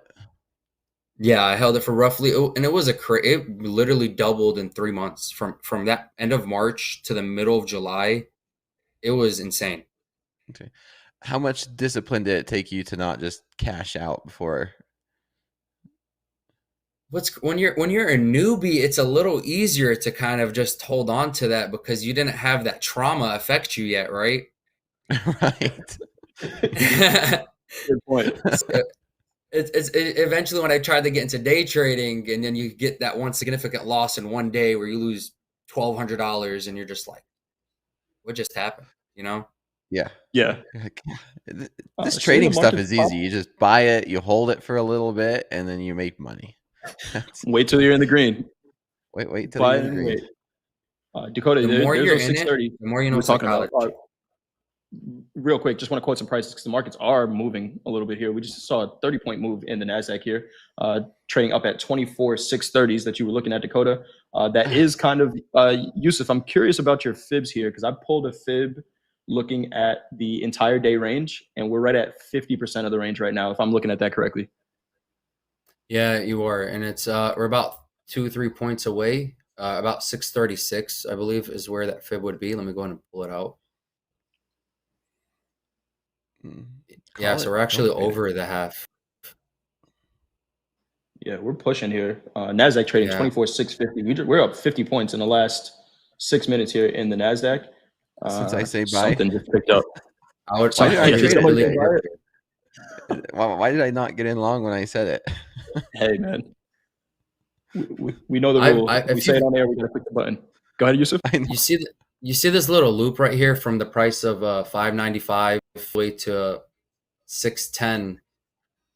When you have those little wicks, that little green push, it almost feels like a zombie rally. And every time I see this, I get a little hesitant, but there's always a little spike that comes right after that. But I would be careful here. We are in oversold territory. Are you looking at volume or anything like that, or are you just looking at the price action? So I do look at volume. Okay. Yeah, I do look at volume, and volume is not like, it's just an extra confluence. It's not the main confluence, but it kind of gives me a feel of what direction is the market trying to go. And a lot of the times the volume profile will give you actually the idea of that's fake price inflation. The volume would be low, yet it would go up 30 points. It doesn't add up and it'll shoot right back down. Right. That was a quick spike there in the equities. Gold trading 3802.50. The S&P 6680 quarter last trade over there. The NASDAQ 24,650s, and crude oil pulling back just a little bit. Crude oil, man, Hoag had the read right in crude. I'm very happy I stopped shorting it. 65.95 last trade in crude. Traded up above $66. So Yusuf, your first trade, you buy it, you more than double your money. You got to be thinking like, wow, could this really be this easy? When did you transition to day trading, and do you still see some of that discipline in your day trading now? Right. There are some traders who would have put that first trade on, made $1,000 and said, okay, I'm good. I'm going to take the money out. What does your hold time on day trades look like? With your first trade being a 3-month hold? Yeah. So, obviously what's awesome about Topstep, it kind of journals everything for you. It shows you exactly what you did, exactly where you're going. And I think right now I'm at a 6-minute average time on holds. Okay. But what's crazy, when I do it on a practice account and I've never attempted to do it on a live account to hold a trade overnight, I almost have maybe 100% success rate. But when you're on the actual account, I'm very hesitant to not watch my trades and just kind of leave it alone. I like to see what's going on. Yeah. Yeah, I agree. Right now we are in a golden pocket. This does seem like it might be a good short opportunity. It does look like it might be a good short opportunity. I believe in something called the wick theory. I think I might enter in here. If I can see him getting to 50s. Yeah, I'm going to go ahead and take a short right here. Okay. And I'm looking at that 618 price was right at 24,654. Is that right? Somewhere around there? Yeah. That zone? Yeah. Yeah. And I like to be a little aggressive on my combines versus my XFAs. Okay. So I will do it here, or I'm sorry, a 2-to-1. I think we can make it all the way back down here. The only reason I say that is because, again, it's a wick theory. So if you look over here at 1016 at the price of 554.5, it does not have a wick there. Now, while that's not 100% probability, I do see the market tend to try to make its way back down there. Another wick here that has not been fulfilled on this. And you're looking at 1 minute chart.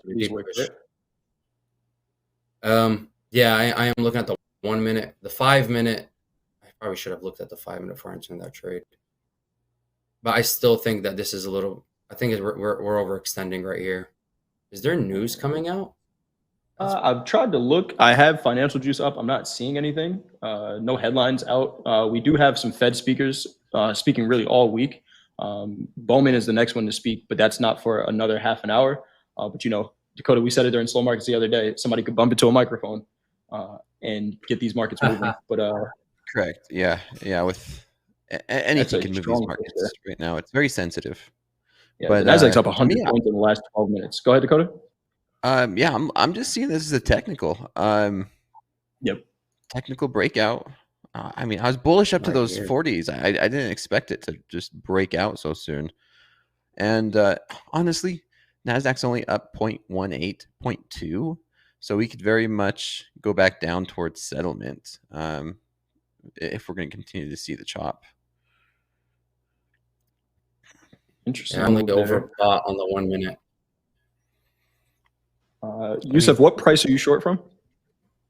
I'm short from 24,653. Okay. Again, on my XFAs, I do not have stops this wide. This is just for the sake of the combines. The combine, it's a lot less pressure. You kind of just let it do its thing. Okay. And trading the micros, right, where the risk is managed inherently by trading micros, right? Unless you're trading 150 of them.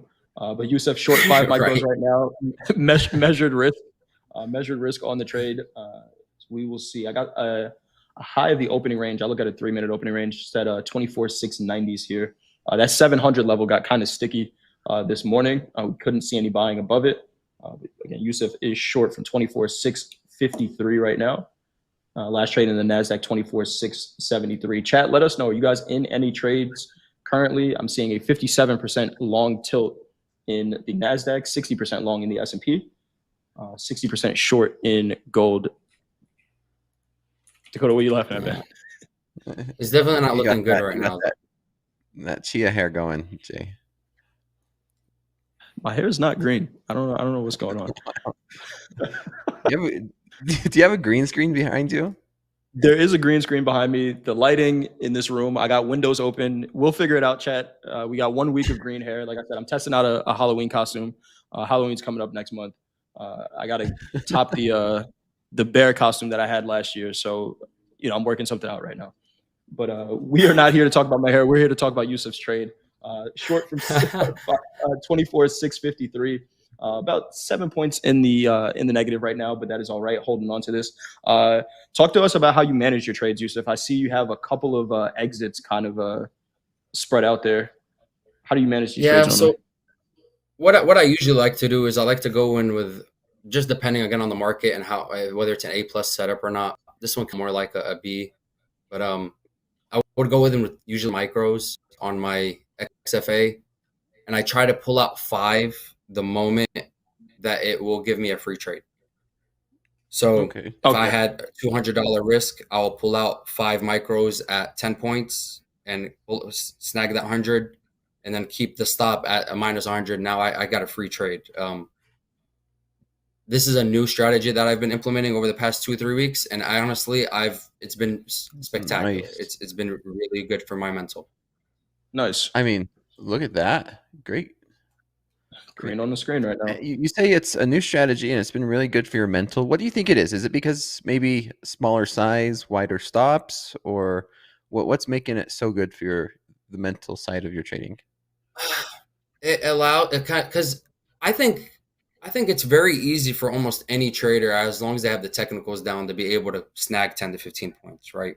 Because that spike that you based on your strategy more than likely will occur. Now it's the follow through that we're waiting on to actually make that real money. And I've noticed, based on my trading, I always get into the money 10 to 15 points consistently, and then continue to hold it, trying to get that 30, 40, 50, and it may turn against me, and now I lose the whole position. Great So point. it just allows Great you point. it allows you to have that confidence to allow the trade to develop. And also, hey, if it goes through, you made great money. If it didn't, you lost nothing. Yeah, base hit, get you on base, and then see what the rest of the market can do after. I like that. It's so true. It really is. I've seen it in my trading too, where I can't count how many times I've been up 10, 15, even 20 points, and then I'm looking for just a little bit more, and then the next thing you know, like tape bomb against you, or you're back to like where your entry was, and you're holding it, and then it's just a very vicious cycle of emotions. You're like, God damn it, I read that great, and then you just gave some of it back. You're like, if I would have just taken profit, just a little base hit, it adds up. It really does. Yeah, I know one thing that was very frustrating for me yesterday was when we had that dip all the way down to 422, 422. I had got in long at 461 with a stop at 435, and it went down to 430 and then popped 200 something points in my direction.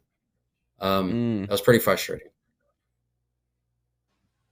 That is And frustrating. if I had done my base hits, I didn't even have the opportunity for the base hit, right? It didn't even get to the 75, 80 for me to pull out half to the position, and it was very close.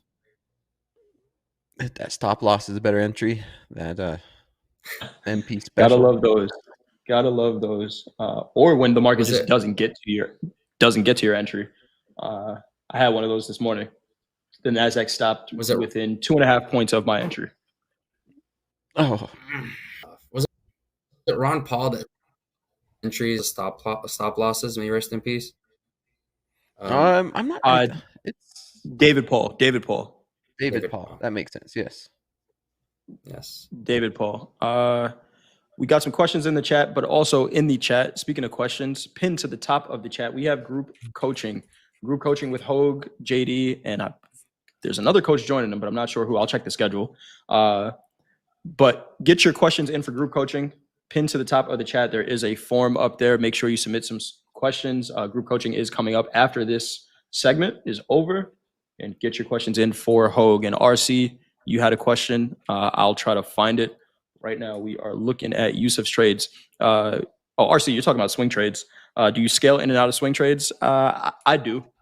I'd manage swing trades the same way I manage a day trade for the most part. I'm usually not going all in or out.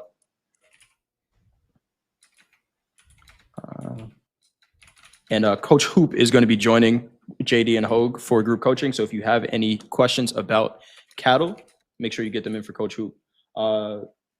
Yusuf, we got a bunch of different markets to trade. We have gold, we have crude oil. What made you settle on the NASDAQ? Have you tried trading any other markets? I know you've been trading futures for a year, taking some payouts from Topstep. So whatever you're doing is working. I don't want to convince you to do something different. But what made you settle on the NASDAQ? Well, I like the volatility. Personality-wise, I do have the tendency to get bored pretty quick. Okay. And MNQ is by no means boring. Right. No, not at all. If you're looking for some action in the markets, yeah. But that's an honest thing, right? Where you said, hey, I can tend to get bored pretty quick. You can clearly hold on to a trade, but you kind of need, and I don't disagree with you here, you need to see a market moving to even know that there's potential for a trade there, right? If you're trading something like the 10-year futures, where it's not moving at all, right? I would say that this trade is pretty boring right now, Yusuf. You got into the trade, it pushed up, it's below your entry, but it's showing that the market has the potential to move, so you can continue to trade there. You know, you're not over leveraged where you're like leaning into the screen and you're sweating to try to figure out, oh man, is this going to work or am I going to blow this account? You're letting it work, but the market is actually moving. And it's a personality thing, right? If you know that you're going to sit here, tapping on your desk, waiting for something to happen, what tends to happen is when people get bored, they over leverage, but the NASDAQ is actually moving, presenting opportunities to you. And we got a good trade going on, about 10 points in the profit right now on this. So nice stuff here, Yusuf. Have you tried to trade any of the markets? Yeah. So as of late, based on how much you guys speak of gold, and I've noticed gold has all-time highs. I usually buy gold tangibly. Okay. I actually have real gold. Nice. But I've been hesitant to trade it and then lose money on the stock or on trading it in futures, and then me having it tangibly meant nothing. Right. know? Yeah. Right. Ruining the cost basis if you lose trading futures and holding the physical. Just let it keep going to all-time highs. You see the P&L. Yeah. You actually see the P&L. If it's physical in your pocket or at your house, you can't see the P&L. You're just there. That's exactly right. And I actually bought a pretty decent amount at the end of May. So I'm on tangibly, it's up like 10% in the past 2 months, or 3 months, which is pretty cool. Awesome. Nice. But wife, so the gold I buy is a 2 birds, 1 stone type of ordeal. I buy her the gold, you wear the gold, both win, right? Yeah, absolutely. You're gonna now when you go to cash it out for profit, that's the hard part. How do you? Yeah, right. Hey, can we let this go? No, it looks too nice on me. Oh, yeah, we'll get again when market dips. Well, if things hit the fan, if things get real in this world, I think she'll be okay with us having to sell that gold to keep it pushing, right? The world's kind of a little scary right now. Right. Yeah. 24,653. Yusuf, who's watching right now? Who's watching? Any shout outs you want to give? Anybody watching you on TopstepTV right now? Yeah, so I don't. My parents don't know I do this. I just for the sake of I don't want them to know. They just ask me all these questions all the time. Gotcha. But like my mother-in-law and father-in-law are actually here from overseas. They're visiting the United States for the first time, so they're actually in the living room back there. Awesome. So I shout out to them. Shout out to my wife. Shout out to my kids. Shout out to my employees at the tire shop that are holding it down for me right now so that I'm able to do this. Okay. Yeah. Okay. And shout out to my friend Devin actually as well. He's one of the only people that I know on a life that trades futures as well. So shout out to him. Okay. Shout out to does Devin trade with Topstep as well?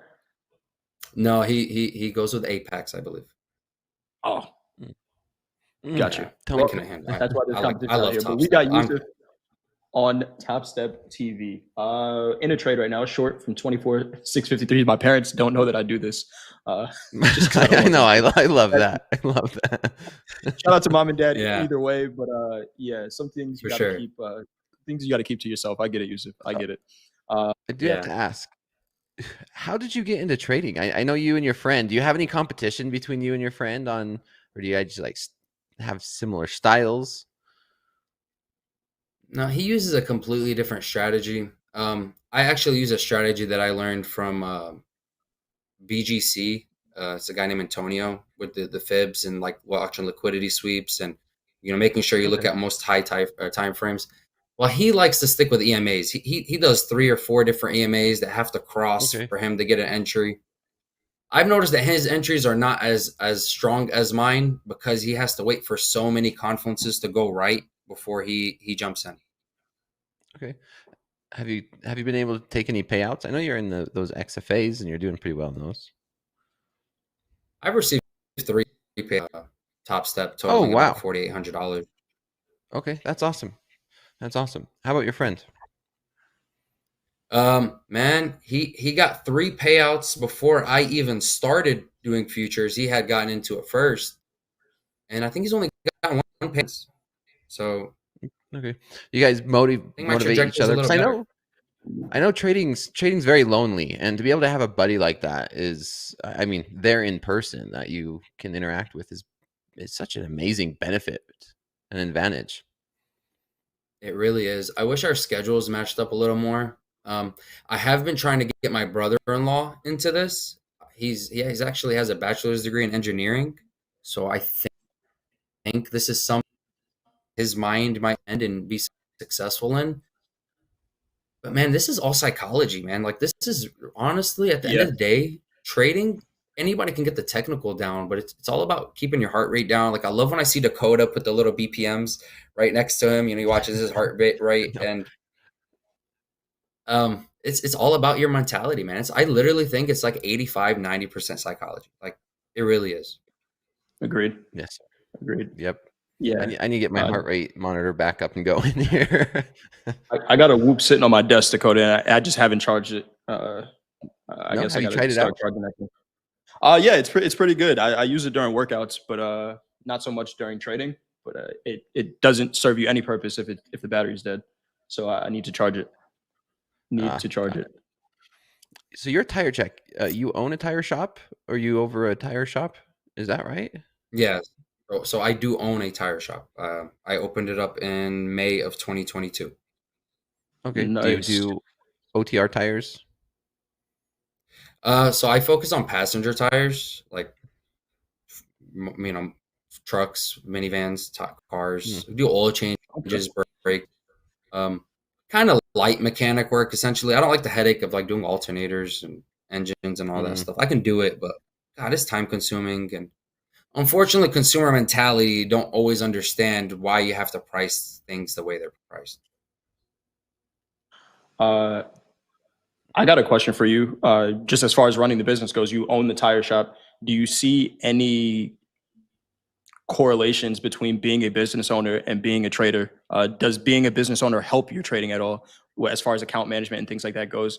A lot of time, we talk about trade entry and exit signals, right? But on a higher time frame, we need to zoom out and kind of look at how we manage the account overall. Do you think that helps at all, running your tire business? Just that entrepreneur mindset.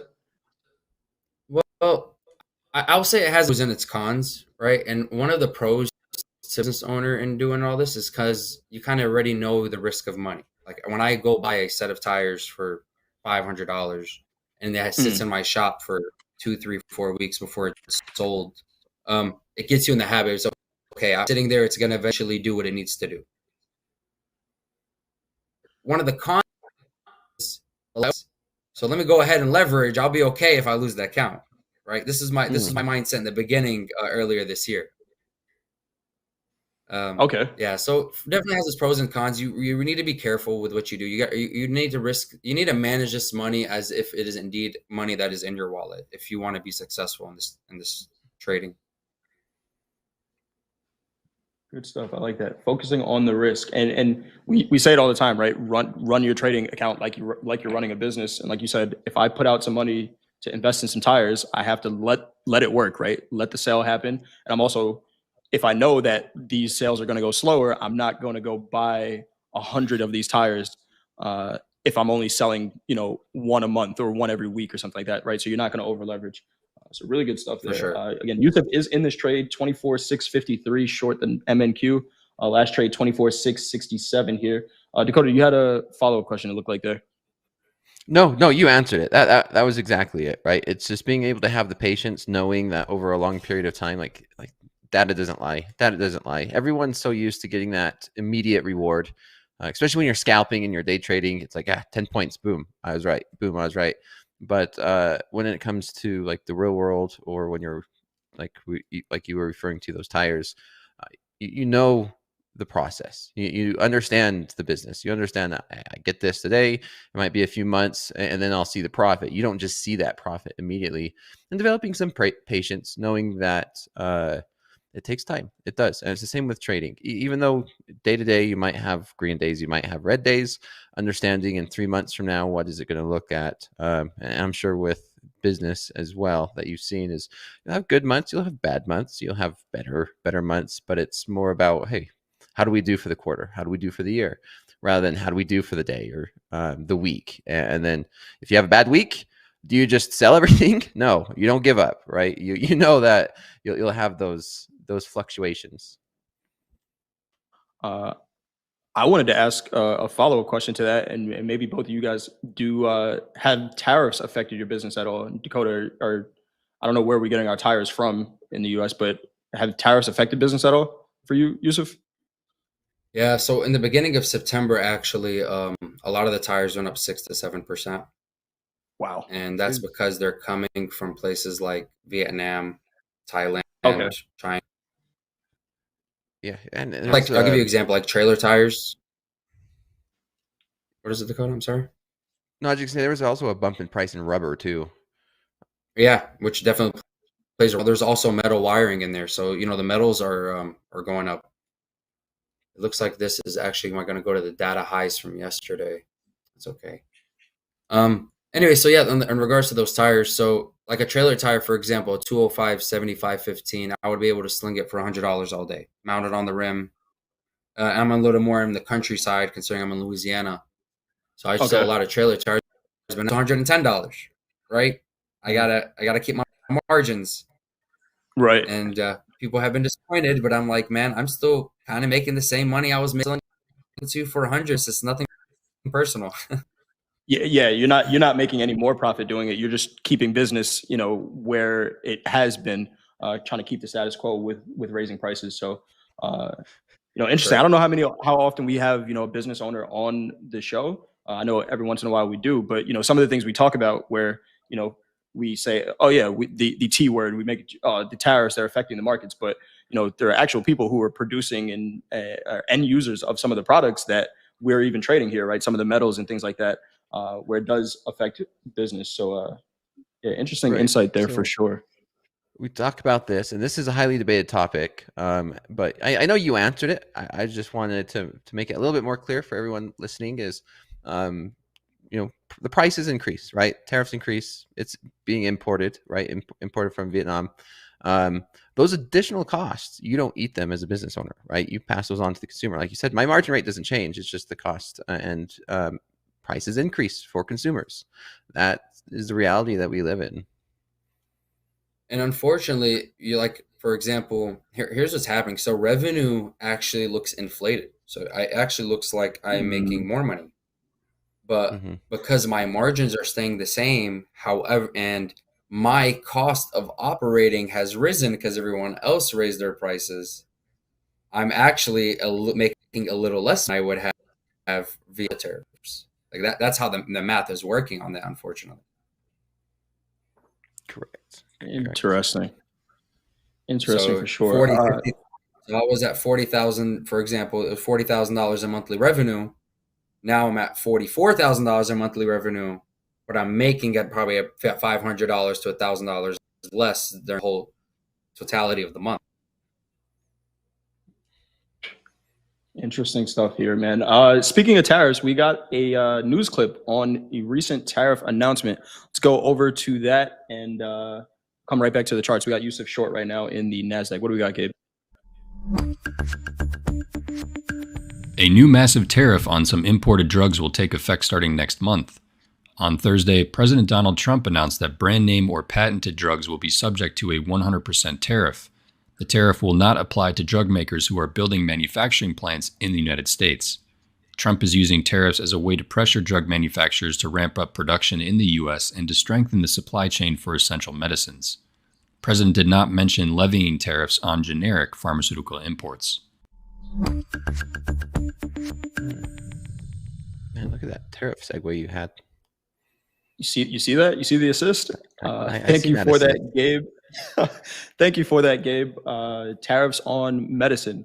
So the T word seems like it is coming back into the headlines. We got a short on right now, 24,668 last trade in the NASDAQ.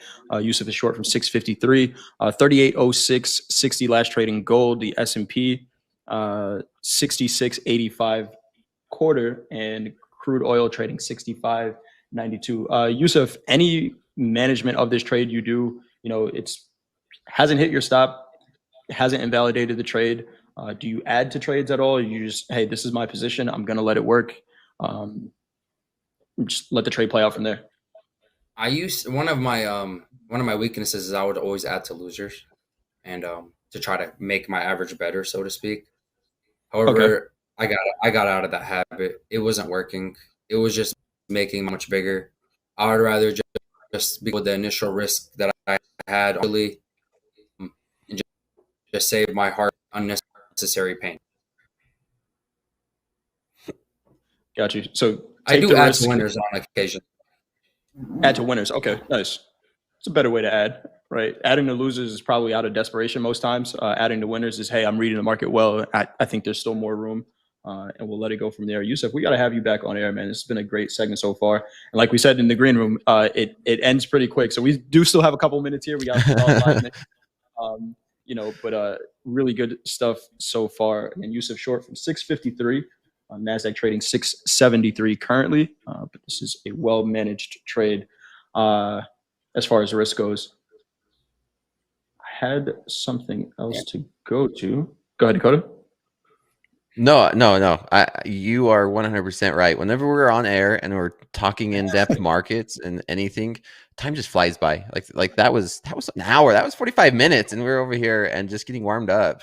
So I always enjoy these conversations with yourself, Jay, and Yusuf, and being able to talk in depth about other topics and how they affect the markets. And then we're over here trading, so it's nice. All right, Yusuf, we do this thing. Shout out to Eddie Horn. We're going to do a little throwback. I know you said you watch Topstep TV. Shout out to our guy Eddie. Something he would do with our new guest. Pick a number from 1 to 40. I'm going to ask you a question. And if the question's too weird, I'm just going to ask you the closest question to that question in the list. So pick a number from 1 to 40, Yusuf. Is it something that I just think, or do I announce it? Tell me which number, and I'll pick out of the list we have. 27. What do you miss most about being a kid? Oh man. Ooh. That's a deep one. Man, that's a deep one. It is. Deep. I think I missed the blissful ignorance. Oh yeah, that's a good one. Yep. Same here. I miss not knowing what bills were. Right. Blissful ignorance. Like my biggest few traders I know. Right. Like my biggest problem is it was game. Right. Right. Oh man. Good answer there. Oh, blissful ignorance. That was a great question. I love that one. It was a good one. Wow. That was a great answer. That I'm sure there's a lot of people that could relate to that. Yeah, man. I wish sometimes you know too much, and it's not that good for you. Yeah. Especially in trading, right? That works perfectly in trading, right? There are probably 100. I think I counted. There's over 100 indicators on TopstepX platform. Putting them all on your chart You could know what each one of them does, but at the end of the day, is it going to make us a more profitable trader? Probably not. Dakota, you say it all the time. The simple is better. Yusuf, you got one more question. Someone in the chat wants to know, they heard you from Louisiana. Are you from, I heard you say countryside. What part of Louisiana? You don't have to dox yourself. You don't have to tell us where you are. But yeah. No, you're fine. So what's funny is I was born in Chicago, where Topstep is headquartered at. Birthplace of Topstep. But Nice. my family moved to Northwest Louisiana, so I'm right around the Texas border. Okay. Nice. It looks like my stop is New Orleans. Right at that. Oh, look at that. That's awesome. That's totally go. There we go. Perfectly timed. Perfectly timed, well-managed trade. Like, you got in, you had a setup. I saw exactly what you were looking for, that fib level. Just didn't hold, right? One of the percentage of the times where our trades are not going to work. And that's why we manage risk, right? If that was a 15 mini trade, we're talking about a completely different trade at this point, right? Now, this is just a data point, and we can move on, take the next one. We got a couple minutes here. How do you go about the rest of your day now, Yusuf? We got 3 hours left in the trading session. Seeing some market movement, but it is a Friday as well. Yeah, see, just at Fridays, I wouldn't typically not even take any trades anytime after on a Friday. Just seems like, most of the big money has already done what they got to do for the week, packed up. So I will watch them to kind of get an idea of what's going on, but to actually execute any trades is very unlikely for the rest of the day. Got you. Well, good stuff. Coach Dakota, how are you looking at the rest of the day? You locking it up, going into the weekend? Yeah, very similar to Yusuf. Same thing. It's Friday. You don't want to turn a good day into a bad day. You don't want to just force anything, and just enjoy a weekend. Enjoy a weekend, not thinking about the markets where you're just regretting what you've just did or made bad decisions on a Friday. I can't remember how many times. I don't think I could ever count how many times I'm like, why did I trade in the afternoon and the Friday when I could have just enjoyed the weekend? Absolutely. If you green on your screen, or even if you're red a little bit, consider staying here watching us on Topstep TV, because we still got a show to run here, and we got the reversal challenge. It's Friday, so we got a good reversal challenge coming up towards the end of the day for Power Hour. But for right now, we are going to transition into group coaching. JD, Hoag, and Coach Hoop.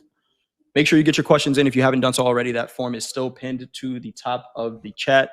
Get your questions in. Group coaching coming up next. Yusuf, Coach Dakota, great trading with you guys. We'll see you next time. You too. It's Topstep TV. My pleasure, guys.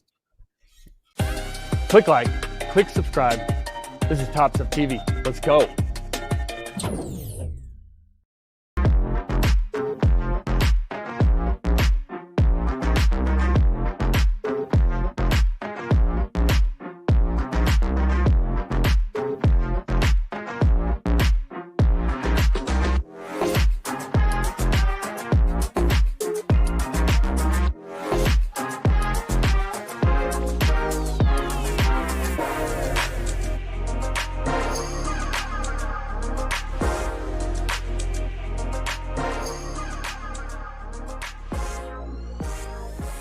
I'm long. One. Mandy, you're in? I'm looking for like a 1-to-1. I want to push here up past. Whoa. Big sell order. Out. Yeah. Yes, just got smacked about 10 points there. I know, man. We're tiptoeing. I was so ready to short this. Someone hit the bid. Absolutely smoked it. We are not done in the ES. Slippage is going to essentially be inevitable. You gotta have a stop when the market is making moves like this. You're blinking, your broker is calling. Hello? Wow, Kidney or liver? How are we going to settle Jack? this?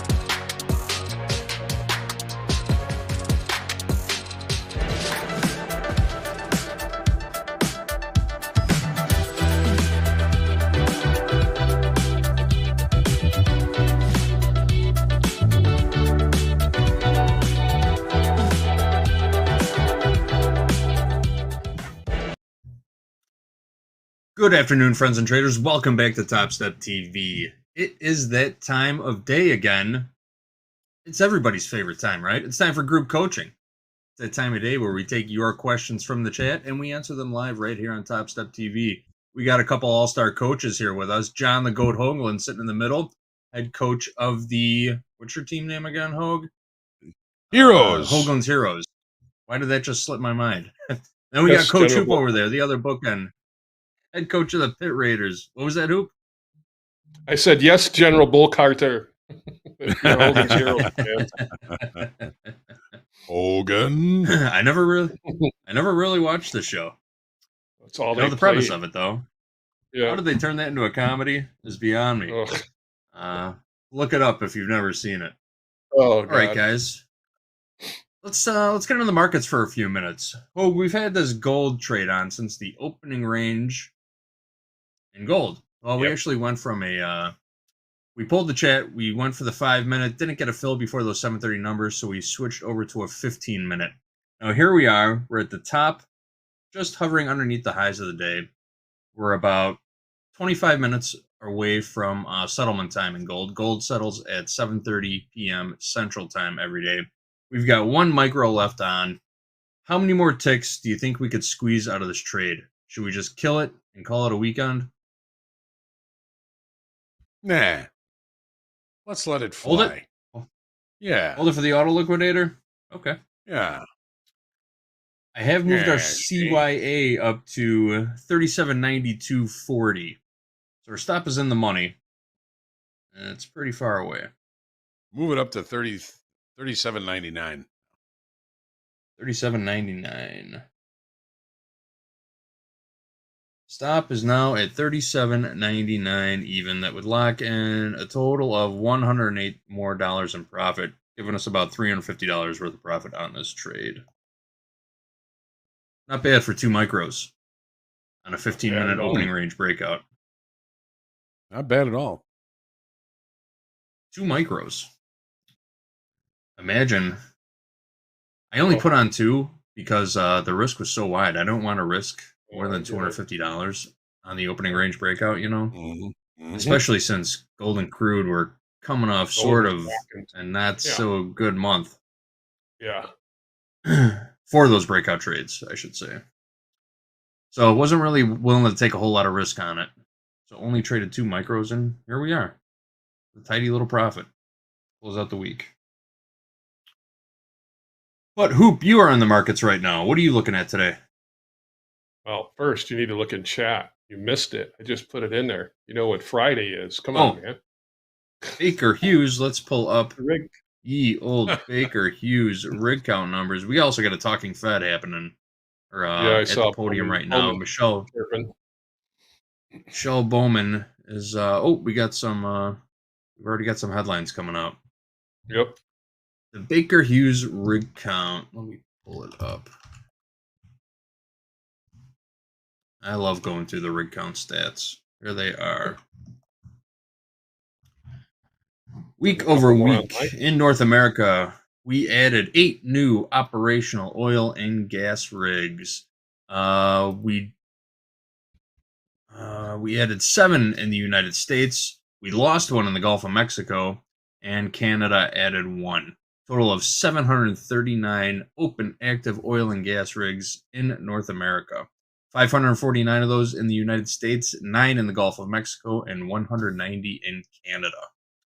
There is your Baker Hughes rig count for the week. A little bit of a boost. So, all right. I haven't traded crude in a long time. And, you know, JD and Hoag were talking about this morning, so maybe that got me going. I don't believe this market. You know, I know there's a bunch of news out about, you know, fire over in Russia. And I'm like, 30 years of looking at this market. It's a temptress. It'll suck everybody in and then spin the other direction. So I started shorting it a little bit above 65.10, 65, right in there's 20, and took some heat, probably more than my stop was really close.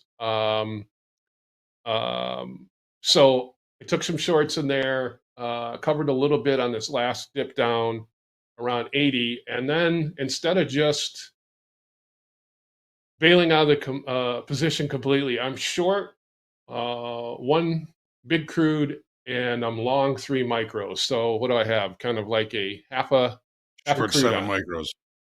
Yeah. Mm-hmm. So once again, I just, it's kind of a top of the range deal was to me. And I think it, the only thing is, like Hoag said, technically, I think this market squeezed some people, JD. I think we've been talking about it for a week and a half about, everybody's loaded short, and then we had that negative delta squeeze the other day. Mm-hmm. And I think it's continued to squeeze people. So why don't I just join the crew, but $2 higher? I just learned to be a little more patient with that market. So I just, once again, risk reward. I still have a little bit of position on, and I'll wait to see, if this gets a little deeper here while we're on air. So yeah, I'm still in it, and yeah, it's looking we'll good see. now. Yeah. Mm-hmm. All right, we'll check in on Hoops trade in a few minutes. We'll also keep checking in on this gold trade. Let me refresh my platform real quick here. Get an update on the tilt before we get into some questions. We've got the ES 63% long, the NQ 62% long, 72% short in crude, and 53% long in gold. I don't know if the tilt got up to 80% recently, but it is. I was going to say, I need the alert button if it hits 80, right? Right, JD? If it hits 80, get the hell out. It would be ideal. Yeah, I agree. I'm going to watch it. Crude oil has a tendency to do an about face. Just turn around and rip the other way as soon as that tilt gets above 80% in either direction. Mm-hmm. Yep. It seems to be it's been a pretty decent indicator the last couple of months. Yeah. It's a pattern. Mm-hmm. All right, guys. We've got some questions from our friends in the chat. You want to dig into it? How are we feeling? Yeah. Sure. For sure. All right. First question from our buddy Shubham in the chat. Shubham says, for the last few weeks, I've been pondering on this thought, which I'm observing in myself, that as traders, many of us start our careers chasing new strategies, indicators, timeframes, and mentors in search of a holy grail. After spending a few years in the markets, however, I've noticed a profound shift in my own approach, gradually cutting through the noise, stripping away complexity, and turning my focus inward towards self-awareness and discipline. I would love to hear your perspectives. What does this inward shift reveal to you about a trader's true development and evolution? Talking a little trading psychology here, the mental approach to trading. Stripping away, trimming all the fat, getting rid of the noise, focusing on yourself. I mean, the rules of the markets are pretty simple, right? Mm-hmm. The rules aren't hard. They're just hard to follow. But who wants to start this? Hoag, you want to? I know you love talking about this. Sure. All I want to say is, it seems our little Shubham is growing up, right? Yes, Shubham's come a long way. Chasing. Yeah. Yep. Yeah, I mean, we're not chasing. We're simplifying.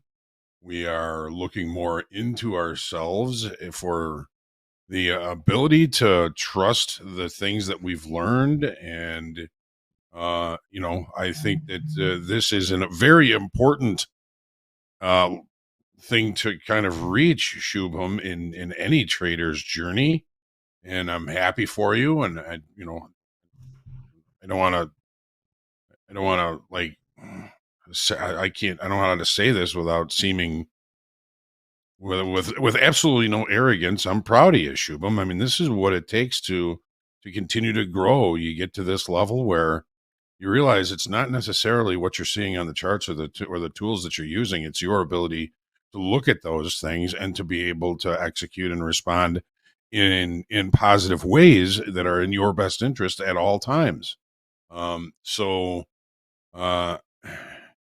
This is important. And, Shubham, we all have times where we have a lot of clarity and we have the strength to keep that inner view and to keep that inner dialogue positive.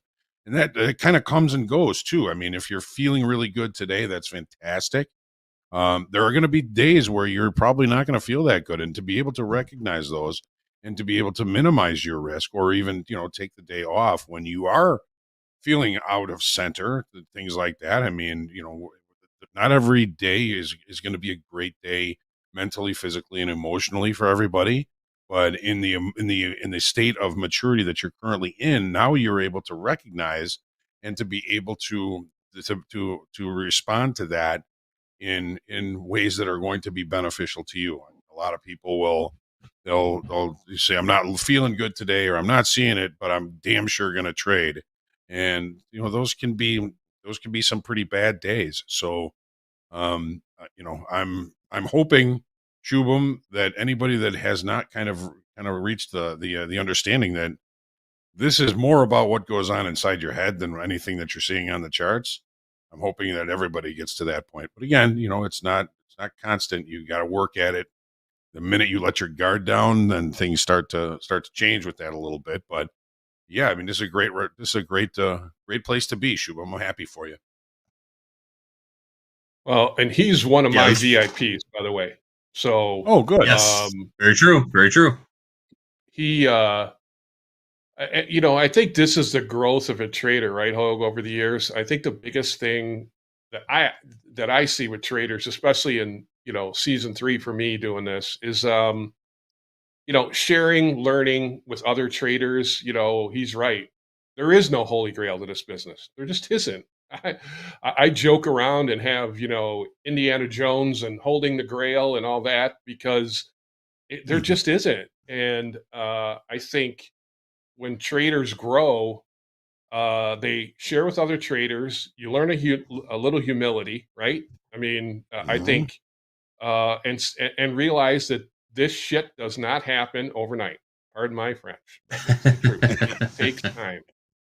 100% the truth. And it's just, I see these, and once again, I'm guilty of it, even at my age, to go through the wormhole of, a little bit of the Instagram and this. I know, Hoag, you stay away from it, but it's, I keep, you get in the loop of 30 days, I'm 50. There's a loop that I must profile me because of my age, the algorithm, 30 days, how to become a profitable trader. And I want to go, how do I get rid of or find out who's doing this? It's just, there's not. I think traders I think you see traders more and more understand, especially when they share with others in a VIP format. They just freaking get it, man. That there isn't, they got to keep back testing. They got to keep sharing with other traders. So you realizing it is your growth as a trader, right, Hoag? I mean, that's just you talking about it and sharing it is part of the growth. So I think that's how you look at step one, Yeah, absolutely. Maturity in this business comes with experience. There's really no substitute for for screen time. We say that quite a bit. And Shubham, we see you in here all day long. You're one of the first ones in the chat. You've been a bell-to-beller for over a year. Thanks for sticking around, and it's great to see you come so far in such a short amount of time. I think you're doing great. But yeah, I don't know what else to say to you, Shubham. Thanks for sticking around. Thanks for being here. We appreciate you. You're a great contributor in the chat, and we hope you're here for a long time. Yes. Best of luck to you, and best of luck to you and your VIP team. Absolutely. All right, we got a question about position sizing, or dollar cost averaging, or scaling into a position. This question comes from Daniel. Daniel says, I'm only trading the micro gold right now due to my 50K account size. I'm learning to hold on to my winners longer using higher time frames, like the 15 and 30-minute charts. I was wondering if I should get in with all my positions, 5 micro gold at once, or DCA into it, and how best to scale out of the trade. Thanks. Well, there's benefits to both, If you're scaling into a zone, you always take the risk of not having a full position on when the move happens. So what's the best way? I guess it all depends on the amount of risk you're willing to take on the trade. If you have a zone where you want to get into a trade, but if you just buy your full lot size right at the top of the zone, you're going to be getting stopped out at the low of the zone, where you should be adding more to the position, right? So what's the best way around this? If you're okay getting into a move without your full position size on, then for sure, dollar cost average. Otherwise, you got to set those bids and offers in a place where you are taking the most, I should say, conservative amount of risk per trade, depending on the value of your account. But Hoop, let's start with you on this. Do you ever dollar cost average? Or do you ever scale into a trade? Scaling in, I do a scaling lot out of trades. Yeah, I do a lot. I once again, I sacrifice a zone for trade location than being exact. We talk about that a lot. Yep. I just, it's a zone. I'm going to always treat it that way. I mean, all of a sudden, I'm going to get just a dead ass right price, and the market's going to go the other direction. I just, maybe it's, waiting for a setup or whatever. I just like it as a zone. And I would treat it, to me, and I was thinking about what you just said as you were talking about it, is saying, I'd rather just do it as, I think I look at it as, I'd like to do 3. So, as the position, goes my way, maybe I peel one off. Maybe if it continues, I peel, another, and then I leave like what you guys do, is leave one for the auto lick, or, just where I want to exit. So I do like scaling in. I'm not an all in, all out guy. So yes, I truly like that. And then once again, today I tried something where instead of just completely banging out a position, I kind of reduced the risk, right? So. Yep. You're never going to be exact on your entries, No. And you also have to look at the environment. You have to take the environment of the market that you're trading in into account too. Is it highly volatile that day? Is it just kind of listing sideways? What's the how do you maximize on each trade that you put on? Hoag, what's your take on it? All in, all out, scale in, scale out, a little bit of both, mix and match. I've been both. Yep. But Daniel, you just have to whether you scale in or whether you go all in, it doesn't change your invalidation level for the trade, where your stop needs to be, or where you view where your stop needs to be. So there's a thin line between adding to a loser and accumulating an inventory in a zone. If you know where your stop is, where your invalidation point is, and you will not change that as price gets closer to that level, and you're adding to the position, maybe it's a little bit against you, but you're not adding to a losing position. If you move your stop and you add after your stop should have been hit, that's adding to a losing position. We call those moron trades. The trade goes against you, so you put more on. So base your entries, whether they're all in or accumulating in an inventory in a zone, based on your stop level. Okay. I have no problem doing that.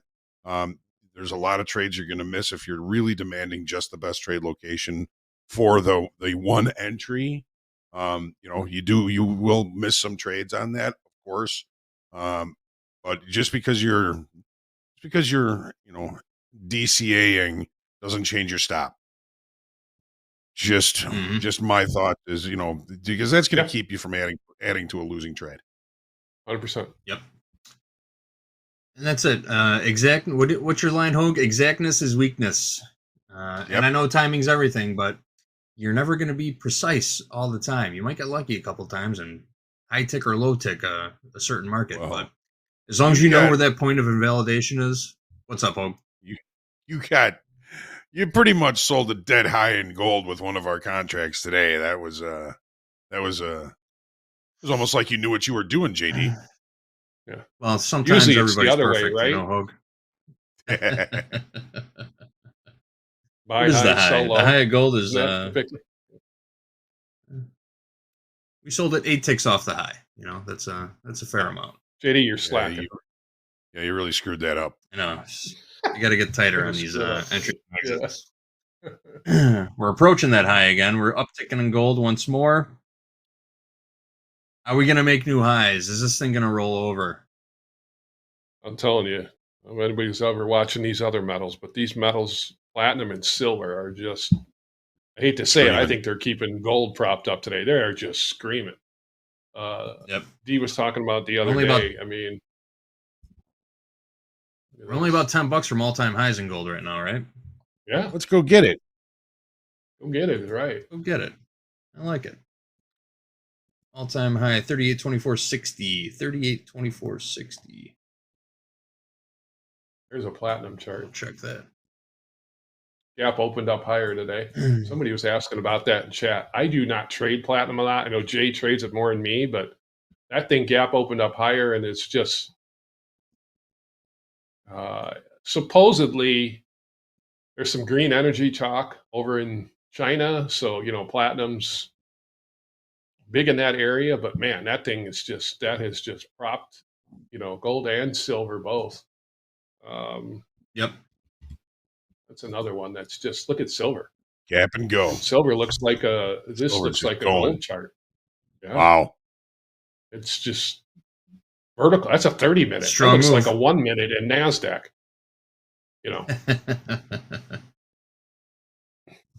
It does. Why sell it now? Yeah. Why sell it now? Is it too high to buy? Yeah.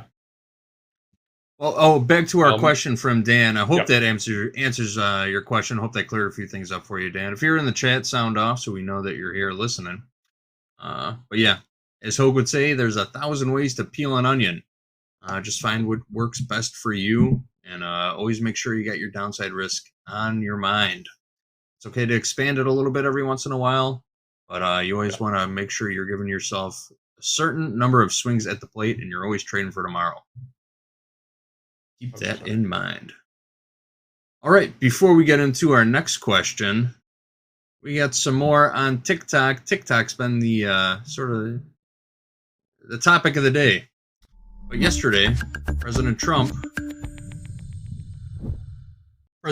signed an executive order authorizing the sale of TikTok.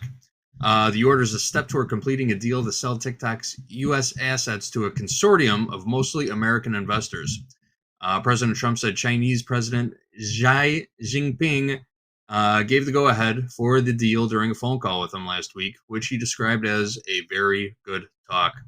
The order is an important step toward the final sale, but the process is not yet complete. The deal will still likely require regulatory approvals from the U.S. and China. The sale comes after a U.S. law went into effect in January. That law requires the app's parent company to divest about 80% of its U.S. assets to non-Chinese investors or be banned in the United States. That enforcement of that policy has been repeatedly delayed. Man, that pen is sell legit. up there in gold. Yeah, look at the size of that thing. Yeah, that pen isn't messing around. You know you're signing your name when you got a pen like that. All right. We got another question from Ed Nelson. Ed Nelson wants to know, hey guys, how do I stop myself from over trading when I lose? I can't stop and end up losing the account. I had 30K in a week and lost it in 2 days. I feel like we just had this question from a trader the other day, Hoag. That trader's become a regular in the chat too ever since that question came up with the 100K account, $1,000 in drawdown. This is the same scenario, just on a different scale, right? $30,000 in profit, wiped out in 2 days. Ed Nelson, what the hell are you doing? You are over leveraging. You are trading too big. $30,000 should definitely afford you more than 2 days worth of drawdown in an XFA. Did you hear what I said? $30,000 in trading profits should afford you more than 2 days worth of drawdown at the funded level. I'll say that again before we close out this question. But Hoag, what do you want to say to Ed Nelson? Get out of your own What way. the heck are you doing? Yeah. What the heck are you doing? I don't know how long it took you to make that 30,000. Oh, it took you a week and lost it in 2 days. So, Ed Nelson. You know, I would imagine those 2 days were the first 2 days that you started the day with a loss, and you are so hell bent on getting that first loss back. You created a second loss and another loss and another loss and another loss, and you went down the spiral, Ed Nelson. You can't do that, man. You can't do that. Think about, all right, even if you you had 5 straight winning days and you racked up $1,000, okay? Excuse me, and you racked up $30,000. What is that? That's like, let's just say you made $5,000 a day. Okay, you don't have any business losing $5,000 in a day, and losing 15,000 is definitely out. You gotta, Ed Nelson, I mean, it hurts. It hurts me to see this, and I can only imagine how it hurts It's you. like And you don't want to do that to yourself. Go ahead, JD. I was gonna say, it's like every time I see one of these stories, it's like a punch in the gut. Like, you're not treating it like it's real. I mean, no. Yeah. Are you hyper wealthy? How long does it take you to make $30,000 out in the real world? You know, did you take a payout? Did you hold any of that money in your hand? Sometimes it goes so far beyond me. I want to get angry and I want to yell at people, but I know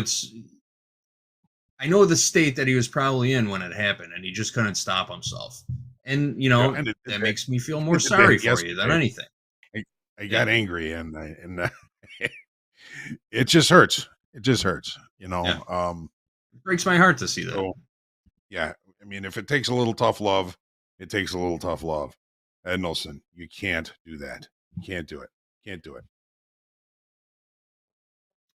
The other thing is use the damn risk setting. Use the damn risk setting in your. I once again, it was one of my. They never grab when the bell. I mean, we were trained like pack rats, right? The bell rings. Yeah. Okay, everyone go. Wait for the bell to close. So just trade in between the whole time, right? It's just we were kind of like mice, right? I mean, so over trading, just staying in the pit and keep trading. So once again, I used it. It's one of the best risk setting things on the platform is, if I hit once again, because I scale it and scale out, once I hit 35, and I'm not like, don't use the do not do nothing. Use to liquidate and freaking block, right? That's the other thing. People get away with it and say, oh yeah, don't do anything. Just tell me so I can keep trading. No, hit liquidate and block. And, I've said, I once again, from years of trade on the screen now, I can feel when I'm getting to over trade mode. So, and most traders that, like you said, JD, have screen time, they know it. They know when they're getting in over trade mode.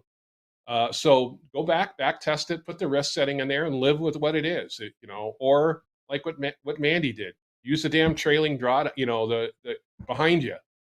But giving that back, man, giving a day back like that, you're right. That's another one, guys, like you. It rips at me because, it's gut wrenching. It's tough to come back from. Yeah, that's set your own. It's risk definitely management. It's definitely take a week off type of scenario after something like that before you just start cycling through combines again. Yeah. I mean, after a $30,000 loss in 2 days, I mean, yeah, you're going to be shooting from the hip, getting back into that trading combine. And I'd expect 10 resets a day from that type of trading behavior. I'd love to see a trade report, what kind of size is. Right. I've said my piece. Ed Nelson. And you're not. We could go on for a while. You know how to do better. Yeah. And you're not doing yourself any favors to make yourself a better trader when you do that either. It's YOLO. And Ed Nelson, we got high hopes for you. We are fans. Yes. But the next time I see you do that, I'm going to come through the wires, and I'm going to come to your house, and we're going to have a chat. And he's going to go, EO. Right? You got this. You got this, Edelson. You got this. Take a long weekend. Get a hobby. Next time you have Have some 30 fun. grand, take half of it. Put it in your hand. Put it in your account. Put it in somewhere. Make sure you feel it. Make sure you understand it's real money. It's not funny money anymore when you earn that in an account that you can earn money on. You gotta feel it. Better than losing it all. $5,000 in How your about that? hand. Yeah. Pull out $5,000 from the account. Put it in your hand. Put it in your pocket. And go for a walk around your neighborhood and think about all the things that you can do around you with all the money that you got in your pocket. And put it into perspective. Yeah. It becomes real at that point. And I guarantee once you do that, you're never going to put down, you're never going to go back to $15,000 drawdown days again. But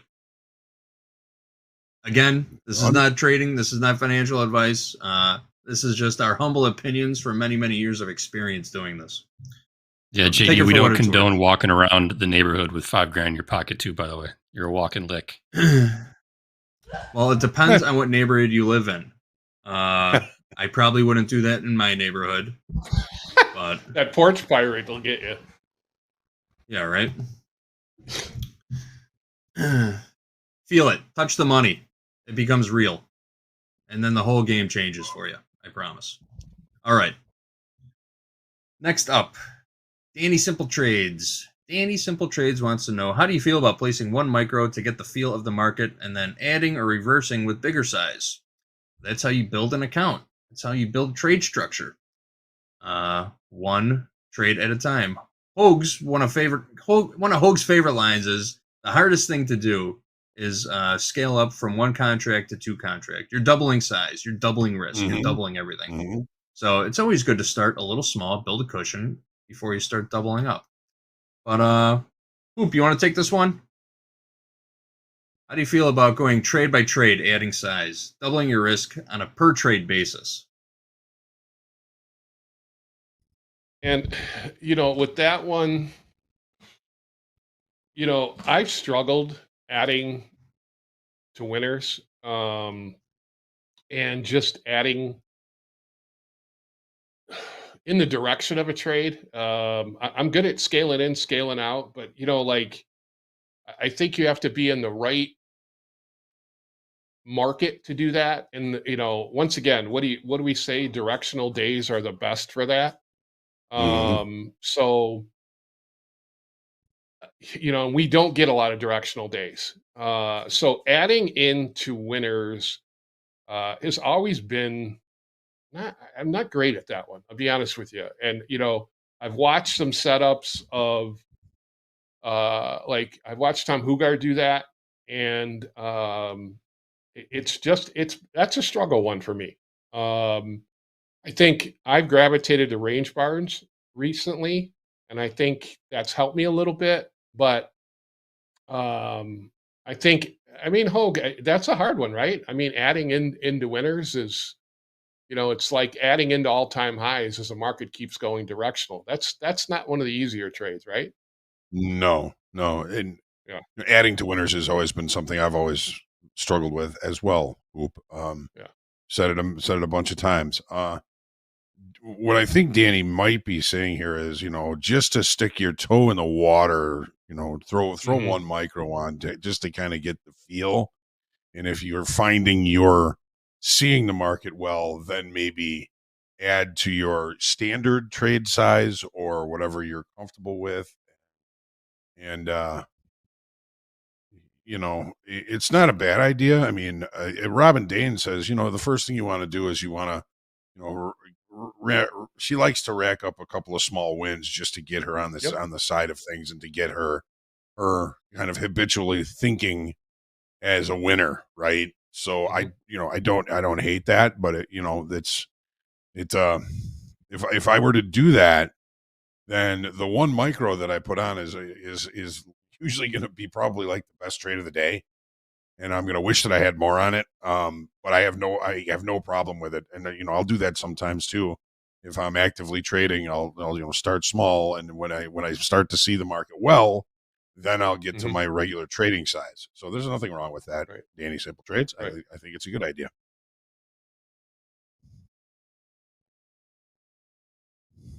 There you have it. You got everybody's opinion. Thanks, Danny. Not gonna lie, I'm still kind of twisted up about Ednelson's question here, guys. I know it's always 30 grand in 2 days. It hurts.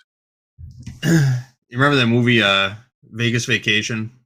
Chevy Chase is at the blackjack table, and he sits down, and the dealer says, "Hey, next time, why don't you just give me half the money you were gonna gamble with? We'll go out back. I'll kick you in the nuts, and we'll call it a day." That's great. It's so true, though. It is. Yep. So true. Sorry, that's it, Ednelson. I'm done. All right. Let's move on. Enough. All right.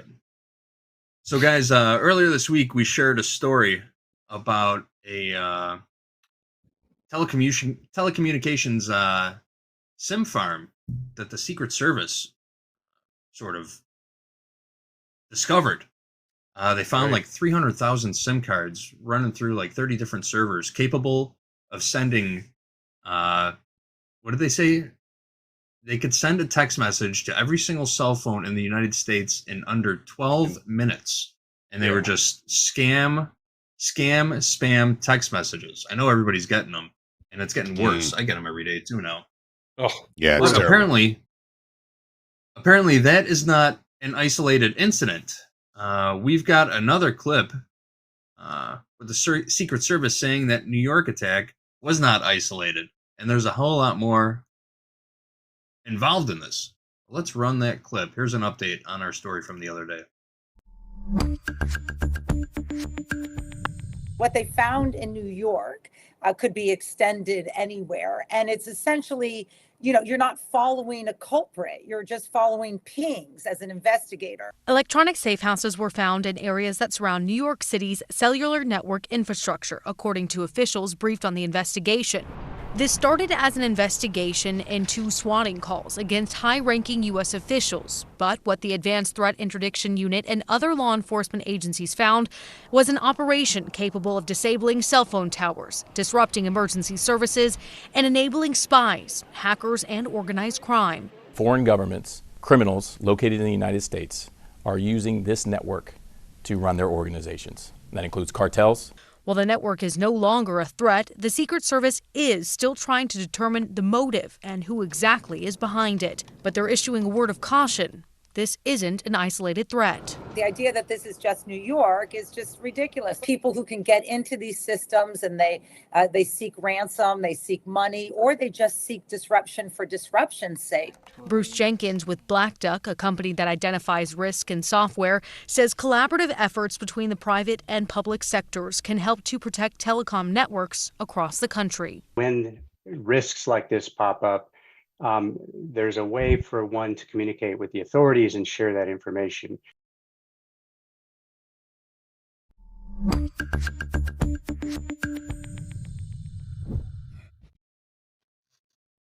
People will do anything. Is that impressive? Is that impressive or terrifying? I don't know.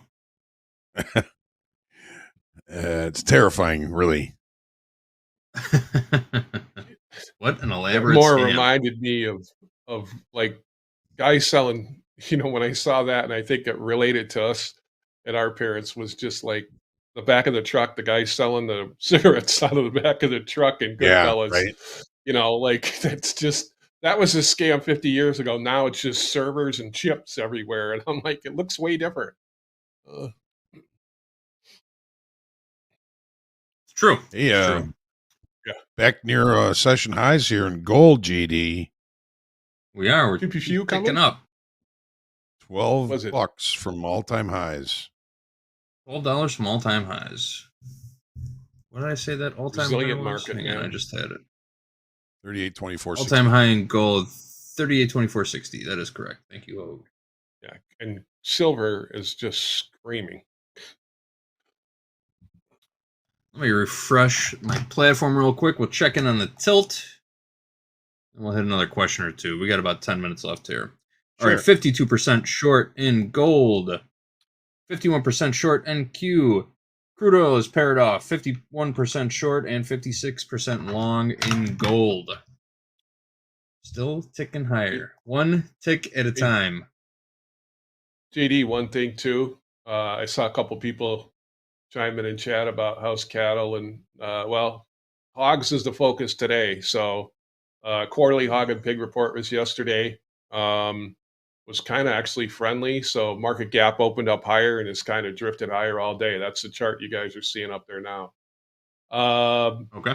You know, the only thing about cattle and hogs, because they don't make micro piglets or anything like that, you know, leverage size inside of a 100K account, it's a little wide. So I actually took a small scalp on one today, but it just, once again, these reports sometimes can be fades. You know, they go one direction right in the open and then rip the other way. This one's a little more major. That market might have some more room to the upside. Just, I saw a couple of people ask about cattle and hogs. So There you have it. Cattle and hog update, courtesy of Coach Hoop, head coach of the Pit Raiders. All right, it is 12:46. We got a question from Billy. Billy wants to know, is it bad to set a profit goal of a certain amount daily? Example, I set a $300 goal daily, and once I hit it, I lock out. Do you think Billy is holding himself back from making some real money? Is Billy, well, let's get some context in this. Billy, if you're in the chat, sound off. First, are you in a trading combine? Are you in an XF? Are you in a fund level account? First, what size of account are you trading? Are you a new trader? Have you been doing this for a long time? What's the backstory? There's a lot of context involved when you're talking to people about this. I will never dissuade somebody from trying their best to build their account value before taking any actual size, which it sounds like Billy is doing. That's always a good thing for a new trader. Build up a little size in the account before you start sizing up. There's nothing wrong with that at all. And as you grow, as you mature, you know how to start letting those runners run a little bit, and you can start squeezing a little bit more out of the markets. But Hoop took the last one. Why don't you start us off? Is this a good thing or a bad thing, setting a profit target or a daily profit target and then locking out? It can be a good thing, and it can be a bad thing. Yep. There was a period of time when I was a prop trader in the S&Ps. My goal was to make $1,000 a day. Okay. And I could be 2 ticks from making that $1,000. My clerk might even say, hey, you know what? That's close enough. You're at your goal. Let's get out of here. And the times that I said, well, just give me a couple of minutes. Let me make a couple more ticks. And then for sure I'll be at my goal. And I'll feel like I succeeded in reaching my goal. And then we can go. And if that next trade is a loss, now you're chasing not just 2 or 3 ticks, you're chasing 10 or 13 ticks. And if the next one's a loss, now you're back to halfway there, and you're starting to get pissed. I don't know how many days I've been so close to that goal, demanded that I reach that goal, had a loss, and that was just enough to set me off and lose the entire day and then some. So don't be precise with any daily target. You demand to make that 300 and you're $4 from it. That's close enough. Use the 10% rule. Okay. Anything within 10% of a goal is a goal, is a successful goal, and let yourself relish in that. The other side of that is, you could be kind of limiting yourself as far as profits are concerned. I get it. Maybe, 300 is a comfortable level for you. And at that point you start to trade not to lose, which usually creates losses. So, if your goal is to make 300 a day, great. Make the 300 and then give yourself one more trade. If that trade is a loss, then you're done for the day. If that trade is a win, that buys you another trade. If that trade is another winner, that buys you another trade. Now maybe you're up 350, 400, 450, something like that. So you don't want to limit the profits, but you want to ensure you end the day profitable. So once you get to your goal, whether it's $295 or $305, whatever it is, take a break, breathe, come back, look for the next good trade. If that next good trade is a winner, it buys you another opportunity for another trade. But once you reach that goal, you ensure that you're going to be bringing most of that home with you. If that first trade after you reach that 300's a loss, think about calling it a day. You're adding to your account. You're going to be a little bit better off the following day because you did that, and you're going to kind of avoid kind of getting into tilt situations like I did when I had a specific profit target per day. So it can be good, it can be bad. It all depends on your ability to stick to the rules. And there's the rules. You're up 300, take another trade. If it's a loss, you're done for the day. Yep. Greed can be a very powerfully negative attribute for someone with very little self-control too. And this guy Brady in the chat nailed it too. He said $300 a day, that's pretty good money. If you extrapolate, if you're averaging $300 a day, you extrapolate that for the year, that's $75,000 in real income. Is that more or less than your current salary? Are you doubling your income at $300 a day? Something to consider. If that's what you're safe with, if that's what you're comfortable with, then stick with it. Going crazy though, that happens. Getting crazy greedy. Hoop, what's your experience with it? What do you tell your VIP team when it comes to setting a daily profit target?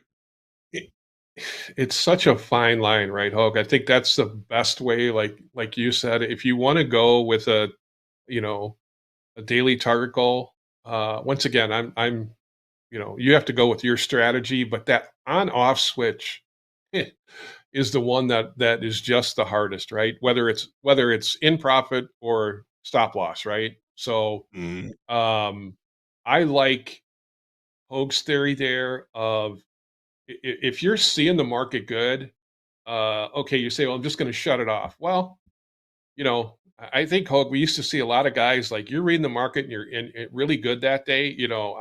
I used to watch a lot of traders kind of push it a little bit because they were reading the market good. And like you said, if you earn yourself another trade to keep going, then keep going. But it's the ability to turn it off when it goes the other way is where the snowball or the revenge trading, all those things that I've heard VIP people talk about. It's just so you're going to have to understand yourself. So how you turn that spigot on and off, that's where your growth as a trader. And just like I said, I think, Hoag, yours is like the simplest. Like if you want to keep trading, that's it. But as soon as the next trade is good, okay, you're waiting for your setup, you're waiting for the strategy, keep going. Or if you want to just cut it off, then you just ultimately, whatever decision you make, you have to live with that. That's the biggest thing. So yeah, I see this. I see some sports analogies. I see some sports analogies come through the chat right now too, and this reminds me of the Chicago Bears. And Hoag, I know you know exactly what I'm about to say. When the Bears play to win, they do great. When the Bears play not to lose, they get their asses handed to them.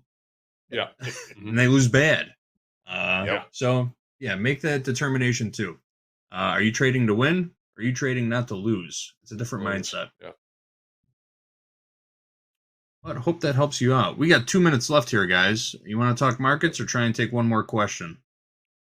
This next question might take a while from Cash. Yeah, I would just go through the markets, JD. Yeah. Let's do it. All right. We are still in this gold trade. We're hovering around the highs of the day. We're about 12 points from new all-time highs. We're going to squeeze every single tick that we can out of this. We've adjusted our risk. We got our CYA up at 37.99. That's a decent. It would take a decent pullback to tick us out of this. Oop, how's your trade going? Did you cover your trade? I cut it during the session. I cut it. You cut it? I was just kind of worried about the last 30 minutes, this market trying to rally back a little bit, and it looks like decent move to cut it. So up 1,500, 1,586. Beautiful. Yep. Beautiful. Well done. Well done. Oh, do you see any reason to not stay in this trade? The gold? We're just listing. Yeah. We're just drifting. Yeah. I mean, it's. Are you talking about the gold trade we're in? The gold trade we're in right now. Yeah. Okay. All right.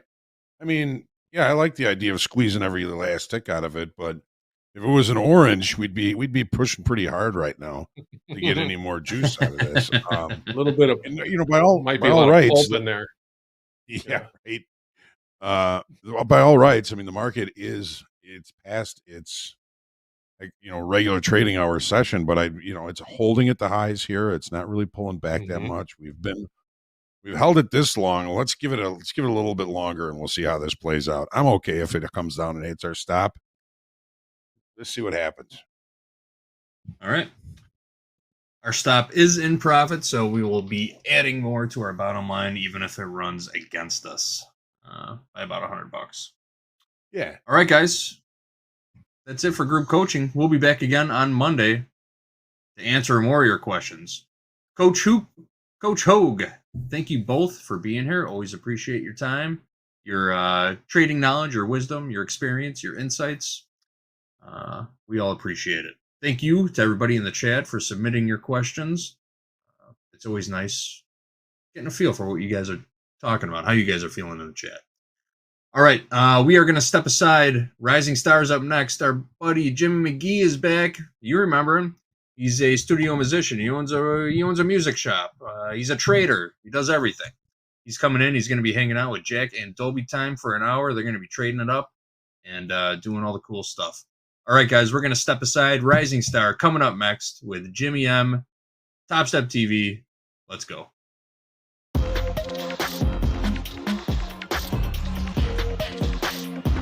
Topstep TV. Let's go.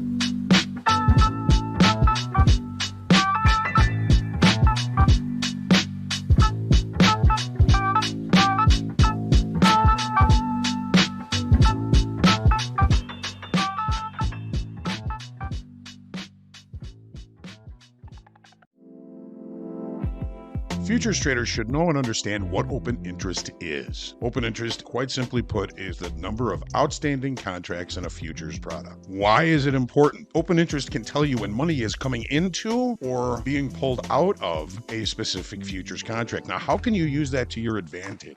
When price is rising over time and open interest is increasing, that says that money is coming in to the long side of the market. It's a strong move to the upside. Open interest starts to fall off in that direction, maybe the market's running out of gas a little bit. And the same is true in the opposite direction. If price is moving lower over time on increasing open interest, money is coming into the short side in that market. But if open interest starts to fall off as price continues to go lower, maybe the downside is now out of gas. I hope this simple explanation of open interest is going to help you trade well.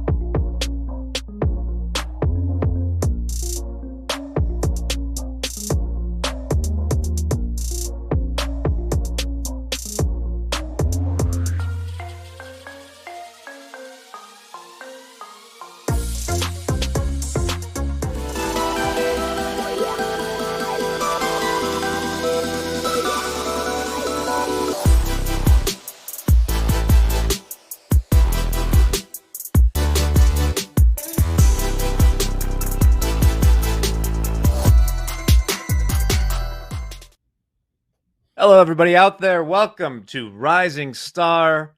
As Louisiana Day continues on Topstep TV, we are joined by Jim M. Jim, how are you doing today?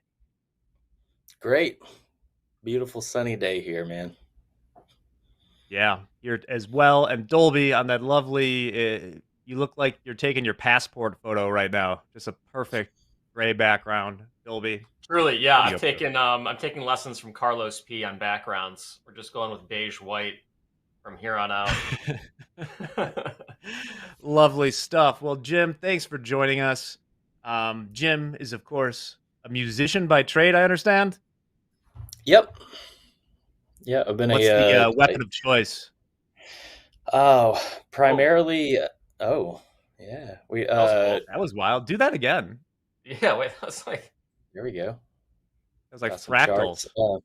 Yeah. No, I'm a guitar player by profession, and been doing that pretty much my entire life, and as well as a singer occasionally, depending on the group. But yeah, I've toured all over playing, and I run a guitar repair shop, my own little business, fixing guitars, which is known as Luthery, by the way, if you're looking for your word of the day. Yeah, Luthery, not Lutheran. I don't wear sandals or anything, but not to be confused. But but yeah, from the working on lutes, from the ancient words. But nowadays it's just mainly for guitars that they use that term, and that's what I do. I fix about 1,000 guitars a year, and wow. Play them in the meantime. That's amazing. What's, out of curiosity purely, what is the most common repair people come in for with their guitars? They knock the head off. So knock the head off? We call that recapitation. So if you drop your guitar and you break the head off, and then you hire someone like me to glue it back on, that's what we do. Awesome. Well, let's recapitate what's going on in the markets right now. What do you usually trade, Jim? I'm mostly NQ, MNQ, ES, MES, depending on sizing and all that stuff. What I'm looking at is MNQ. I just started on a new XFA, so nice. Looking to put a W on that today, hopefully, but we'll see. All right. So you're talking about like strategy and stuff? Yeah, or really, we'll trade whatever's in front of us right now. We got 2 hours left in the week. We're up towards the higher end of the range in the ES. No trades on the day yet for Jim. What are you seeing here?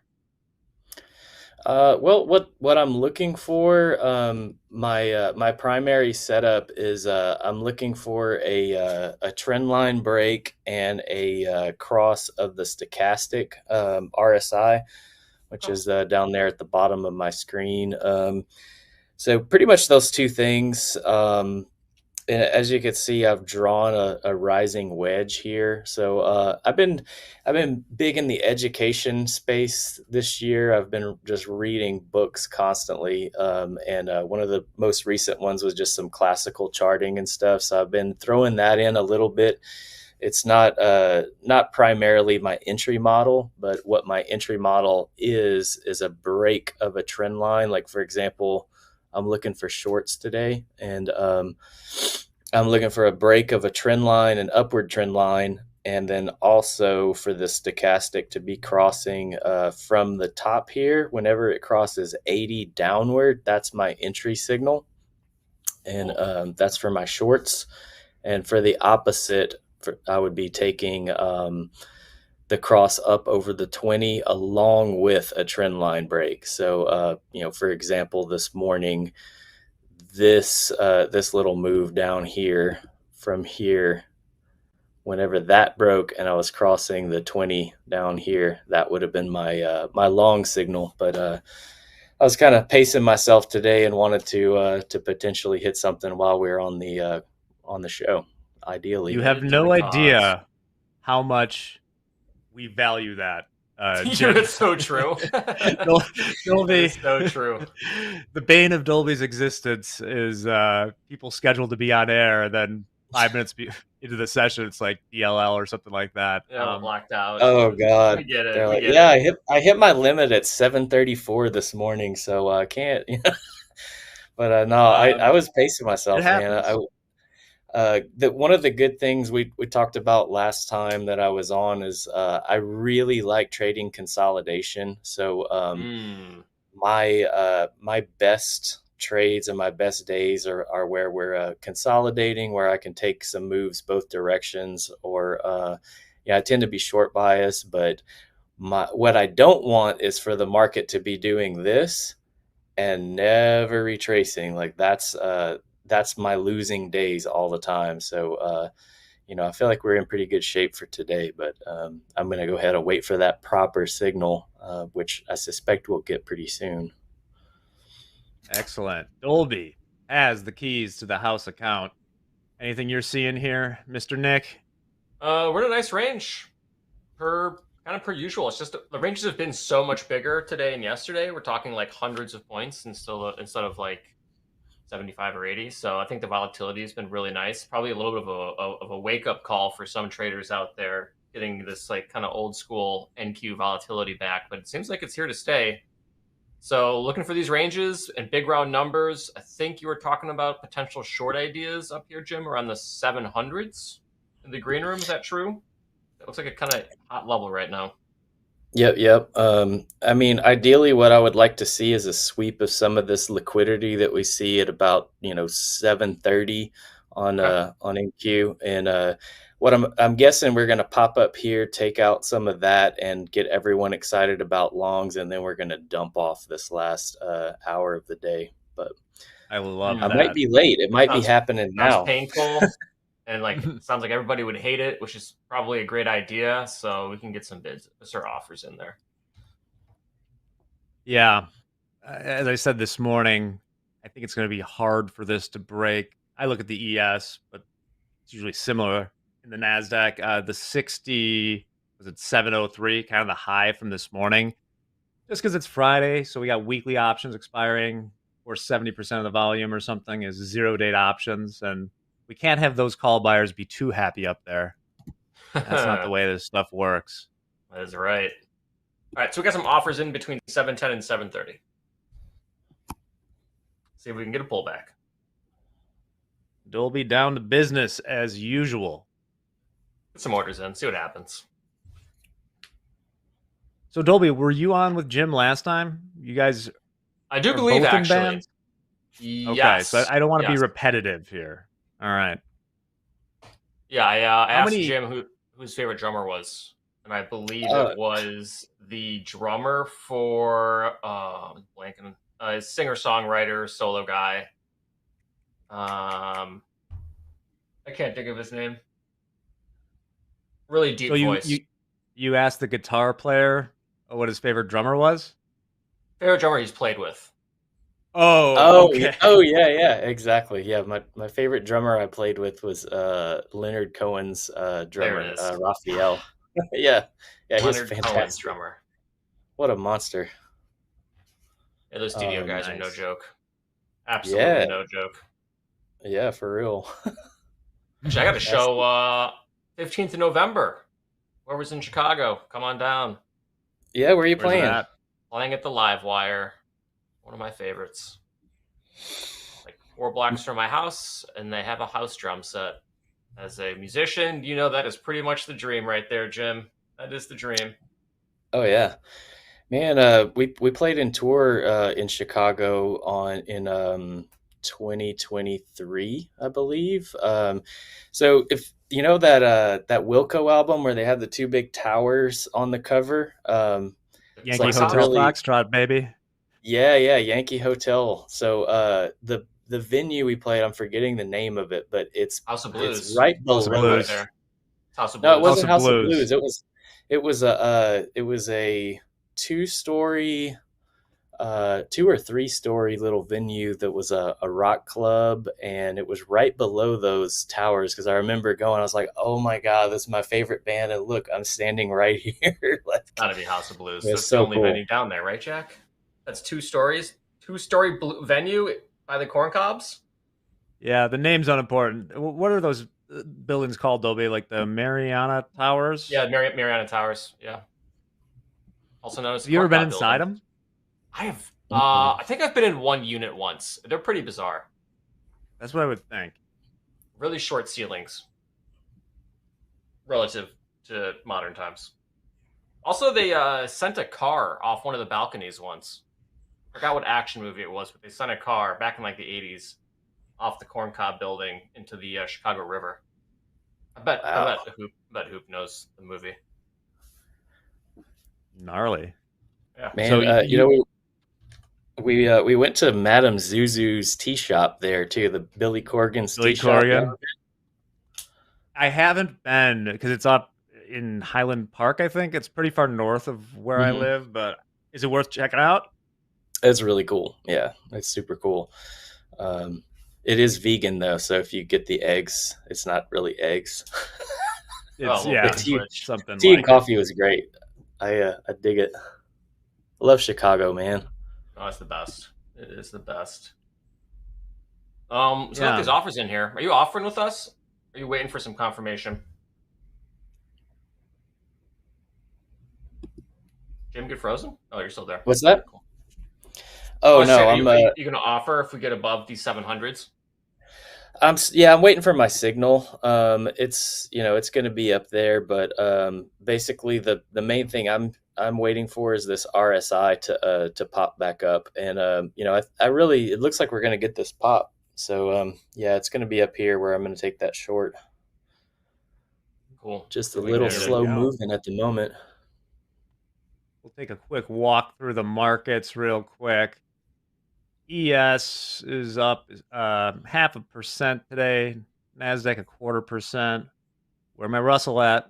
0.7% up. Mag 7.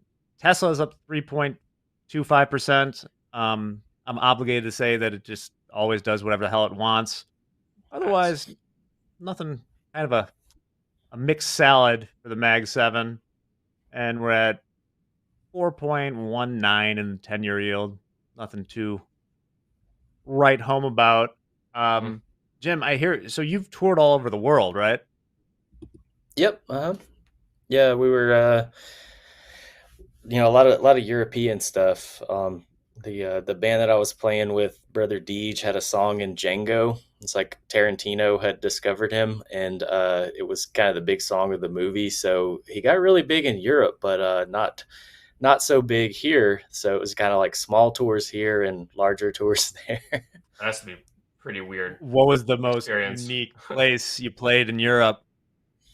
Man, in 22, like most of the venues were in the Alps, like whether it was France or Germany or a little bit in Austria, Belgium, like all that stuff. And it looks, I mean, honestly, it looks exactly like your background, the mountains behind you. I mean, it's just like that everywhere.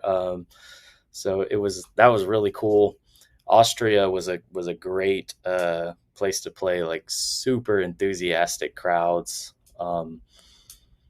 But yeah, there's some of the live footage is on YouTube from those shows. It's a show called Camgarn, like Kammgarn, and they have some nice live footage there. Oh, cool. Nice. Yeah. Getting that pop, man. Yeah, it was hard Austria, which they went hard, Like, yeah. Yeah. And Beethoven's from there, right? They go hard. Yeah. Wrote some bangers. Yep. Okay, we're drifting a little higher. Either of you guys have a position on yet? Mighty close. Yeah, getting Mighty there. close. Jim, has anyone ever like brought in a guitar that was almost too sacred to repair? Did you ever get like the heebie-jeebies touching a guitar, like some ultra classic signed Oh autographed man, guitars I from mean, memorabilia or something like that? some of them are pretty expensive, and I've done like not anybody super famous or anything, but like the metal band Down, I've done some of their Oh yeah. guitars, and Sonny Landreth, who is a super big blues. He's Eric Clapton's favorite guitar player, but he's an amazing, Oh, world's best slide player. Like, so I've done some of his work. Um, I do a lot of vintage restorations, a lot of old stuff, cool, valuable things. Nothing in the insane, like probably like topping out about $30,000 guitars is about the most expensive that I've worked on. But there are guys who work on some of the pre-war Martins and stuff that are really, really expensive, like over 100K. But I've not gotten any of those. not yet. Not Nope. yet. Yikes. I don't know if I could. I'm dropping down to the $100,000 1 guitar. minute. I'm just kind of dropping to the 1 minute and seeing what we're seeing. Getting a little antsy. Antsy to enter or antsy of doubt? Are you doubting? Yeah, antsy to enter, but yeah, these markets where everything's been just kind of grinding up has been really tough. But fortunately, I've been able to mostly do pretty well. Oh yeah. Well, hopefully in this hour we won't get chopped up too much. It generally is a little bit of a calm before a possible storm in power hour today. Got the Nice, good reversal range challenge coming up. I'm digging this Who range are trade. contestants today for the reversal challenge? We got, oh my goodness, we got Braden, Mandy, Mohammed, and Dolby.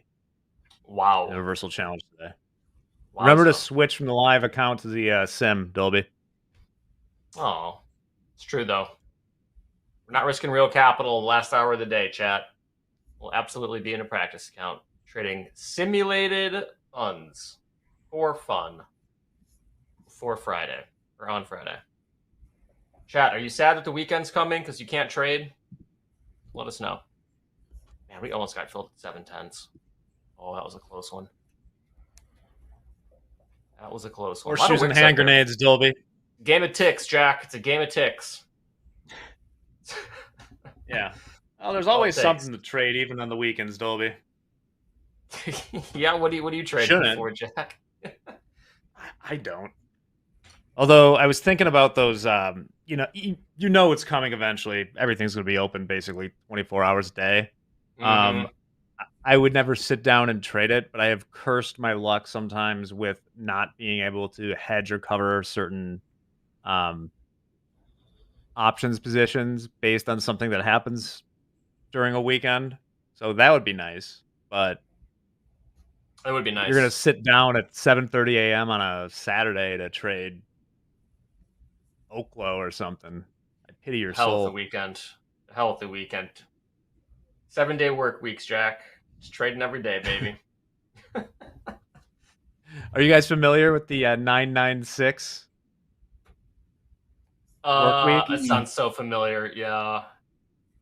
What's It was that? really, I guess it's really been trending in like Silicon Valley and stuff, but I guess it's like the in China, the standard sort of expectation is 9 hours a day. What is it? 996. So 6 days a week, 9 to 9. So not 9. So 12 hours a day, 6 days a week. Which does not sound great to me. Wow. Sounds great. Yes, sir. Love the grind. Rise and grind, Jack. See, and this is why you be patient, because we're still going up. Yeah, it's kind of weird because we have like a series of higher lows and lower highs. It's almost, not almost, it pretty much is a Dorito on the 5 minute. So where we got all these offers right now is kind of like in wick land. Lots of little wicks up here. So let's see if we can push up and get that rejection that we're looking for. So you're more like a market order, limit order? Like, how do you approach getting into your trade? Oh, dude, I'm 100% market order all the time because I learned with limit orders that the number one thing that can make me tilt is being right and not getting filled. So Oh, interesting. that is absolutely number one thing that will make me mad.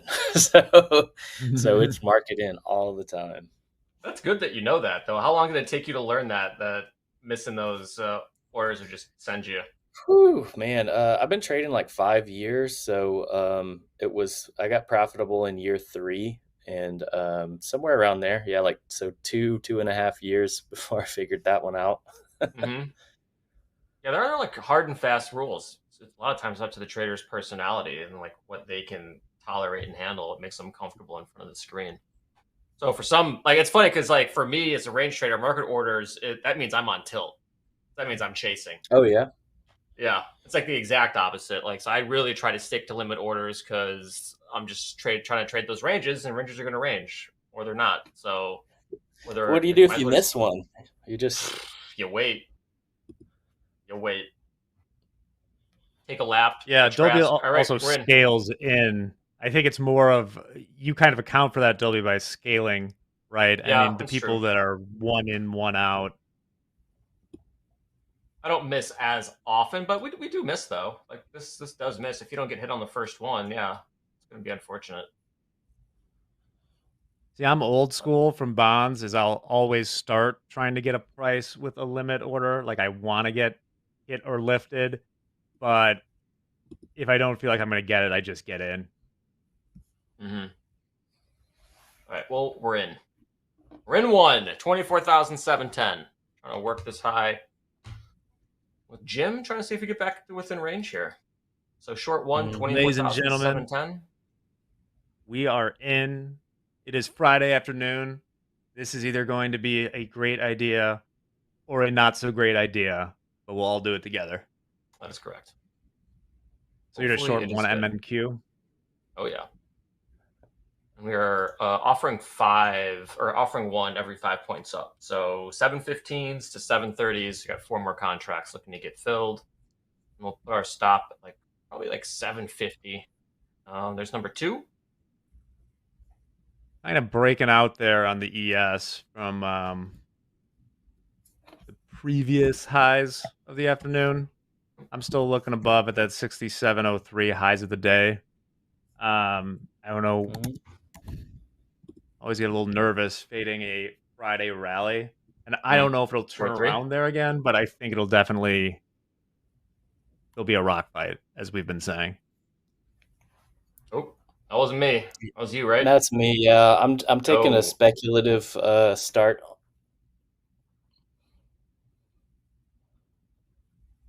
I mean, we all start speculatively, don't we?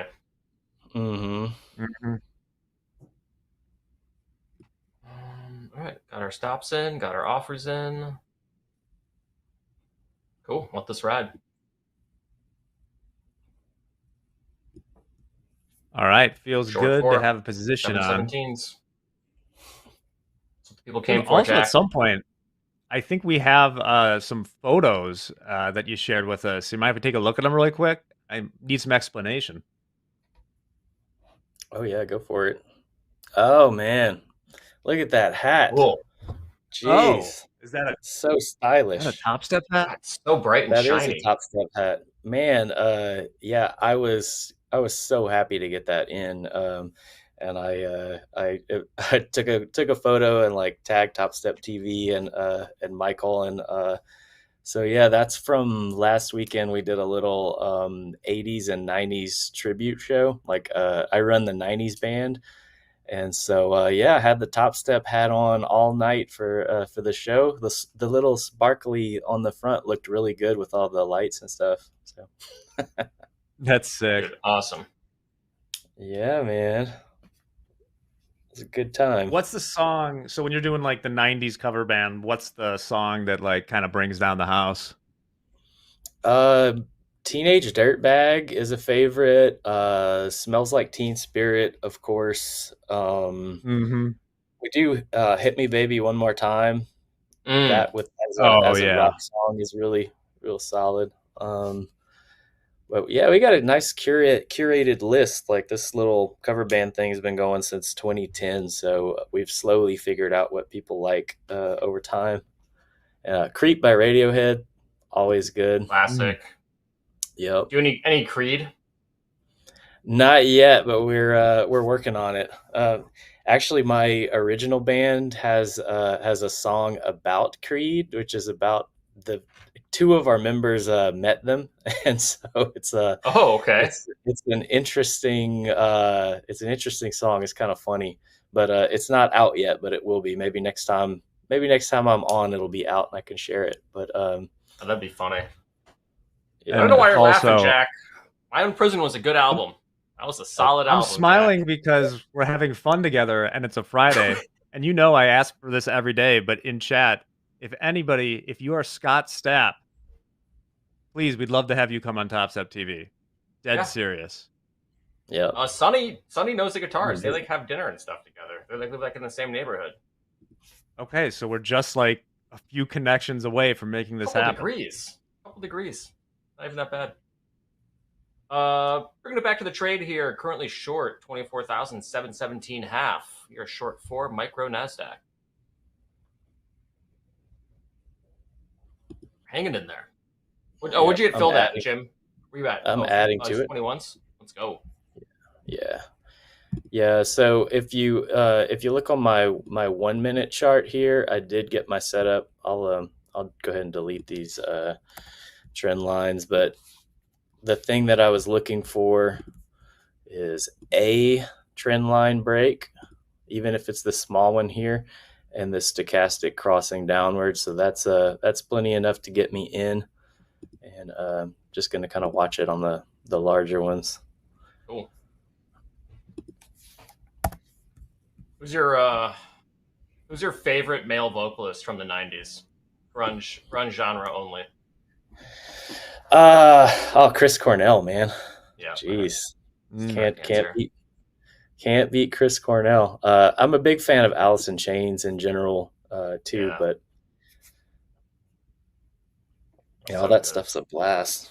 It's like y'all are about the same age as me, roughly. Y'all are probably a little younger, but growing up with that stuff. Oh yeah, grew up on it. Yeah, let's see if Nirvana, though. I kind of skipped Nirvana. Yeah. Yeah, I don't know why. It just never really got into my CD player, if you will. Hey, CDs are making a comeback, man. Are they? Remember how all the hipsters were buying tapes? They're buying CDs now. It did. I'm with you, Dolby. I never got super into Nirvana. I think I was a little young for it to resonate, but at the same time, about like tapes and CDs. We mentioned Billy Corgan already. Love Smashing Pumpkins.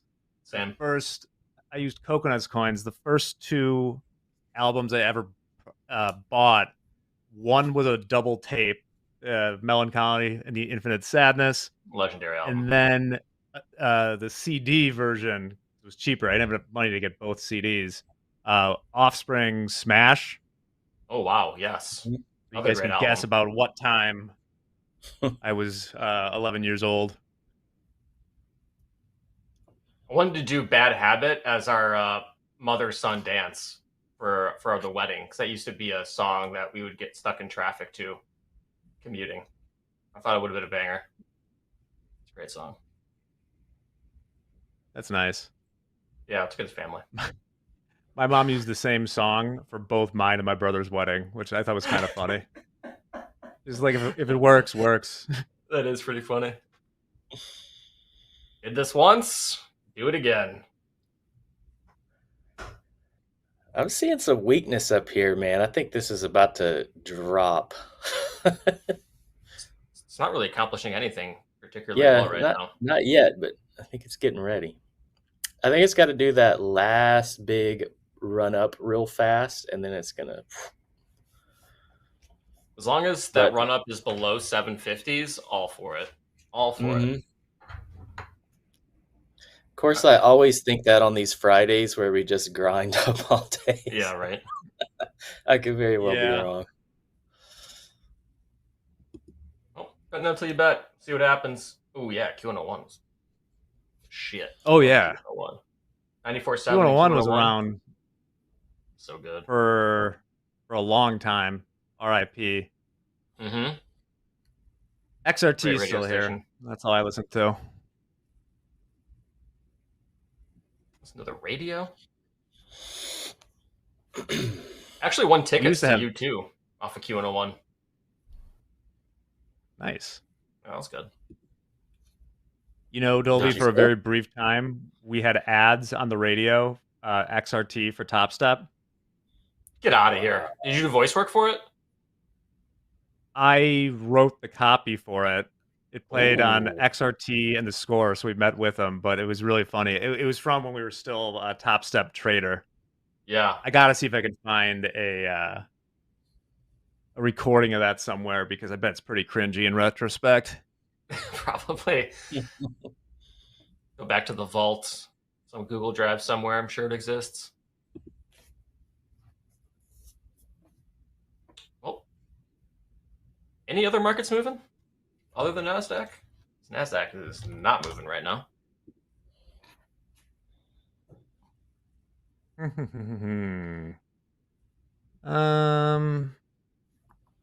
Apple's flat, Nvidia flat, Meta down 0.8%. Tesla's doing well. Intel's up. GameStop's up. Just casually throwing a Yeah, GameStop exactly. in there. Exactly GameStop. right. Reddit, Intel, GameStop. What's this one I have on this list? Oh, Space Mobile, AST. They're up 3.6%. Lunar. Oh, I think I've showed this before, the weed. but it's pretty funny. I think you have the same thing I do, where I have, like, in my screeners, they're like organized by categories that make sense, and then at the bottom I just have miscellaneous trash. I can get rid of some of these CL contracts. That stock you saw on Wall Street Bets 3 months ago. Yeah. Good times. Costco, because they had earnings yesterday. Costco down 2.7%. Ooh. Did they beat earnings, though? Did the market just not like it? Let me check. Buy the hype, sell the news? Yeah. I mean, they actual $5.87, estimate $5.80. Do a little more info there. Getting a little wiggle here in the NASDAQ. Revenue is in line. Okay. Did you guys do stocks before you did futures? What was that journey like for y'all? Safer than day A trading. little bit. So I traded for a proprietary treasury future trading place for like 7 years. So I was actually doing futures for a long time. But then since I left that, more stock stuff. Yeah, I did stocks, pennies, options, and then futures. Which I discovered futures a lot sooner. I'll tell you that. Yeah, no kidding. Wish I discovered Topstep sooner. Yeah. I was Billy, what do fortunate. people mean when you're like, I've heard people talk about this, and I know what a penny stock is. But where and how are you doing this? Pink sheets, dude. That's where they're all traded at. Pink sheets are over the counter. Any broker, like Scott Trade, whoever does stocks, yeah, you can trade pink sheets. They're all like under $1. It's total crapshoot. It's insane. A lot of hype. Did you know what the market cap was for any of them? I'm just curious. Like, I've really never looked into it. Like at most, it's like in the millions, tens of millions, maybe. It's some real gutter trash, Jack. I mean, it is not good. It's not good in penny stock land. A lot of manipulation. A lot of dreams. A lot of broken dreams, Jack. Did it ever, while you were trading penny stocks, Dolby, did you ever just have this moment of realization, like, what the hell am I doing?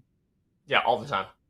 Like I'm literally doing something that is synonymous with terrible financial decisions. All Like the time. nobody has ever been like, oh, you know, there's so and so, the penny stock king. That's right. That is Anyway, said right. something really funny there. Yep.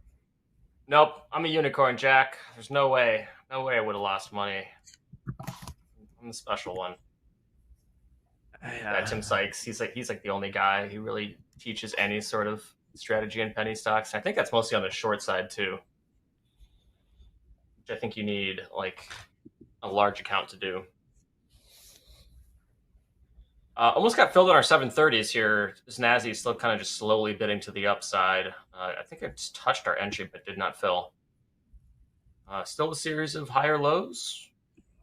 We'll see if this ends up breaking out.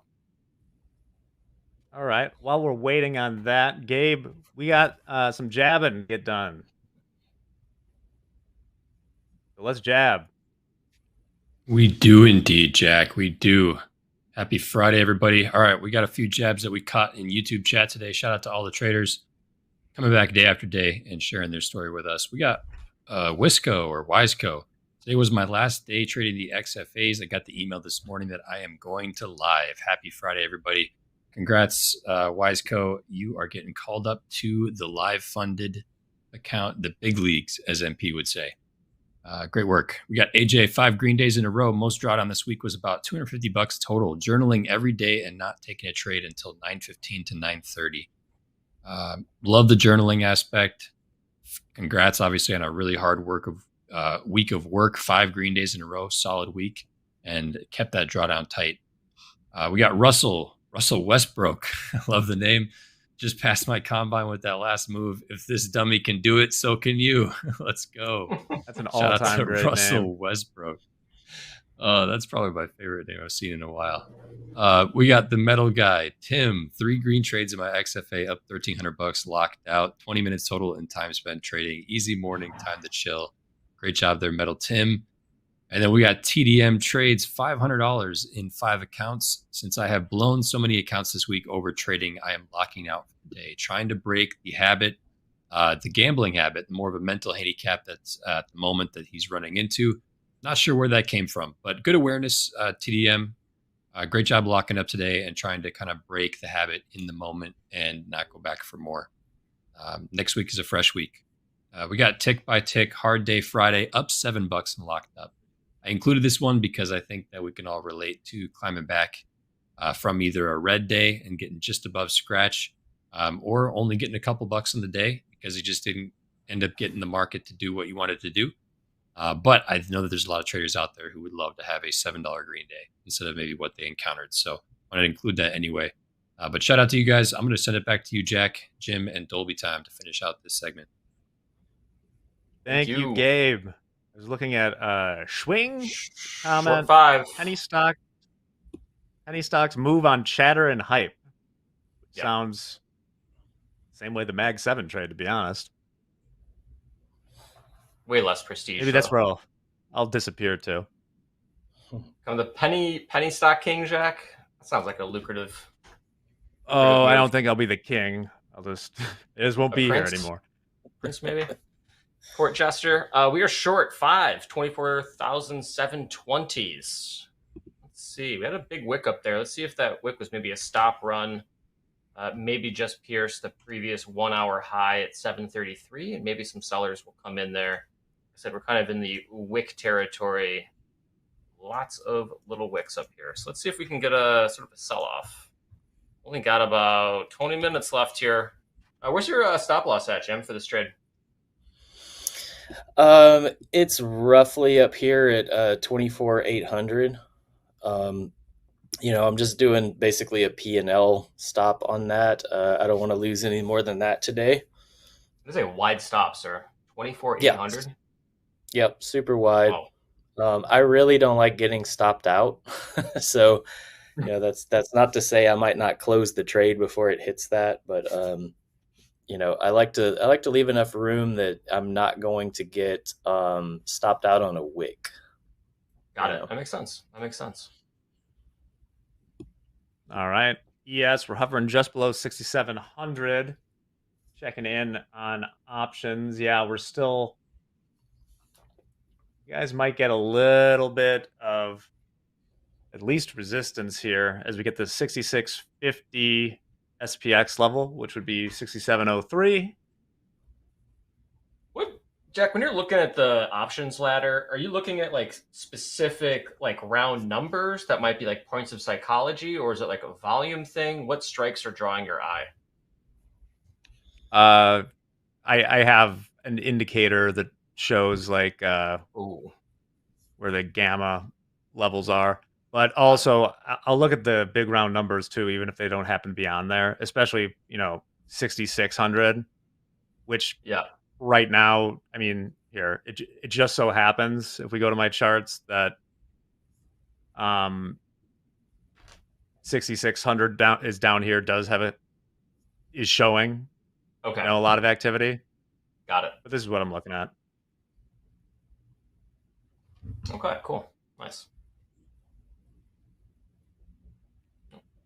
It's funny, Lil Killy asks, hey Jack, what's app loving? I never understood the stock. I'm with you. I've heard someone used it earlier on the show. I think Alfie said something about it. I'm like, there's that word again.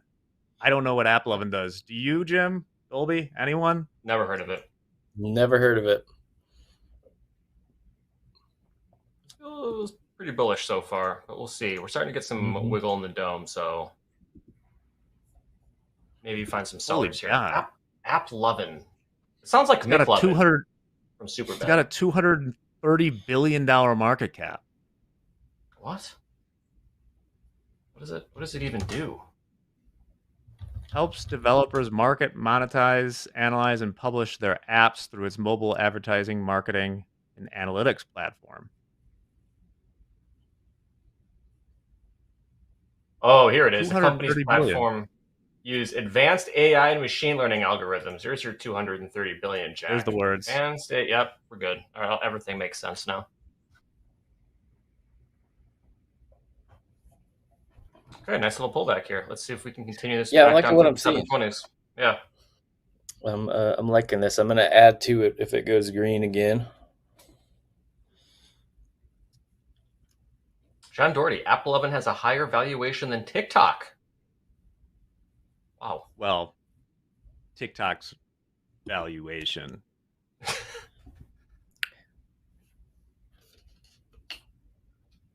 Almost back to break even. We probably will end up just flattening this trade no matter what at 2 because we got reversal challenge coming up.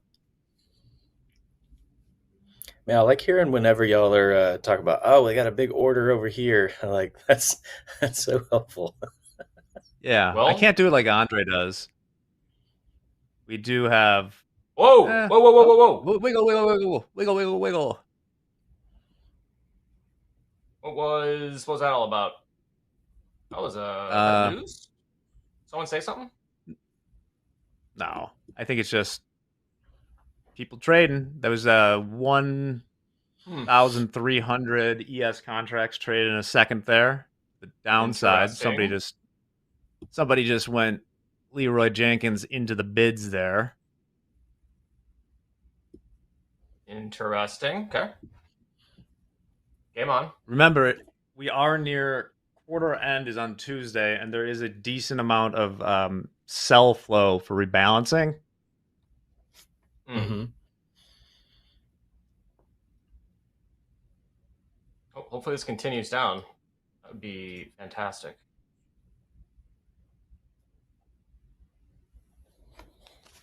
Let's see. Okay, we got some TPs in every 10 points down, starting at 700. We got full allocation on the trade here. If we can get one of these TPs, you could probably start reducing our risk a little bit in this trade. We don't have to risk the whole wad, the whole 250.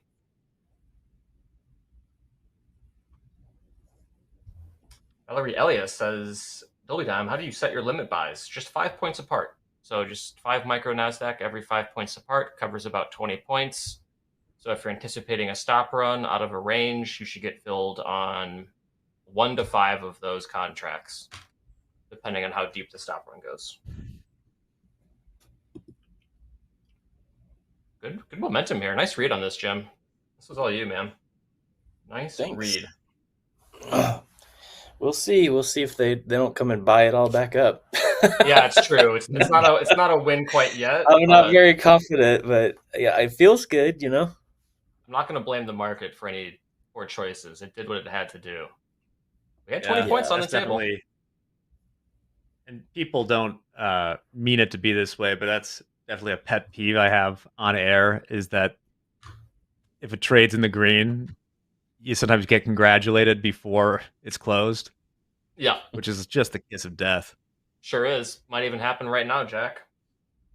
Might even happen Hey. right now. I said nothing of the sort. I got my drumsticks, knock on wood. There we go. Everything's good. Don't do it to us, Jack. Jack, this one's on I'm not you. going to. You summoned this beast. The market makers heard you. They were listening. Yeah. The market listens. Knows if you're naughty or nice.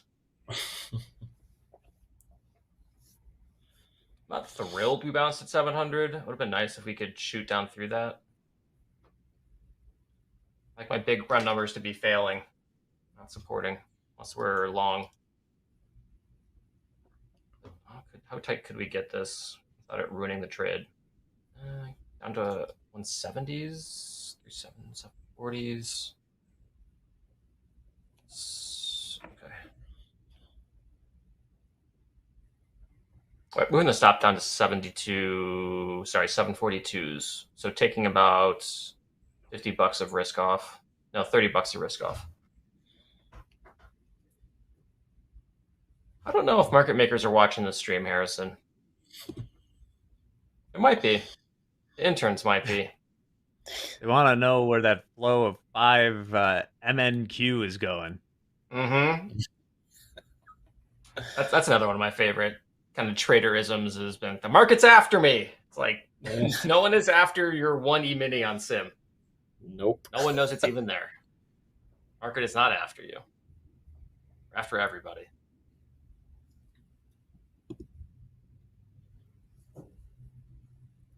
Let's see if we can. I was getting a little nervous, like back in the early days where there were some kind of crazy trades made on Topstep with size.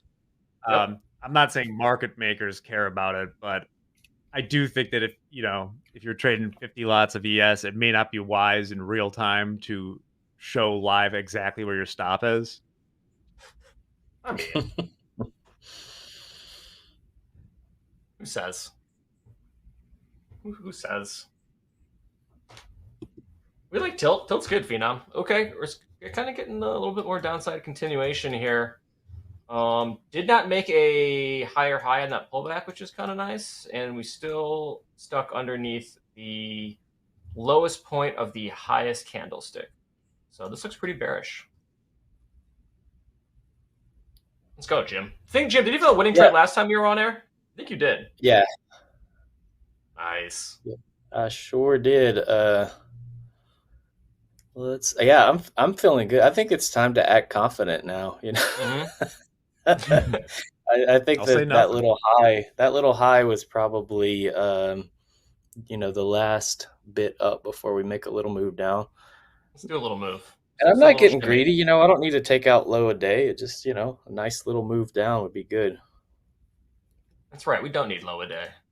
I like that 150 move, man. That was really great for the winning day to be at 150. That takes so much pressure off. Oh yeah, so we could just talk about that because you were taking payouts well into like the 250 a day sort of situation. So you feel like there's been a big difference between the 150 and 250? Yeah, mostly psychologically, man. It's like I feel like it doesn't feel as hard to make 150 as 200. But that's probably just coming from I guess not to say like a poor person mentality, but it's like, man, I grew up in the woods and working cheap jobs and, all of that stuff. So it's like $200 seems like a lot of money to me, so where 150 doesn't seem as much. It's like that cutoff point where And I've had a lot of losing days where I'd be like up 180 or something like that, and just stay in, and then end up red. So it does make a difference, man, for sure, for having a winning day. Nice. I'm glad to hear it. I was just wondering, like, does 150 become the new 250, and then people just get psyched out anyways? You know, I don't think so. I really don't think so. I think that was really cool. I'm really excited about the back to funded thing too. I think that's freaking great. It's a nice option for traders if they're feeling it. Yeah, for sure. I think that's excellent for, so, because, man, sometimes you do mess up, it's like a lot of times for me, I mess up on day 5. It's always day 5, dude. I can win 4 days in a row constantly, but that day 5, that's the tricky one. We did lower the stop here to this trade to 737.5, so peeled off about another 60, 70 bucks worth of risk. So it went from 250 worth of risk, actually 260, down to 175. So slowly peeling off some risk here. And you'll just let this run during the reversal challenge? No, I'm going to flatten into 2. I'm not going to let it go. Too distracting. So maybe if we can get like 700s, I think that would be fantastic.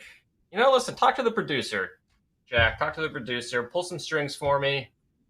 Leave this trade on in the background. Listen, I am not opposed to taking on risk. This might be like the trade of the century, Jack. What's the trade of the century? This might be. You never know. This might be the trade of the century. Who knows? 6 minutes left. 700 would be great, though. You gotta cut those bids if you want this to be the trade of the century. Oh, yeah, hope for the big one. I lower them down to 20,000, 21, 22, 23,000, Jack. That's where they would go. Biggest sell off of your life.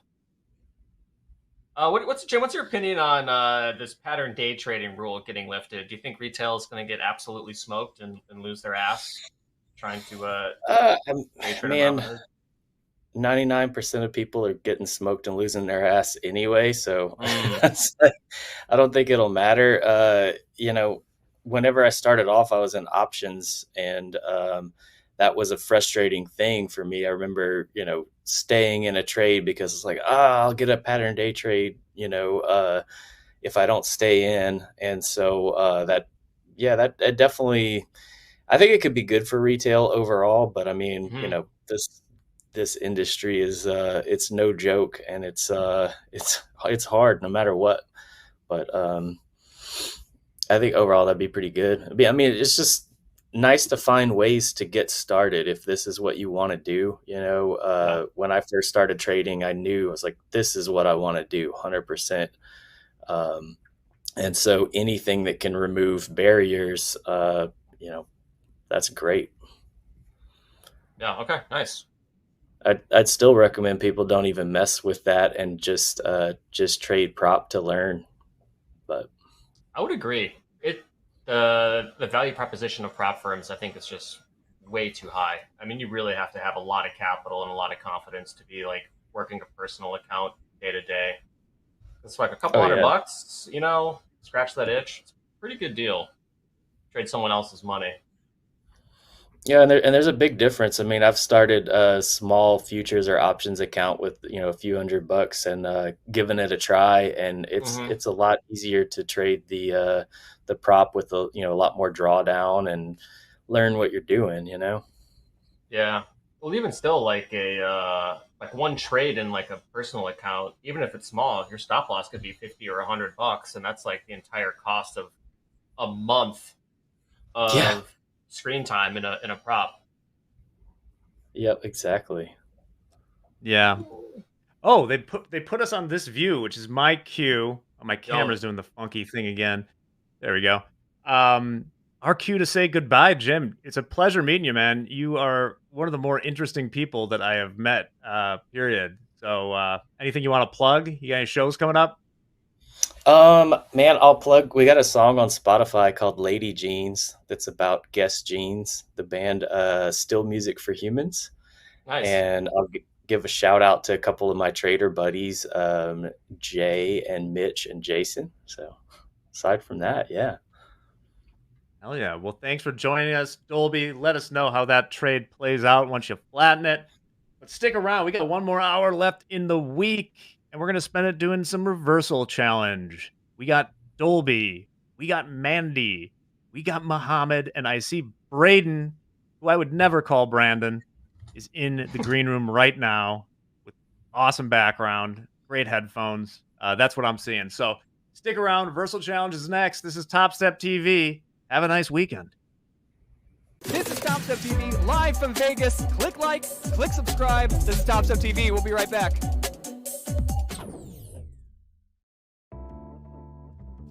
One of my next favorite features of the new Topstep dashboard is the Reset Rebill extension. When a trader purchases a reset of a trading combine during their active billing cycle, they're no longer stuck with the original purchasing date. They now get 30 fresh days to trade and to work towards getting to that express funded account, removing some of that pressure of time.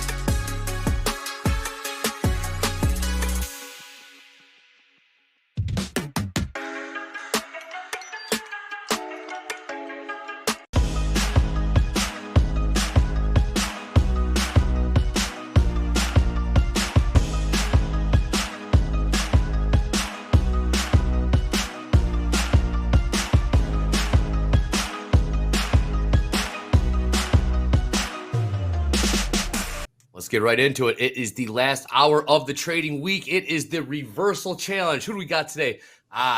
We got Dolby Time. We got Mandy. We got Mohammed. We got Braden. I like this crew. Let's get right into it. Dolby Time, what are the rules to the reversal challenge? Yeah, buddy. It's Friday. Okay, so everyone on screen has already played the reversal challenge before. So this is for you, chat. So if you have not played before, hop into those practice accounts and get ready. So it is going to be two 25-minute periods. You must be flat after the first period. All traders will enter into a trade at the open. All traders have to be in the markets at all times. The only button you can use to manage your trade is going to be the reverse position button. However, you can add and flatten when directed by Andre. And we're going to double the lot size approximately every 15 minutes. Andre will kind of play Dungeon Master here to make sure we can all get across the finish line or as close as possible. So we will see. And then other than that, turn off your bracket orders, and the $4,500 daily loss limit will be in effect. So if anyone on screen reaches that number, they'll be disqualified for the day. And then, of course, we will have voting in chat. Who do you think is going to win the reversal challenge? Braden. I vote for Braden. All right. Okay. Eight minutes after 20 seconds, we're going to enter with a one-lot market order. One-lot market order in 15 seconds. Everyone good to go? Challenge in the NASDAQ. After 10 seconds, we're going to enter with a one-lot. There it is. One-lot market in 4, 3, 2, 1. And we are in. Everyone's in? Okay. I'm in. Everyone's got their practice accounts, right? Practice accounts. Yep. Okay, brackets off. Again, this is the reversal challenge, starting off with one lots. One lots right now. Poll is up. Who is your pick for today's reversal challenge? You got Mohammed, Braden, Mandy, Dolby. Who am I going to go with today? Get those votes in. Cook for a little bit. Again, practice accounts only. purely for entertainment, just to have a little fun, to take us into the weekend. It's been one heck of a week, needless to say. Yeah, it has. Trading, chasing losses at this time of the week. All right, let's go around the horn. You will. Okay, there you go. You got some. Everyone's short. Okay, Dolby time, long or short? Long, 717s. Mandy, long or short? Long, 16 quarter. All right. Mohammed, long or short? Long, 17 quarter. All right, very good. And Braden, are you long as well? I'm short 715, looking There at you filling some of that range that we had that run up from 500s. We'll see. Okay, very, very good. I'll let that poll cook for a little bit. Again, the reversal challenge, practice counts only. Whoa. What was that? What happened? That got a little interesting. Oh, weird. Just flipped. Okay. That was a little teleport, little mini teleport there. All right, seen a little green unrealized. Mohammed absolutely loves this. Look at that smile on his face. Absolutely loves it. Braden said you're going to have we saw you on Fast Markets say beautiful, beautiful trade in Fast Markets. You said you're going to be bringing in a strategy. Last time you did this, I think the only time you did this before was in August. You said you were on with Mandy and Doom. So what did you learn then? Well, how did you finish, first of all, in your first reversal challenge? I think I got last place. I think I did. Mandy finished first, Doom second, and then I got third, which it wasn't by too much. I didn't hit the loss limit or anything, so I'm happy with that. Okay, that's good. Okay, and what you've had a lot of time to reflect. You were just down in at the beach. What are you going to adjust, fine tune in terms of your strategy coming into this reversal challenge? You said you have a strategy. You don't have to tell us. Yeah. But, well, I was doing it. Strategy. I was doing it last time I played. It was I kept flipping a lot early on, but I think the later we get into it, the more size we start to put on. I need to just pick a direction and kind of trust that trade instead of flipping so much, because I was up. I think I was winning at one point, but I was just doing too much flipping at the end, and I just lost like that. So scalp early and then kind of let them run. Okay, all right. There we got some music. Lower right hand corner. We Same got playlist. Countdown clock. Braden's feeling it. Okay, all right. Any green right now? All right, that poll is up. Oh man. Well, I know who I voted for, and not getting any of the love. That is, man, oh man. Oh, look. I man, don't even that look was at the my poll. vote. I look at the poll. Dolby was my vote. I We raised this last hour. It's a I win for voted- Dolby. I voted for Dolby also. Man, oh man. Don't even look at the polls.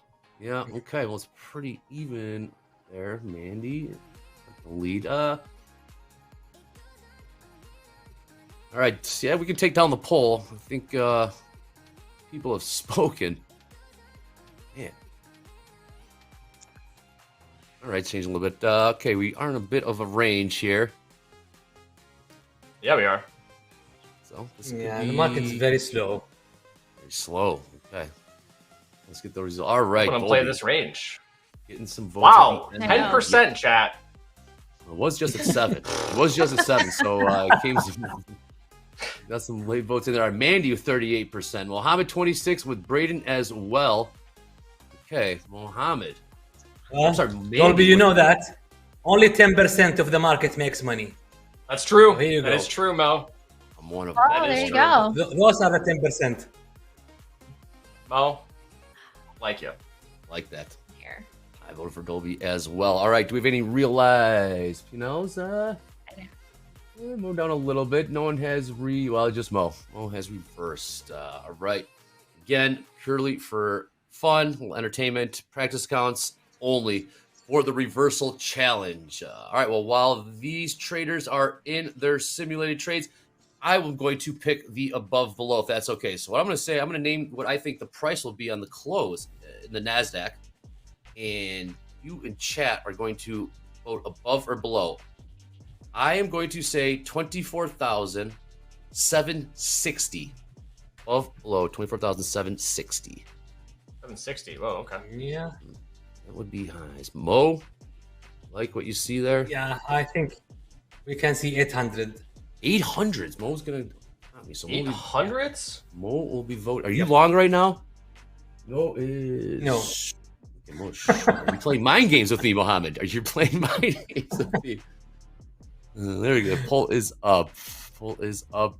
And get your votes in. What are you doing here? Okay, markets are chilling right now. Very chill. They're very chill markets. Whole lot of nothing.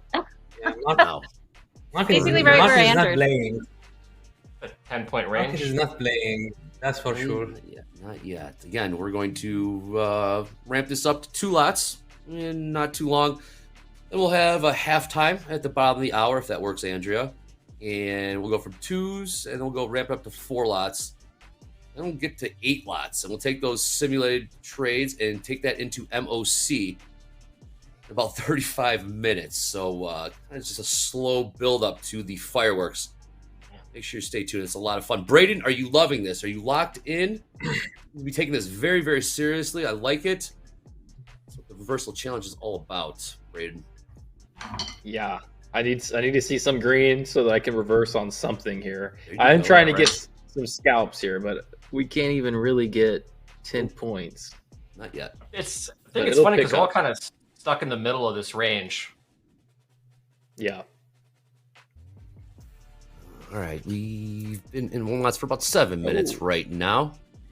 We'll let this cook for a little bit. Has anyone in the chat let us know how they feel about the reversal challenge? I think some did. Have they? Okay, all right, good. They got that out of the way. Excellent. 24,711. Last trade. In this range for a little bit.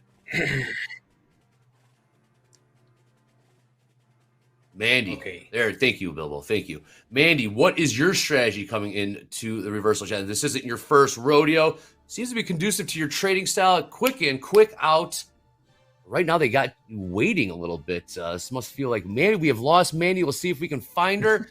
She is down 145. There. Thank you, Jared. Wait, there we go. Oh, hey, now. Nope.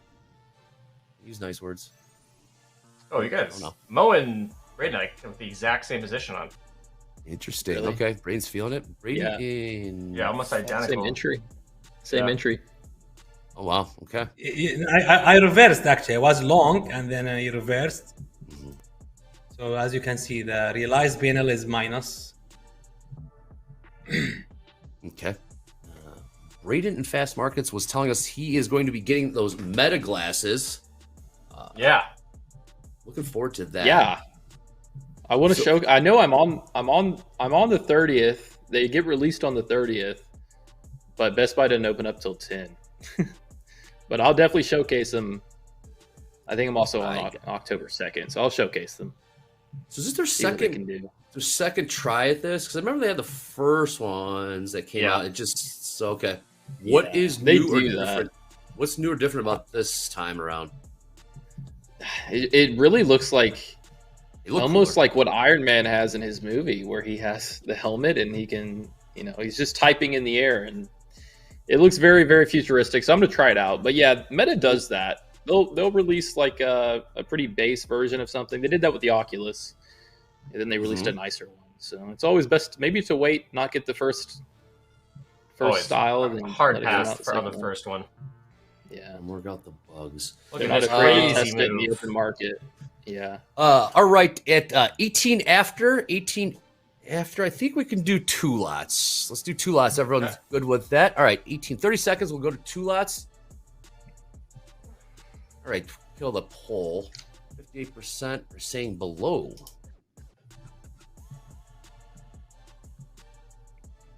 I might have to go to a lower. I might have to go to the 100 tick or maybe like the 5 second. 10 seconds still. Whoa, there we go. That's the kind of degen I want to hear about. 2 lots in 5 seconds. 2 lots in 5 seconds. 2, 1, 2 lots.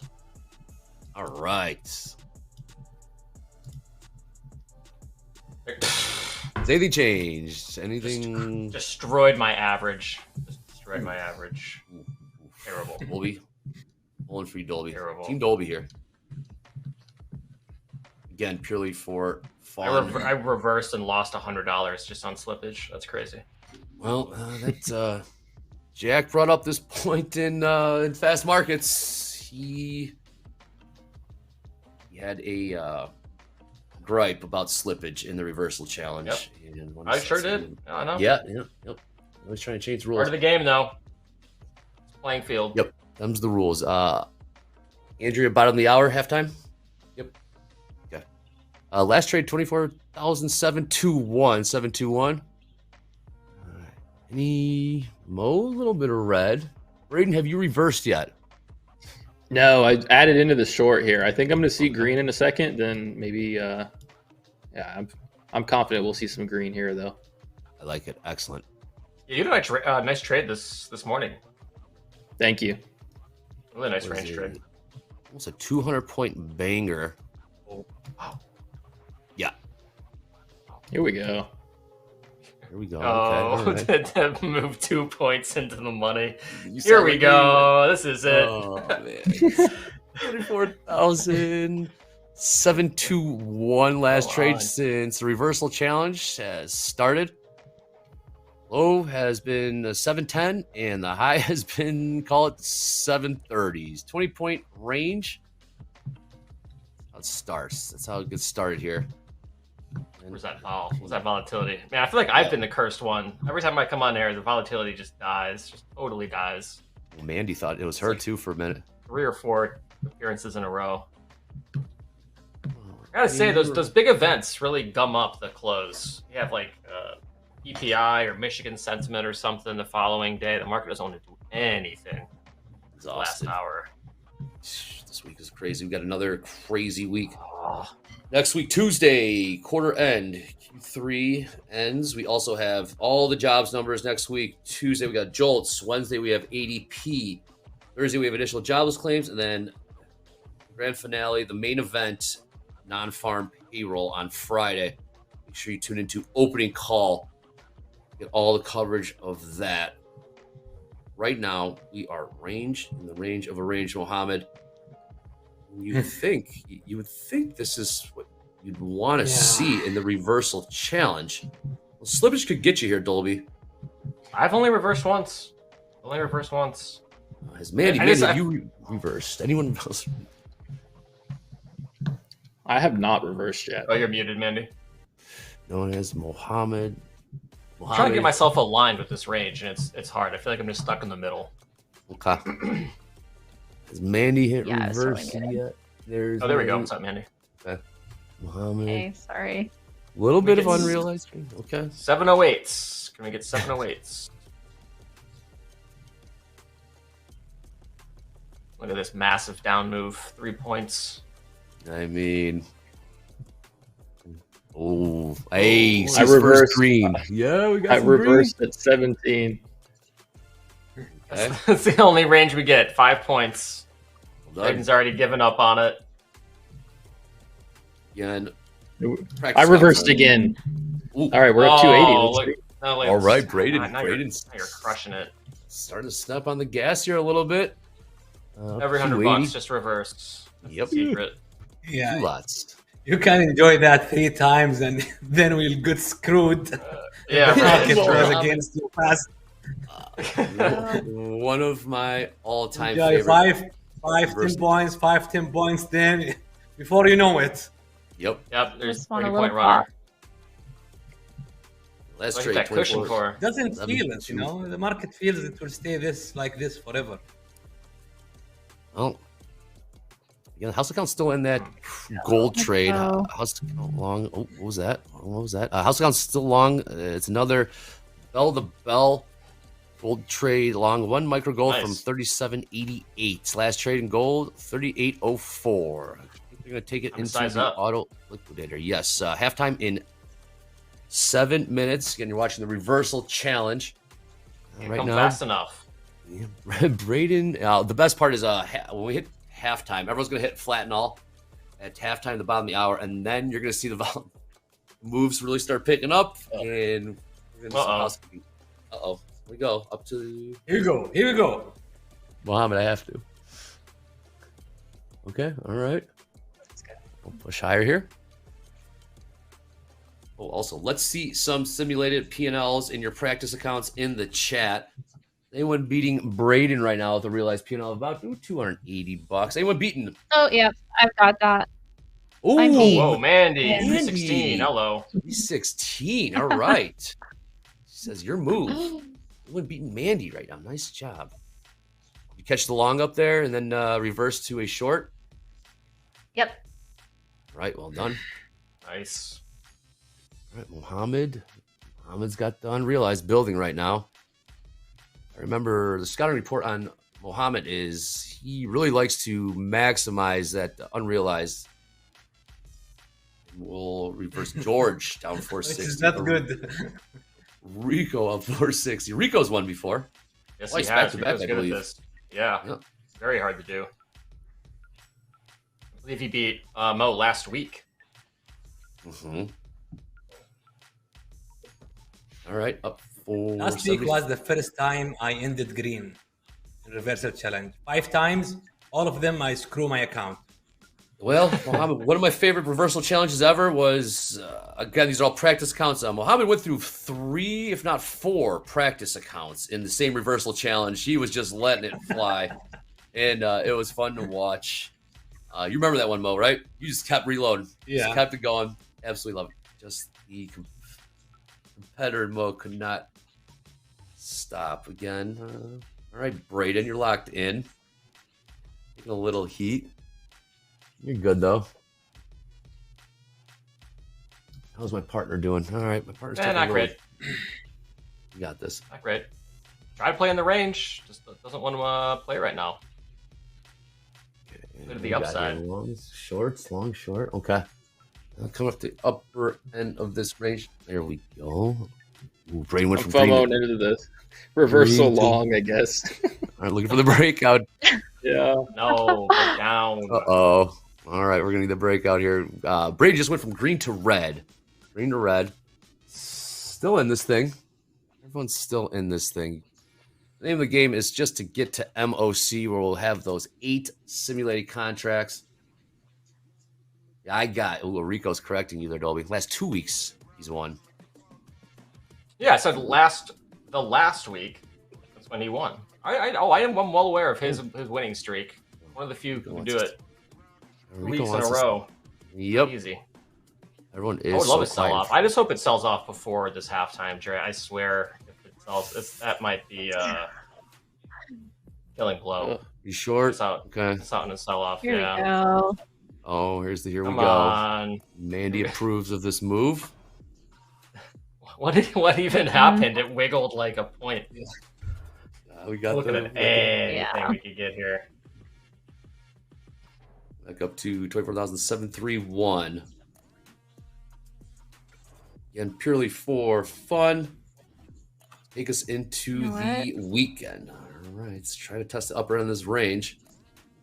We're going flat, the bottom of the hour. 750 has a lot of stop up there. 750. Hey, Mohammed's doing a little stop hunting. I can't imagine. Looking for the stops. I'm looking for those stops. Okay, Mohammed, you're telling us your strategy. This is a new twist, Mohammed. Typically, you play it close to the vest, but maybe he's playing mind games with us. It's not strategy until it works. So once it works, I will let you know. But in short, it's looking for the ATR in the direction of the last 3 candles. So if I have 3 candles bullish, so the next one I'm long for that ATR. But the problem is the reversal. So okay, I got the ATR. Then what? I mean, it's the reversal challenge. Here we go. Braden. All right, kind of tapping on. Oh, that's not good. Gotta. Mandy's crushing it. Oh, Mandy likes what she sees. Mandy, oh man. Likes what he says. Mohammed likes what he sees. Braden's got back You to guys, I'd be so bad at poker. Like, poker is not my thing. I Why? cannot, like, keep it out of my face to save my life. Even if it's, like, in a surprise. I just get, like, so giddy inside, and I get, like, super excited, and I mean, my face will tell everybody that there's something going Pocket on. aces So every time. Also, Mandy, we can also see your position and your realized and unrealized P&L, so we can see why you yeah, are I smiling. know that too. But I love also, it. yeah, my facial expression are a dead giveaway of how my trades are going. I hear you. All right, about 60 seconds. We're gonna go flat. 60 seconds. We're gonna go flat. You hear Mohammed talk to the market. Wants to go, Come Mohammed. on, please just sell off. Just into this thing. We got Dolby time talking to the markets as well. Talking to myself, Dre. Yep. Goldman, do something here. Need to cleanse this room. There's bad juju in it. Okay. Oh, Mohammed took profit. Took some simulated profits. All right, got some green. Finally. Now. Finally, yes. 50 seconds till flat. 50 seconds Sell till off flat. of the ages. All right, Dolby time. We're gonna need this. I'm gonna hold this short at halftime. You gotta. Well, yeah. You're gonna hold this. Make sure you click flatten all. Yep. Flatten all. I'll flatten it there. Okay. This. All right. A lot of jockeying for clubhouse leader right now. Looks like. All right, Braden. Okay. All right. Got a good one. A slow build up, but I think we got a good one. I mean, we have 20 minutes till MOC. Buckle up. Buckle up.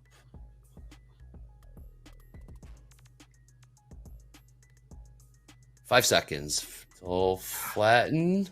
Oh, please sell off. And we'll go 2, 1, flat. Flat, flat, flat. Okay. All right, let's go around the horn here. I'm going to start with Braden. What is your P&L? 277. Ooh, you sound surprised when you said There you that. I go. like that. Mohammed, what is your simulated P&L? 142. 142. Green. Mandy? $18. All right, we got a game in Dolby time. And 20 Ah, cents. minus Yeah, 287. 20 cents is Oh, it's selling off, Dre. Always happens like this. All right, we're gonna be back in here. But Andrea, come on in. A little quick halftime here. We'll do a little housekeeping. What do we got first, Andrea? Hashtag power hour, I do believe. Yeah, just some power hour. Cool. Be sure to go real slow. Oh, she's messing with you. Okay, first we got this one. Says start farming. Locked out early. Let's enjoy the Oktoberfest weekend. Ooh. And next we got Market Freestyler saying, I finally did it. My first ever payout on Topstep. So much time and effort has gone into this craft. I spent so much time in a loop trying to figure out the next best thing until I realized all I needed was discipline, patience, and a consistent approach. I promise you, if you are struggling, that the issue is not your strategy. This is what one win or loss a day can do for you, and this is only the beginning. Nice. And then I like this one. It says 12-day win streak. I think it's time to size up by 1 or 2 micros. There's been plenty of times where taking 250 is 3 times better than taking 3 break-even trades, but we're still making adjustments. Next week, 1K days on the Topstep XFA. We got a green wall there. Love to see it. Next, we got Sammy saying, getting close now, slow and steady, and build the business. Very good. It was posted. And then finally, I thought this was... They have the meta glasses. They're trading with them. That's crazy. Oh, cool. Rated. Yeah. Whoa. It's trading every day with my metas. It's been a while without headsets or speakers. I actually have a non-polarized set for my flying lessons to be able to record Bluetooth. Oh, okay. Ray-Ban camo. The future is now. That's pretty cool. All right. That's it. Okay. All right, 33 after. Good to go 2 lots. Gonna go 2 lots. Start back out 2 lots in 15 seconds. 15 seconds. That is what hashtag Power Hour is all about. Good stuff. Love seeing that. 10 seconds. Gonna mark it in with a 2 lot. Anyone's game right now. Everyone's pretty close. Simulate profits. Buckle up. We got a big second half. 2 seconds. 1 second. Enter with 2 lots. Let's go. Braden is in. Everyone's got 2 on. Beautiful. All right. All right, buckle up. We got 16 minutes. 16 minutes till MOC. Long. Ooh, only Braden short. Let's go. All right. I thought you were going to short with me, to be honest. No, I thought when we was came too, into but- that halftime, you were gonna continue that short trade. It's hard because we're like stair stepping highs on shorter time frame, but we're running up against a large time frame, and I just don't know who's going to win. I have no idea. Traders are they competing against the other traders? Are they competing against the market? Are they competing against themselves? We're gonna find out. We'll get to 4 lots here in a little bit, but Tendies in the chat has a little advice for Dolby. Dolby, why are you holding and hoping? This game is all about reversal. Just reverse when it goes against you. There is no limit on reversals. Dolby, have you taken that into consideration? Just reversing when it works? Yes. I'm just playing with you, Tendies. Good stuff. Good stuff. Oh, while we're at click subscribe, click like, click bell, please, if you'd be so kind. And also, we'll get that TopStep TV survey up there one more time. We'll pin that to the top of the chat. If you'd be so kind of fill that out. Tell us what we need to do better. Tell us what you like. Put it up there in just a bit. Okay. Realize green. Mandy, Mohammed, and Braden. Only time right there in the thick of it.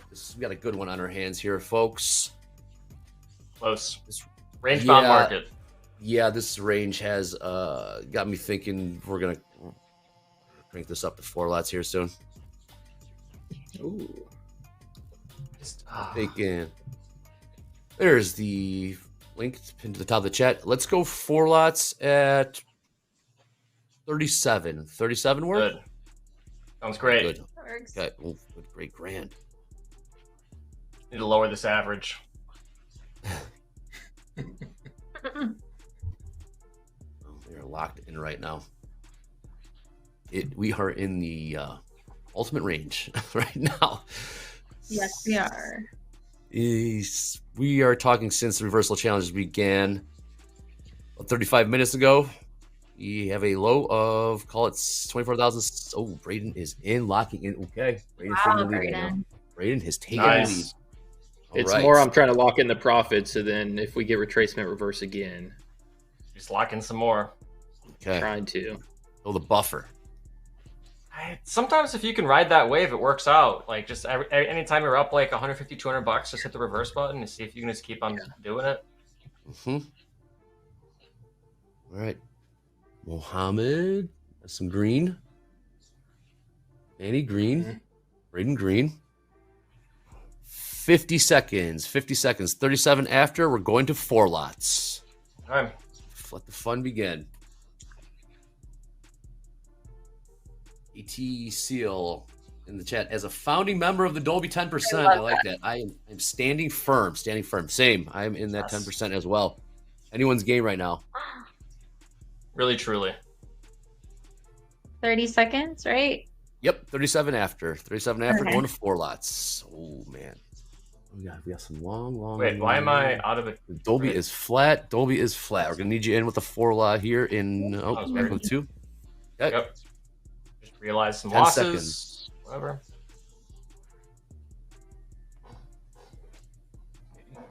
Okay, here we go. 2 seconds and 4 lots. All right. Yep. Watch those unrealized P&Ls, those simulated unrealized P&Ls. Look here. We are in the range. Ooh. Gosh. Okay. This is when it starts getting a little spicier. Yeah. Indeed. Braden. Okay. All right.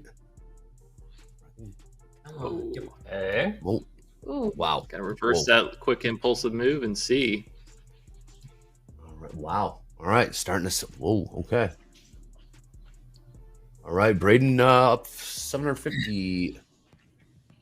I like it. Bucks. Yeah. Okay.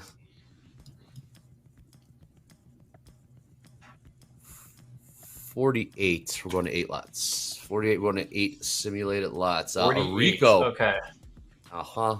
We can hang in there. Everyone's going to hang in there. All right. Dolby time might be making that comeback. Rico's like videotaping his entire like session right now. He's like going to send us in like a video. All right. We got a good one. Excellent. Oh, here we go. Up a whole 7 points here. All right. Mandy is reverse, locking in some Simulate profits there. Dolby, let's win this together. Let's make a team. Don't fall for it, Dolby. Don't fall for it, Dolby. No, Mo. Do not fall Okay. for it. So you short, I'm long. Oh my goodness! But we're gonna split the prize, Mo. Oh yes, I was asking what is the prize. The prize is you get the next 2 Like days that. off. Do not fall for it, Dolby. I know what Mohammed's doing right now. I know. Get out of my head, Mo. Get out of my Trying head. to lull you to sleep. Come on, you Mo. He's loving it. Oh, Mandy. Uh-oh. On silence. She just added another. She frozen? I like flip flopped a few times. Oh, it's starting to heat up here. Can we break out? Can we break out? Dolby time, sitting on some unrealized. All right, I like know, it. Dre. I like it. I know. It's tempting. Hey. It is tempting to book it. Trust me. Okay. Ooh. But we're in the middle of the range. Yes, we are. Yes, we are. Again, those poll results on who will win. 38% went with Mo, or was it Mandy? Mo or Mandy? It was you, Mandy. Yes, thank you. Let me know. Yeah. Thank you. That's right. That's right. The other Mandy, 38%, 26% for Braden, 26%. I've only lost to women. I haven't lost against men yet. Oh, you're the Kingslayer. All right. All Laying down right. the gauntlet. There you go. All right. Yes. You heard it, Matt. You heard it, boys. You Now heard it's it. personal now. Okay. She means Got a business. target on my back. It's okay. She means Now it's business. personal, Brandy. Brandy, it's personal now. Oh man. Come on. About 9 minutes till MOC. This is Bankster in the chat says, hey, tell him, Mandy. Yeah. She wondered, did she speak too soon? I believe when it was the all women's, were you the one that, or no, it was Fatima. Talk trash a little too Fatima's early. Beast, man. She's Who talked trash to her? great.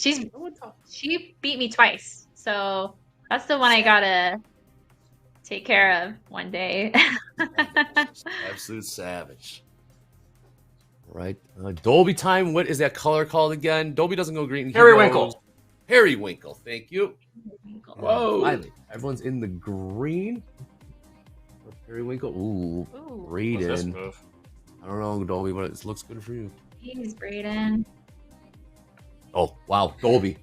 Dolby making a comeback just like that. Boom. Wow. Yeah. Ooh. I think Braden just saw what Dolby did. Braden looking in the rearview mirror right now, seeing who's coming for him. Mandy coming for him. We got Mohammed coming. Wow, everyone. Oh, wow, we got a good one here. It was like Mario Kart, right? Who's got the banana peel? Okay, wow, Dolby with a nice comeback. Braden feeling it. All right, we got a good one here. I like this.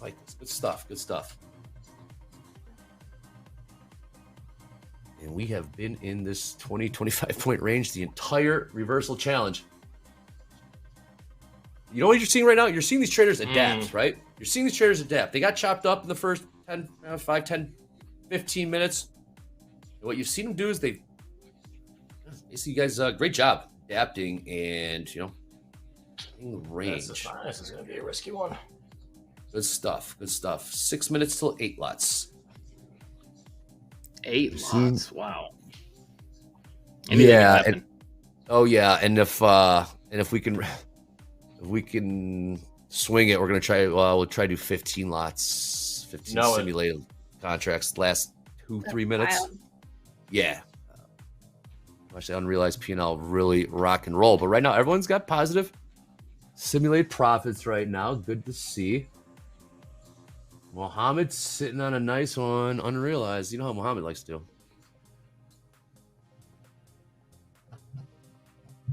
What we got?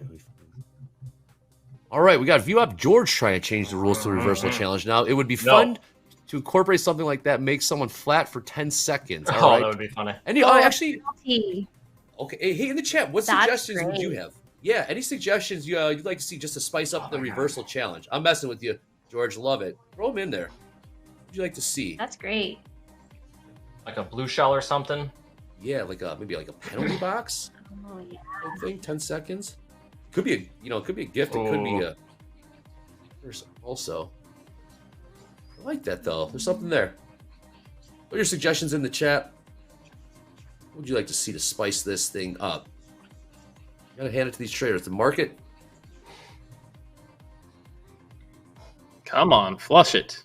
There you go, Braden. Now Braden's talking the markets. I love it. Yelling at it. Okay. And stuck at the top. Okay. Dave's GGR. Come on. Agent of Chaos. An Agent of Chaos. Live accounts. Absolutely. The double on it. Live accounts. Playing for keeps. So we are. Look at they are just getting locked in here. Ooh. Oh, what was that? Man. Taking some heat. Okay. Ooh, the chat. We brought a poll in the chat. Gets to decide who has to go flat for 10 seconds. Okay. There's something there. Oh, that's a good one. Okay. That might actually help sometimes. Can we do a simulated one? I just want to see what they'll look like. Can we do a simulated one? This isn't going to happen. I just want to see what they'll look like.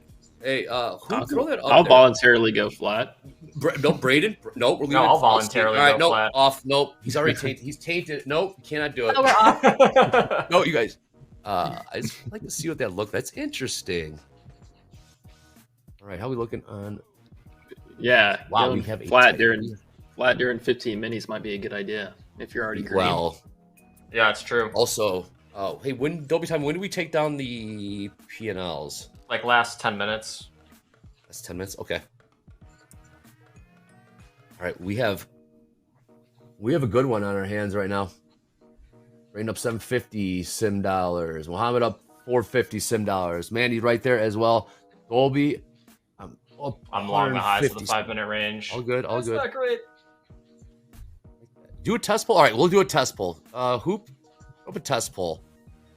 You could choose someone to be flat for 10 seconds. Throw the names in there. That's a fun twist. This isn't. We're not doing it. fun. I just want to see what it looked like. See what it looked like. Dolby just went red. We went red big. It's all right. Yep. Okay. Hanging in there. Andy's taking some heat right now. Yep. Okay. Anything can happen. Anything can happen. Mo. We didn't lose all that profit. Mo's doing okay. Raiden. There we go. Comfortably in the green for most of the reversal challenge.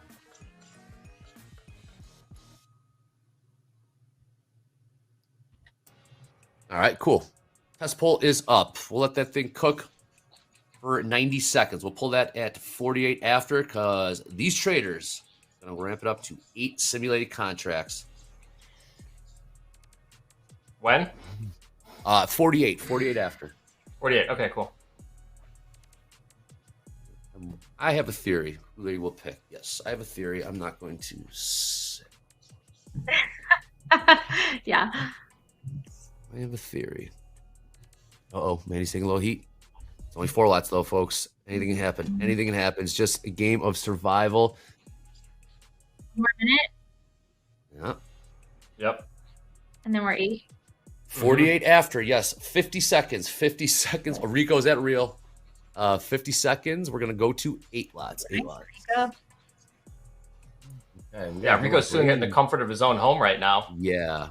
Not on air. Oh, what was that? Here we go. That's not cool. Is that no good? That's not cool. Oh. Well, it might be cool if it bounces. Like that. All right. So I'm on the 5-second chart, Yeah, so I know, I feel right? that's pretty dramatic right now. Exactly. 20 seconds? All right, I'm ready to... we can kill the poll. That's what I figured it would be.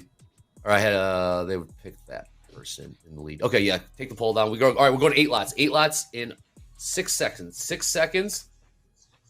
We're gonna ramp this up to 8 simulated contracts in 2, 1, 8 lots. Let's go. Oh boy. Oh boy. Oh boy. Okay, watch these P&Ls flip from green to red, red to periwinkle.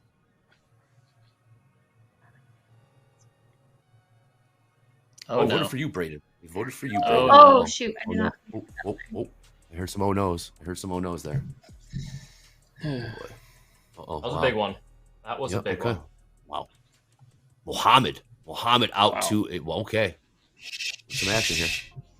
Can't Mohammed. Oh, Mohammed's telling me. Everyone talk about Mohammed right now. He hates it. Everyone, all eyes on Mohammed. All eyes on Mohammed. Look at his face. He's like, no. No, Don't look at me. Braden. Don't look at me. Braden. Oh boy. Oh, Mandy back in the green. Okay, Mandy was taking heat. Was. Okay. So down. Love it. Yeah, purely for entertainment, purely for fun. We have 60 seconds. We've got a one on our hands. Everyone's within. Mohammed's up 1,300. Wow, this is gonna be good. Bro, I can't even hit the reverse button fast enough. Pretty close. I'll call out those MOC numbers. Watch this. We gotta go. It's gonna start with ES. MOC. Market on close. It's gonna go ES, NQ, and then YM. And these traders are in their practice accounts. Vote for me to be flat, chat. Vote for me to be flat during MOC. Come on. They picked Braden. Oh, they picked Braden in the test. Braden's taking heat. Whoa. Braden's taking heat. Okay, hold on. Hang in there. Buckle up. MOC. Oh, all red on the unrealized. Oh, no. This is bad. Oh, no. Oh, yeah. Bad. All right. Bad. MOC, your only hope. MOC. 5 seconds. Let's rock. MOC. No, just has to be sell side, right? Whoa. Sell Oh, side what light. kind of fill was that? Sell side light. Oh, 200 mil sell side NASDAQ. ES. When are we? Are we going 15 in like the last 5 Later. minutes? No, just stay with the A-lots. come on. Stay with the A-lots right now. Everything has just changed. Wow. We just saw a lot of green. Nice. Oh, wow. Wow. Okay. Braden now back in the lead. Damn it. Wow, that was Wow, quick. it changes so quick. Damn it. I did so good, and then I did so bad. Selling off right now. We have flip. Braden was just in the red. Went back to green. Manny was in the green. Went back to red. Dolby time. Oh, no. Still in this. Okay. We can save this. This is Yes, we savable. can. There's a light sell side again. Okay. I just need to survive for 10 minutes with this green P&L. Correct. Well, that was good. A little bit more selling in here coming in. Said it was light sell side, Those are Dre. so Well, it was bad. light sell side. They're so bad, Mandy. These fills are terrible. I had like, I think a 10-point spread. It felt like. Flip. Oh my gosh. Oh, no. Okay, Oh, no. I'm Hit. done for here. Hold on. Oh. Again. 3.5 minutes. We'll have another injection of liquidity. All 4 of these traders are still alive and well with their simulated trades in their practice account. We're going to ramp this up to 15 simulated contracts. I think we can swing it. Okay, well. Mo locked in. Mo just locked in some profits there. Oh. Braden. If only we had a runner. Well, Braden does have a runner. Oh, wow. I can see the finish line. Well, wait till so close yet Wait so until they far. get Wait that till we 15 contract. wait till we yeah. Sell side growing a little bit. So everything's under a bill though. Okay. It's locked in. This is where things get serious. We'll selling come in here in the NASDAQ 24,702 last trade. And we were in this range for 50 minutes, and we finally saw some push to the downside here on the reversal challenge. All right. Ooh, okay.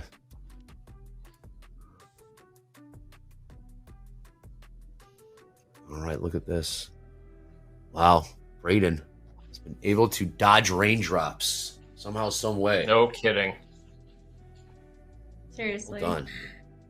Braden, what are you listening to? Are you listening to the show? Or are you listening? Well, you have to be hearing something, right? I'm listening to the beats that y'all got playing. It's yes, there you go, Jay. Got me in the mode. Yeah, okay. Okay, yep. This is one of our favorites.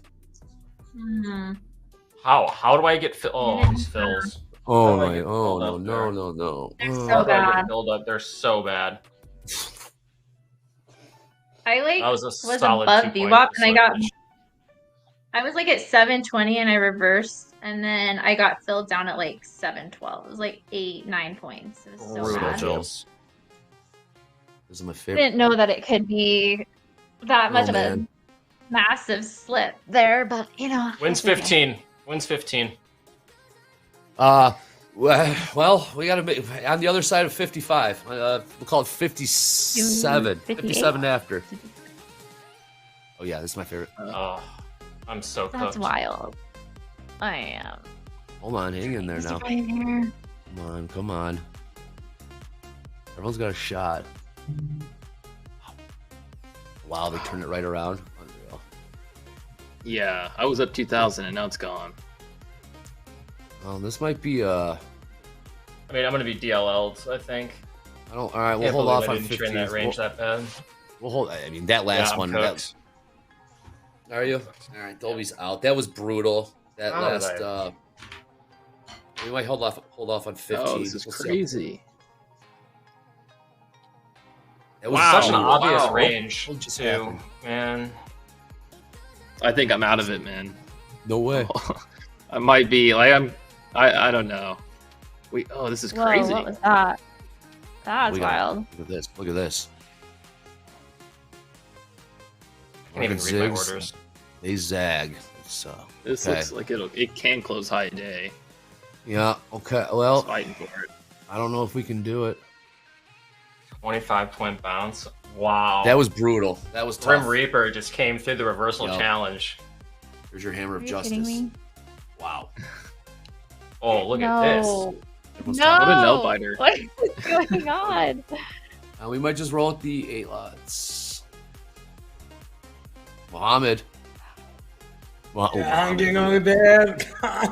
All right, here we go. We are going to 15 lots at 57 after. 57 after, we're going to 15 lots. I think we can do this. 15 simulated. So that is in your practice account. And we have a real nail biter here.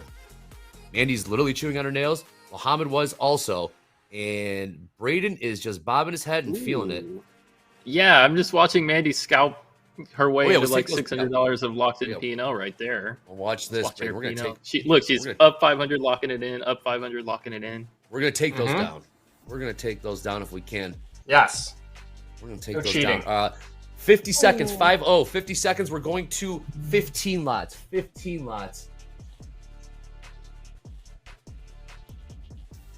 Oh, Mo, hang in there. Well, last time I played Reversal Challenge, I started switching way too much in the last 5 minutes, and I think it hurt me, so I'm going to try to just trust. Oh, Mo. I'm out. All right. Oh, Okay. okay. Mandy. All right. Okay. I know, Mohammed. That was a wild one. All right. We have, Mandy, the Kingslayer, trying to do it again. We have, I don't know. I'm come like on. cringing No, right now. You ready for 15 simulated contracts? 15 simulated contracts in 10 seconds. 10 seconds. What's 8 plus? So 7 more? Yep. Buckle up. Buckle up. Here we go. And 15 simulated contracts Go. right here, right now. Wow. Look at those P&Ls go. All right. What a range. Gotta hang- In hindsight, Good one. most obvious range ever. Oh, It Oh my was- gosh. It was, oh boy. Oh Last boy. one wins. Yeah, pretty much, Mo. So, Yeah, don't think about green. Think about how to survive. playing defense. This market is barcoding. You cannot do anything. That I think we was. break the highs, my loss limit. Uh-oh. Very close. Oh, We're both short. oh, Oh, here we go. Mandy again. turn Never lose to a man. Oh, Hold on, if they slam it down here, it looks like they're both Yeah, short. I need They're it. both short. I need Nope. it. All right, this is the moment of Something. truth. Oh, this is really close, but Mandy It has is a bigger close. cushion Come on, to. Mark, turn around. Do the right Yeah. thing. yeah. We're playing the reversal challenge. Best Mark. loser, Mandy. So far. Hold on. Nope. 2 minutes. This is gonna be the longest 2 minutes of their lives. Longest 2 Oh, minutes. what of a their lives. nail biter! God, reversal Yeah. challenge always delivers in the last 5 minutes here. Sure does. We got a tariff headline. Then please. Tariff headline? All mankind, please. Come on. It's nope. It's stalling out. It's 90 seconds. 90 seconds. It's stalling out. If this. Wait, we need if this pushes, All then mankind. Mandy wins. Yeah. This has to I'll sell get. out. If this pops 733, I get stopped out. I think. Yeah. Don't tell them. Don't say that. They're gonna know. Nope. Oh, Kingslayer. No, you have a new name now. Yeah. There you go. I'll take that. Yeah, he's out. It's not going to hit 33, is it? Wait. Still in. If I get a Wait. Not so fast. Not so fast. Be at like negative 50. Ooh, that might. Oh, I think that's it, right? That's it. Yeah. Yeah, we're out. Yep. Nice. Oh, the I'll Kingslayer Wow. wins. There. Good job, Well Mandy. done. Hey, Wow. that All right, let's watch. was fun. All right, That was man. fun. Next time, Mandy, tell me at the beginning to man up. Yeah. Mandy, we're going to throw it to you in about 30 seconds. Get your victory speech ready. Let's take a look at this close. It's been one heck of a week. Gold's been selling off through that power hour. Look at pop here in treasuries. Right now, last trade in the ES 66.97. We'll get turned around, Braden. Look at that turn. Oh, hey, everyone stopped out. Brutal. Wow, that is what the reversal challenge is all about. Well done to all the traders. 4 seconds. Look at this price. Wow. Look at these. Wow. Where are these? Violently range Okay. bound. 190 is my P&L. Green on the screen. That's not Victory losing, speech, right? Mandy. Please go ahead. Yeah. Who's like Well, it was a very close battle there at the end. Anything can happen in the markets at any time, but thanks for your guys' support. Appreciate the love as the only girl, but maybe we need to do another girls session too, and I need to beat Fatima. So there you go. That's my challenge there again. I need to beat her one day. But yeah, great challengers today. Thanks, Mo and Braden and Dolby. Well done. Nice job. Awesome stuff. Well, that was a lot of fun. That was a really good one. With that being said, shout out to all the bellers. This was one heck of a week in the markets. We're all digging deep. We're all grinding through this thing. We're all in this together. Next week's could possibly be even wilder with all the jobs reports. So that being said, everyone enjoy your weekends. Have fun. Take away some time from the screen. But we're not done yet. We'll throw it to my main man, James. James, take us out of here and into At the Buzzer. Well done, man. Absolutely. Congrats to our winner, Mandy. Your reversal challenge trading jacket and bottle of champagne are in the back. So you can head back there. We'll see you in the limo on the way out to the winner circle party.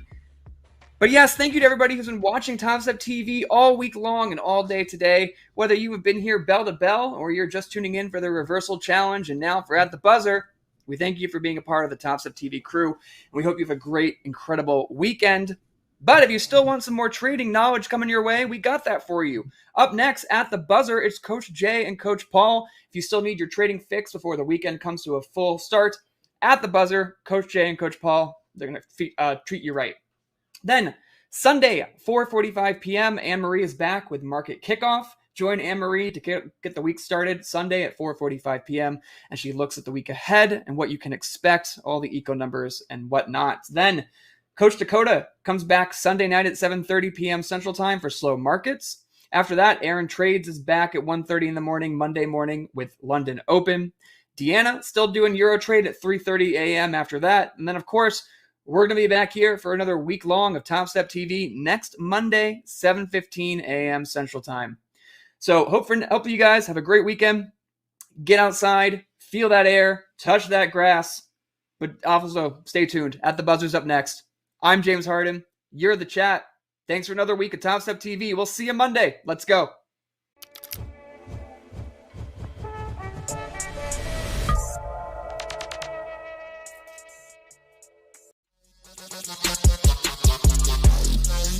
Bye.